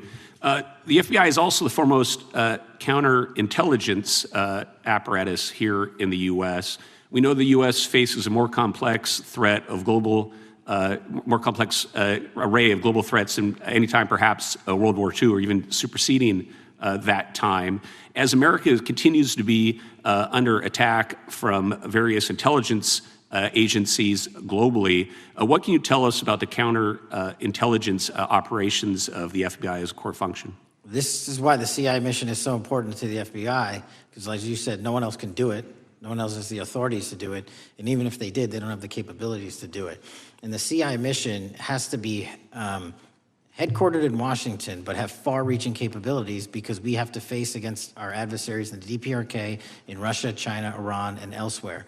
And in order to do that, we have to have dedicated intelligence professionals on those target sets. And since I become director, I've demanded not only a dismantling and disruption of networks, but a public display of how we're doing it so the world knows that our adversary is A, attacking us, and B, we're stopping them. And that's why you've seen these dramatic increases in counterintelligence arrest in the PRC by 33%, in Russia 83%, in Iran 60%. We are showing the world that they are trying to engage in espionage activities against us, and we are holding them accountable publicly. And there's been increasing concern about the Maduro regime of Venezuela, both their potential support of terrorist activity, criminal drug networks, and potential espionage entities here within the U.S. What can you tell us about your activities regarding the Maduro regime of Venezuela?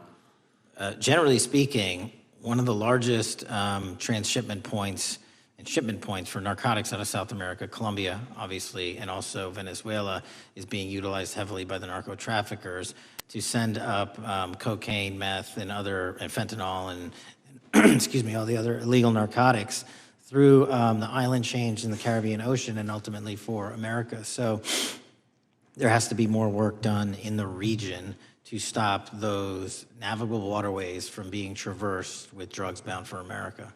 And finally, Mr. Director, what is the one thing that Congress could most do in terms of passing a law to best support the FBI in making America safer and more secure?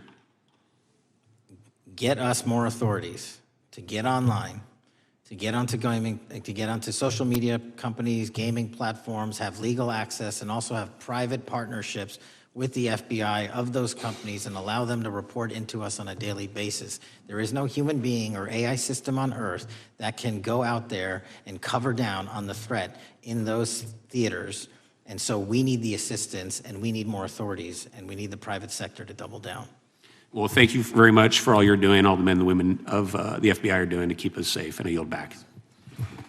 Gentleman yields back. Got a UC request from the gentleman from Arizona. Thank you, Mr. Chairman. I have an article titled, FBI Flooded with Record Number of New Agent Applications Kash Patel's First Month. The FBI saw 5,577 new agent applications in March and more than 10,000 since January. Without objection. The gentleman from Kansas is recognized. Thank you, Mr. Chairman, and Director, thank you for being here. I have listened carefully to all the discussion in this hearing. I've reached two top-line conclusions. First, I am glad I don't have your job. And second, I am glad you do. Thank you for being willing to step up and serve in this role. I'd like to plow a little bit of ground that we've not spent a lot of time on so far and explore. You mentioned, and I'm well aware of your strong commitment to partnering with state and local law enforcement authorities. Obviously, one of the missions is in the counter-drug space. Another is in the forensic laboratory space, where both you and a lot of local and state agencies cooperate in terms of evidence analysis. From the state side, programs such as the HIDA programs, very, very important in counter-drug, such as the Coverdell grants, very, very important in maintaining state laboratory capacities. Would I be correct in concluding that if we are able to maintain robust funding for those types of programs, including both Coverdell and HIDA, that would contribute to the safety of the United States and to your mission? Absolutely. Director, you have talked a little bit about some of the counter-drug work that you've been doing. One thing we haven't talked about yet, the President, in one of his first actions upon taking office back in January, designated a number of the cartels as foreign terrorist organizations. That's not just a paper transaction. I believe the list has been expanded since those first actions. In terms of America's military engagement with the cartels abroad, in terms of our intelligence engagement with them abroad, that designation has had real meaning and has affected some of the thinking and approaches of our military and our intelligence community. Can you talk a bit about how that designation might be affecting or should be affecting the FBI's approach to dealing with the domestic activities of the cartels? The simple way to analogize it is after 9/11 and the manhunt for the foreign terrorist organizations overseas in places like Afghanistan and Iraq, the FBI received certain authorities to go out there and dedicate a mission to go after them both lawfully and investigatorially and collect evidence and provide it to our agent or agency partners. Once the foreign terrorist organization designation was labeled over to the Mexican drug cartels, we can now do that here, and in Mexico, and in Colombia, and in Venezuela, and anywhere else they are. And so that's the best analogy I have. What we're able to do is take our counterterrorism platform, traditionally used for global terrorist manhunting, and bring it into this hemisphere against a very real threat, which is the drug traffickers, and they are foreign terrorist organizations. So we just have so many more resources and authorities now directed at them. So, for example, Director, in the regions, from the vantage point of local law enforcement, there are structures that have historically handled those partnerships separately. HIDA, for example, is an example on the drug trafficking side. The JTTFs are an example on the terrorism side. How is the thinking evolving in terms of on a regional basis, either merging or not merging those structures now that the targets in many ways are merged? So the JTTFs are kind of our forward operating base across every single state in this country to take on that mission. And anytime you're labeled a foreign terrorist organization, you come right under the authorities of the JTTF, the task force officers, and the state and local level police work that gets done in those JTTFs. And the Homeland Security Task Force layer on top of that, I think 25 or 30 across the country, specifically working with DHS and Secretary Noem to go after the drug trafficking foreign terrorist organizations because they have unique capabilities and authorities dedicated to that mission. And so that's the beauty of the HSTFs. Let me ask you an adjacent question, Director. I noticed in your written testimony, I don't think we've talked about it yet, You brought to our attention an expiring authority. It's in 6 U.S.C. 124N with respect to counter-UAS drones. You point out that that authority expires in statute at the end of this month, and you impressed upon us your interest in seeing it extended in some manner. Can you talk a little bit about the FBI's role in counter-UAS work over American airspace? I represent a district that's going to host some of the FIFA World Cup activities coming up. We're obviously very interested in security, and there are limits on what our state and local authorities have the capacity to do or what our military has the capacity to do once the threat is domestic. So it's critically important. Both the FBI and DHS have those capabilities. I'll speak to the FBI, of course, only. And you raised the World Cup, and that's exactly what we need it for. The Club World Cup, which just happened, was 32 games in at least a dozen different cities across the country, the largest sporting events consecutively in American history. And we used our counter-drone capabilities to not only inspect and secure stadium locations, but where fans were hovering and we call base camps. And thankfully, because of the success of the FBI and DHS, we had no significant security incidences. And flipping to the World Cup, which is going to be 3 times as large, and obviously the largest we've ever had, and blending into the LA Olympics in 28, our counter-UAS capabilities are going to be the ones that enable us to have literal bird's-eye view of the threat dynamic around so many of these cities, which are going to see literally tens and hundreds of thousands of people flock to them. So we have to have it. And making sure the bad guys don't have the same. Exactly. Very good. I yield back and thank you. Gentleman yields back. Director, you've been amazing. You've been here 4 hours and 41 minutes without a break. We appreciate that. I think we have one more member, a few UC requests, and then you can we'll let you go. But we appreciate that. The gentleman from Texas is recognized. Thank you again for taking the time, Director Patel, and for Chairman Jordan for holding this hearing. Thank you for depoliticizing the FBI and getting it back to its original mission as well. Director Patel, do you agree that we have a problem in the United States with politically motivated violence? Absolutely. And I very much agree. I think we can all agree that political violence is wrong, it's evil, regardless of which side it comes from, and that we can all adamantly and vehemently reject it, or we certainly should. But one of the things that we've noticed recently is that affinity and tolerance for political violence is not equally distributed on both sides of the aisle. In fact, right now, social media is filled with leftists who are cheering on the murder of an iconic conservative political figure, Charlie Kirk. And it's not just random people on Twitter doing this now. There's a YouGov poll released just a few days ago, which stated that 25% of those who identify as very liberal believe that political violence can sometimes be justified. That's far too many, is it not? It is. One is far too many. One is far too many. That's right. Only 3% of very conservatives said the same thing, and we can agree that 3% is far too many. But there's an astounding difference between 25% on the left accepting and tolerating political violence and 3% on the right. I would hope that our colleagues on the other side of the aisle would also recognize that there is a systemic problem on their side of the aisle with tolerance for violence against people with whom they politically disagree, that there is a cultural rot on their side of the aisle that needs to be addressed desperately. Would you agree with that? Yes. One of the more astounding aspects of this is that it's not just people. This comes from the very top, from their political leaders.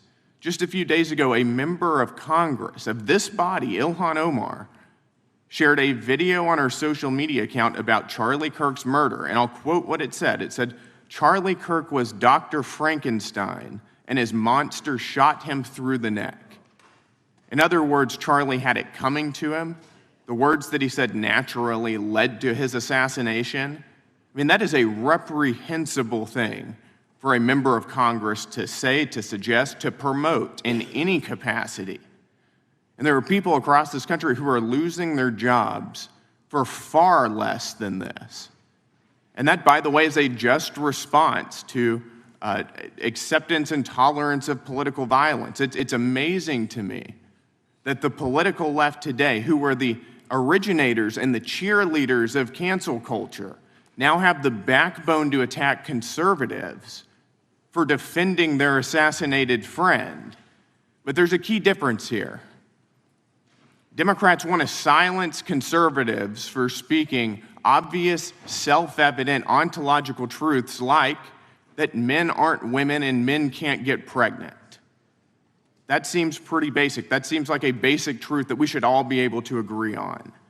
Republicans, by contrast, are recognizing that a constitutional republic depends on the free and open exchange of ideas that we can debate without violence, and that assassinating a political rival is evil, it's wrong, and it should not be glorified or promoted or justified in any way, including in the way that Congresswoman Ilhan Omar did. So Mr. Patel, thank you again for being here. I'd like to, with the remainder of my time, just get your opinion. Does the FBI recognize the rising threat of political violence in America, and what can you guys do to address it? Yes, we do, and what we can do to address it, Congressman, is we need to get online partnerships with these companies in the public space, on these gaming sites, and on these social media sites. As I was saying earlier, there is no way to triage the amount of information generated on these sites by the FBI alone. And we need the public-private partnership. And there's another law that's expiring, I think, at the end of this month, which I believe we need renewed, that allows private sector companies to report into the FBI without liability for criminal investigatory purposes. And that's the kind of stuff we need to keep going. Got it. Thank you, Director Patel. We really appreciate it. Thank you. Gentleman yields back. Mr. Chairman. Gentleman from Arizona. I have some UCs. Gentleman state his request. Thank you. The first one is a piece entitled Review of Domestic Terrorism After Kirk's Murder Shows Biden Politicized Issue, the Intel, and Fudged the Data. Without objection. Thank you. Make a motion to table. Oh, no, we got to recognize the ranking member for his motion. It's just a UC request. The gentleman's recognized for a UC request. Thank you, Mr. Chairman. This is the ADL report issued February 21, 2025, titled Murder and Extremism in the United States in 2024, concluding that for the third year in a row, every single extremist-related murder in the United States in 2024 was committed by right-wing extremists, 8 of the 13 involving white supremacists and 5 having connections to far-right anti-government extremists. Without objection. Gentlelady from Pennsylvania is recognized for unanimous consent. Yes, thank you. I have a couple articles here. First is a New York Post article, July 17th, 2025. Democratic Senator Ron Wyden claims big Epstein file full of actionable information locked in Treasury Department drawer. Without objection. This is The Guardian, May 18th, 2023. Deutsche Bank agrees to pay $75 million to settle Jeffrey Epstein lawsuit. Without objection. This is Fox Business, September 10th, 2025. JP Morgan processed over $1 billion for Jeffrey Epstein despite internal concerns over sex offender status. Without objection. And New York Times, Bank of America flagged suspicious payments to Epstein only after he died. Without objection. Okay, and I also have a motion, Mr. Chair. The lady was recognized. We're going to come back to the motion I thought was made by Mr. But I want to dismiss our witness. Could we do the motions before he goes? What, One, I just wanted to press the motion I originally had. yeah, we're going to bring that up. Is that what this 4 is? banks. Are you doing that? No, this is another motion. Okay, well, I'm going to recognize first the gentleman because we held that motion in advance. I've got a, From I still have the UC, Mr. Chairman. Thank you, Mr. Chairman. So look, there are 4 banks, JP Morgan, Bank of New York, Bank of America, and Deutsche Bank. Yeah, but the gentleman can state his motion. Yeah, but the motion is to subpoena the CEOs of these 4 banks to bring in all records relating to their relationship to Jeffrey Epstein and to produce all records reflecting it. These 4 banks have flagged to the government $1.5 billion in suspicious transactions relating to the sex trafficking I moved the crimes. table. Mr. Diamond just released a statement saying he would be happy to comply. Mr. Chairman, you don't need The to. motion to table the motion offered by the gentleman from Maryland. The motion to table is not debatable. The question occurs on the motion to table. Those in favor say aye. Aye. Those opposed, no. No. Opinion of the chair, the ayes have it. The motion is tabled. I'd like a recorded vote if we could, Mr. Chairman. Recorded vote being requested. The clerk will call. Well, we got to get the clerk here. The clerk's right here. Wonderful. Clerk will call the roll. Yes. Mr. Jordan votes yes. Mr. Isa? Mr. Biggs? Mr. Biggs votes aye. Mr. McClintock? Mr. McClintock votes aye. Mr. Tiffany? Mr. Massey? Mr. Roy? Mr. Roy votes aye. Mr. Fitzgerald? Mr. Klein? Mr. Klein votes aye. Mr. Gooden? Mr. Van Drew? Mr. Nels? Mr. Nels votes yes. Mr. Moore? Mr. Moore votes yes. Mr. Kiley? Ms. Hageman? Ms. Lee? Mr. Hunt? Mr. Fry? Mr. Grothman? Mr. Grothman votes aye. Mr. Knott? Mr. Knott votes aye. Mr. Harris? Mr. Harris votes aye. Mr. Onder? Mr. Onder votes aye. Mr. Schmidt? Mr. Schmidt votes aye. Mr. Gill? Mr. Gill votes aye. Mr. Baumgartner? Mr. Raskin? No. Mr. Raskin votes no. Mr. Nadler? No. Mr. Nadler votes no. Ms. Lofgren? Ms. Lofgren votes no. Mr. Cohen? Mr. Johnson? Mr. Johnson votes no. Mr. Swallow? Mr. Swallow votes no. Mr. Liu? Ms. Jayapal? Mr. Correa? Ms. Scanlon? Ms. Scanlon votes no. Mr. Neguse? Mr. Neguse votes no. Ms. McBath? Ms. McBath votes no. Ms. Ross? Ms. Ross votes no. Ms. Ballant? Ms. Ballant votes no. Mr. Garcia? Mr. Garcia votes no. Ms. Kamlager-Dove? Mr. Moskowitz? Mr. Moskowitz votes no. Mr. Goldman? Mr. Goldman? Ms. Crockett? No. Ms. Crockett votes no. Gentleman from Texas, Mr. Gooden. Mr. Gooden? You're a no. You're a no. Lance? Yes. Mr. Gooden votes yes. Mr. Chairman, how am I recorded? Gentleman from New York. Mr. Goldman, you're not recorded. No. Mr. Goldman votes no.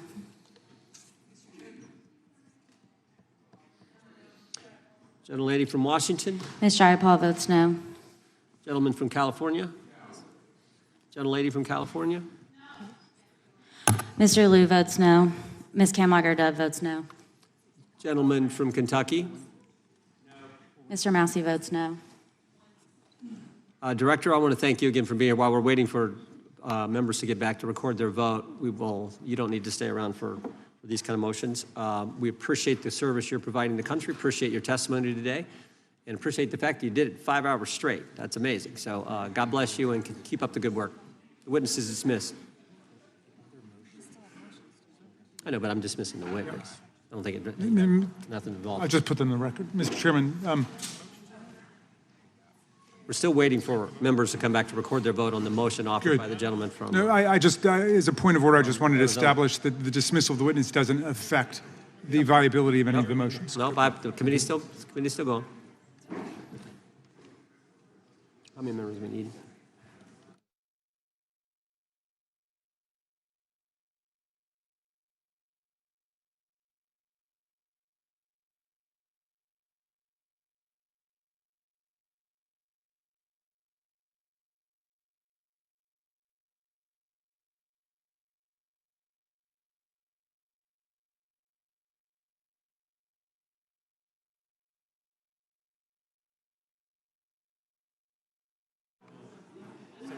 Madam Clerk, point of order. What is the current vote?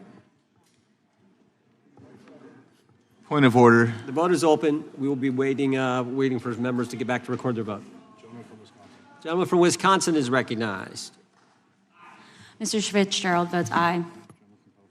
Gentleman from California is recognized.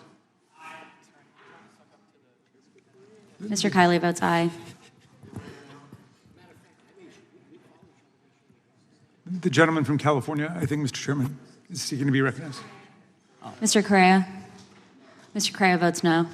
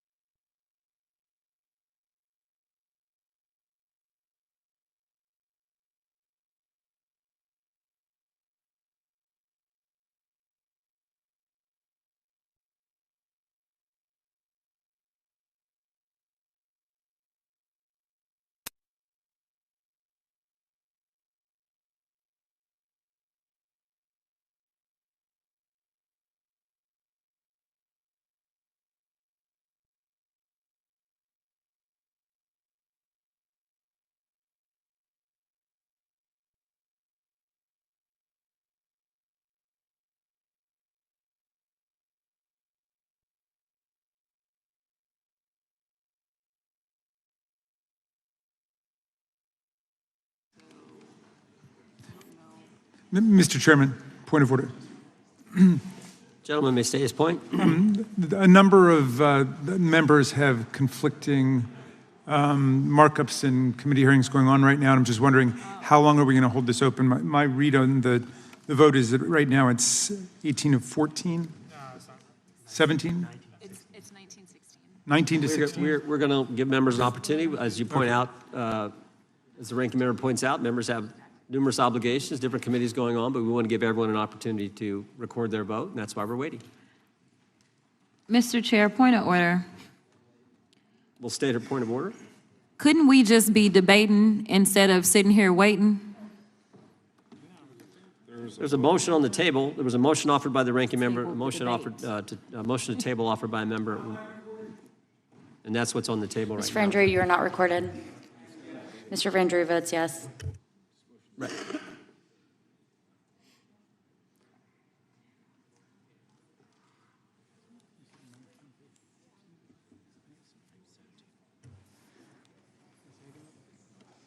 Gentlelady from Wyoming. Ms. Lee. Ms. Lee votes yes. Ms. Hageman. Ms. Hageman votes yes. Gentlelady from Florida and Wyoming.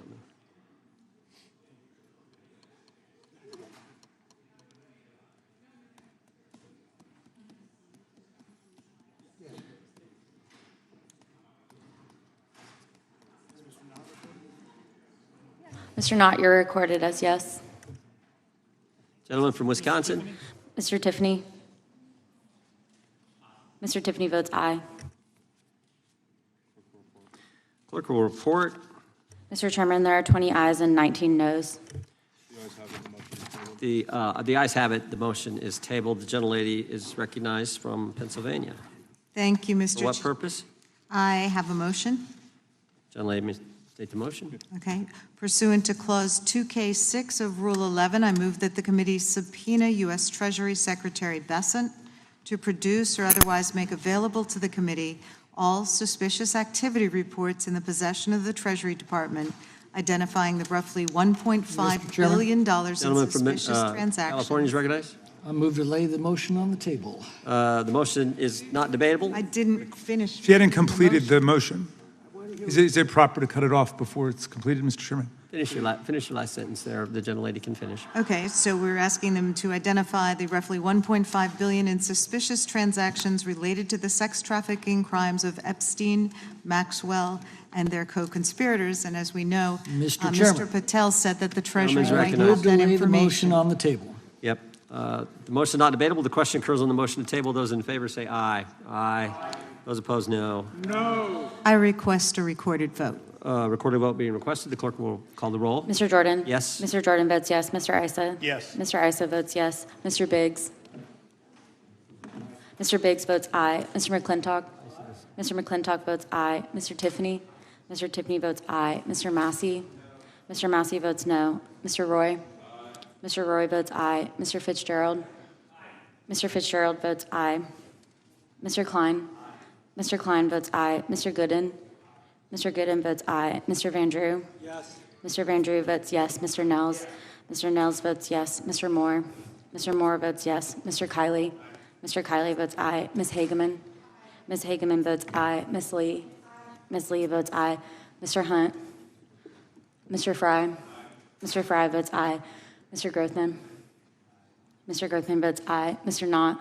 Mr. Knott votes aye. Mr. Harris? Mr. Harris votes aye. Mr. Onder? Mr. Onder votes aye. Mr. Schmidt? Mr. Schmidt votes aye. Mr. Gill? Mr. Gill votes aye. Mr. Baumgartner? Mr. Baumgartner votes aye. Mr. Raskin? No. Mr. Raskin votes no. Mr. Nadler? No. Mr. Nadler votes no. Ms. Lofgren? Ms. Lofgren votes no. Mr. Cohen? Mr. Johnson? Mr. Johnson votes no. Mr. Swalwell? Mr. Swalwell votes no. Mr. Liu? Ms. Jayapal? Mr. Correa? Ms. Scanlon? No. Ms. Scanlon votes no. Mr. Neguse? Ms. McBath? Ms. Ross? Ms. Ross votes no. Ms. Ballant? Ms. Ballant votes no. Mr. Garcia? Mr. Garcia votes no. Ms. Kamlager-Dove? Mr. Moskowitz? Mr. Goldman? Mr. Goldman votes no. Ms. Crockett? No. Ms. Crockett votes no. Ms. Jayapal votes no. Gentlelady from California. Ms. Kamlager-Dove is not recorded. Ms. Kamlager-Dove votes no. Gentleman from California. Mr. Liu, you are not recorded. Mr. Liu votes no. Mr. Moskowitz? Mr. Moskowitz votes no.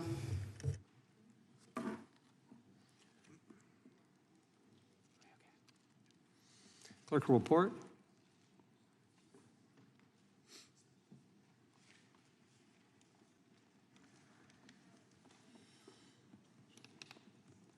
Mr. Chairman, there are 23 ayes and 16 noes. Motion to table carries. Mr. Chairman, I have a motion. Gentleman can state his motion, is recognized to state his motion. Great. I hope that champion of free speech, Mr. McClintock, lets me read it. Mr. Chairman, pursuant to Clause 2K6 of Rule 11, I move that the committee subpoena Deputy FBI Director Dan Bongino to produce and testify what the director is unwilling to discuss and share with Congress, the files related to Jeffrey Epstein, including witness interview records, including FBI Forms 302, search warrant materials, records relating to the initiation of investigations, records relating to financial transactions and payments, evidence collected from wiretaps. The FBI director said today that they've already released these documents. Bongino has reportedly considered resigning from his position over the refusal to release the full Epstein files. I'm delighted to Perhaps he'll be see that more my forthcoming. colleague can read, and I move to lay his motion on the table. Motion is not debatable. The question occurs on the motion to table. Those in favor will say aye. Aye. Those opposed, no. No. Opinion of the chair, the ayes have it, and the motion is tabled. I also can call for a vote, Mr. Chairman, recorded vote. Recorded vote being requested. The clerk will report, or excuse me, call the roll. Mr. Jordan? Yes. Mr. Jordan votes yes. Mr. Issa? Yes. Mr. Issa votes yes. Mr. Biggs? Mr. Biggs votes aye. Mr. McClintock? Mr. McClintock votes aye. Mr. Tiffany? Mr. Massey? Mr. Massey votes no. Mr. Roy? Mr. Roy votes aye. Mr. Fitzgerald?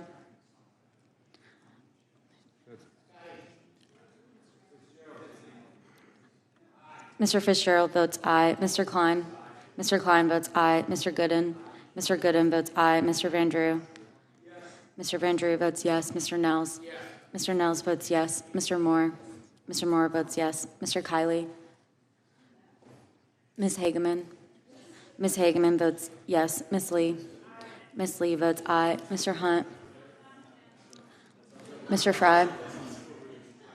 Mr. Fry votes aye. Mr. Grothman? Mr. Grothman votes aye. Mr. Knott? Mr. Knott votes aye. Mr. Harris? Mr. Onder? Mr. Onder votes aye. Mr. Schmidt? Mr. Schmidt votes aye. Mr. Gill? Mr. Gill votes aye. Mr. Baumgartner? Mr. Baumgartner votes aye. Mr. Raskin? No. Mr. Raskin votes no. Mr. Nadler? Mr. Nadler votes no. Ms. Lofgren? Ms. Lofgren votes no. Mr. Cohen? Mr. Johnson? Mr. Johnson votes no. Mr. Swalwell? Mr. Swalwell votes no. Mr. Liu? Mr. Liu votes no. Ms. Jayapal? Ms. Jayapal votes no. Mr. Correa? Ms. Scanlon? Ms. Scanlon votes no. Mr. Neguse? Ms. McBath?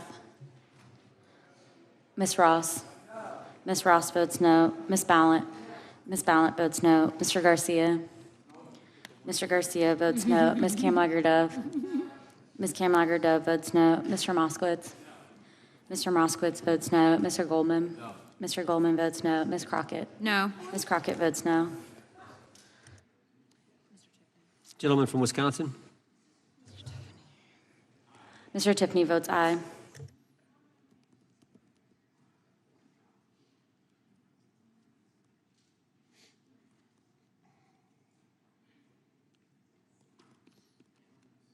Clerk will report. Mr. Chairman, there are 21 ayes and 16 noes. Motion to table is successful. That concludes today's. Nope, I've got one. The gentlelady from Texas is recognized. Thank you, Mr. Chair. I'll tell y'all when I'm done reading. Mr. Chair, pursuant to Clause 2K6 of Rule 11, I move that the committee subpoena the head of the Bureau of Prisons, William K. Marshall, to discuss and produce all records relating to the transfer of Jeffrey Epstein, co-conspirator and child sex trafficker, Ghislaine Maxwell, in apparent violation of BOP policies regarding sex offenders to include all BOP communications with DOJ, FBI, and the White House. BOP transferred Maxwell to a minimum security Mr. camp Chairman. following her interview with President from Trump's California is former recognized. personal Move to lay the motion on attorney the table. and now Deputy been a motion- Attorney General Todd Blanche. Motion to I am table done reading is now. not debatable. This question occurs on the motion to table. Those in favor will say aye. Aye. Those opposed, no. No. Opinion of the chair, the ayes have it. I'd ask for a recorded vote. Recorded vote being requested. The clerk will call the roll. Mr. Jordan? Yes. Mr. Jordan votes yes. Mr. Issa? Mr. Issa votes yes. Mr. Biggs? Mr. Biggs votes aye. Mr. McClintock? Aye. Mr. McClintock votes aye. Mr. Tiffany? Aye. Mr. Tiffany votes aye. Mr. Massey? No. Mr. Massey votes no. Mr. Roy? Mr. Roy votes aye. Mr. Fitzgerald? Mr. Fitzgerald votes aye. Mr. Klein? Mr. Klein votes aye. Mr. Gooden? Mr. Gooden votes aye. Mr. Van Drew? Mr. Van Drew votes yes. Mr. Nels? Mr. Nels votes yes. Mr. Moore? Mr. Moore votes yes. Mr. Kiley? Ms. Hageman? Ms. Hageman votes yes. Ms. Lee? Ms. Lee votes aye. Mr. Hunt? Mr. Fry? Mr. Fry votes aye. Mr. Grothman? Mr. Grothman votes aye. Mr. Knott? Mr. Harris? Mr. Knott? Mr. Knott votes aye. Mr. Harris? Mr. Onder? Mr. Onder votes aye. Mr. Schmidt? Mr. Schmidt votes aye. Mr. Gill? Mr. Gill votes aye. Mr. Baumgartner? Mr. Baumgartner votes aye. Mr. Raskin? Mr. Raskin votes no. Mr. Nadler? Mr. Nadler votes no. Ms. Lofgren? Ms. Lofgren votes no. Mr. Cohen? Mr. Johnson? Mr. Johnson votes no. Mr. Swallow? Mr. Swallow votes no. Mr. Liu? Mr. Liu votes no. Ms. Jayapal? Ms. Jayapal votes no. Mr. Correa? Ms. Scanlon? Ms. Scanlon votes no. Mr. Neguse? Ms. McBath? Ms. Ross? Ms. Ross votes no. Ms. Ballant? Ms. Ballant votes no. Mr. Garcia? Mr. Garcia votes no. Ms. Kamlager-Dove? Ms. Kamlager-Dove votes no. Mr. Moskowitz? Mr. Moskowitz votes no. Mr. Goldman? Mr. Goldman votes no. Ms. Crockett? Ms. Crockett votes no.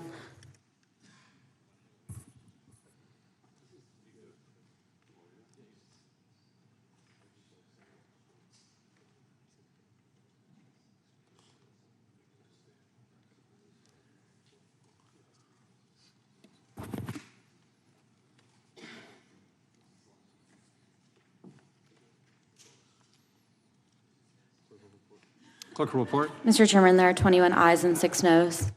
The motion to table is agreed to. Mr. Chairman, point of inquiry.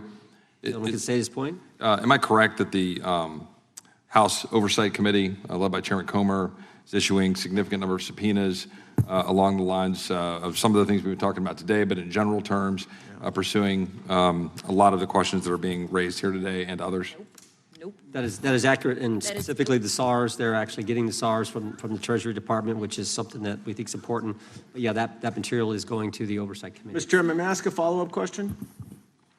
Over here. Gentleman from New York is recognized. Is it your understanding that the Oversight Committee has requested the documents listed in Mr. Swalwell's subpoena, the recordings, the witness statements, the photographs, the materials seized by search warrant?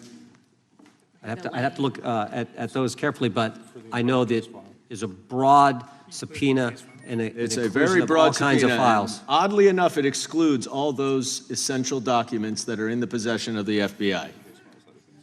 I think that'll be included in the case files that have been subpoenaed. The chair recognizes the gentleman from Arizona. I have a UCs, several UCs. Gentleman can state his unanimous consent Yeah, request. first one is Democrat running for Attorney General issues profanity-laced Charlie Kirk post. Without objection. Next one, Cleveland Fire Chief removed from duty over incendiary Charlie Kirk social media post. Without objection. Next one, generic condemnations of political violence won't stop the left from escalating it. Without objection. Next one is a few weeks before Charlie Kirk was assassinated, CNN runs widely viewed interview with Destiny describing Charlie Kirk as spawn of Satan. Without objection. And let's see here. I think the next one is, gosh, I'm having trouble finding it, sir. Dang it. I will submit it for the record later, the rest of these. I have another 30, so I'll just submit those. Speaker, Mr. Chairman. Gentleman from New York is recognized for what purpose? Point of information with respect to everything that Mr. Biggs just read. So what? It's all free speech. First Amendment is alive and well in this great country, and thank the good Lord for that. Mr. Chairman. The gentleman from Florida, for what Just- purpose does the gentleman seek recognition? Point of inquiry. To the question that Mr. Roy was raising about how that is being done in the Oversight Committee, I'm just curious, was Mr. Roy asking because he believes that should be done in the Judiciary Committee instead, or he was just confirming that it's being done in general? I don't know the motives behind Mr. Roy's statement. I just know what Mr. Roy said. I think Mr. Roy's here. Yeah, that concludes the, well, you can talk to him. You can go talk to him. You can walk right across the thing. That I get concludes one today's hearing. final UC. Man, this is a record day for UCs. Go ahead. The gentleman from Maryland is recognized for the Timeline. final UC. Thank you. This is it. Timeline suggests Trump team changed its tune on Epstein files after Trump was told he was in them. CNN Politics. Without objection, all members will have 5 legislative days to submit additional written questions for the witness or additional materials for the record. Without objection, the hearing is adjourned.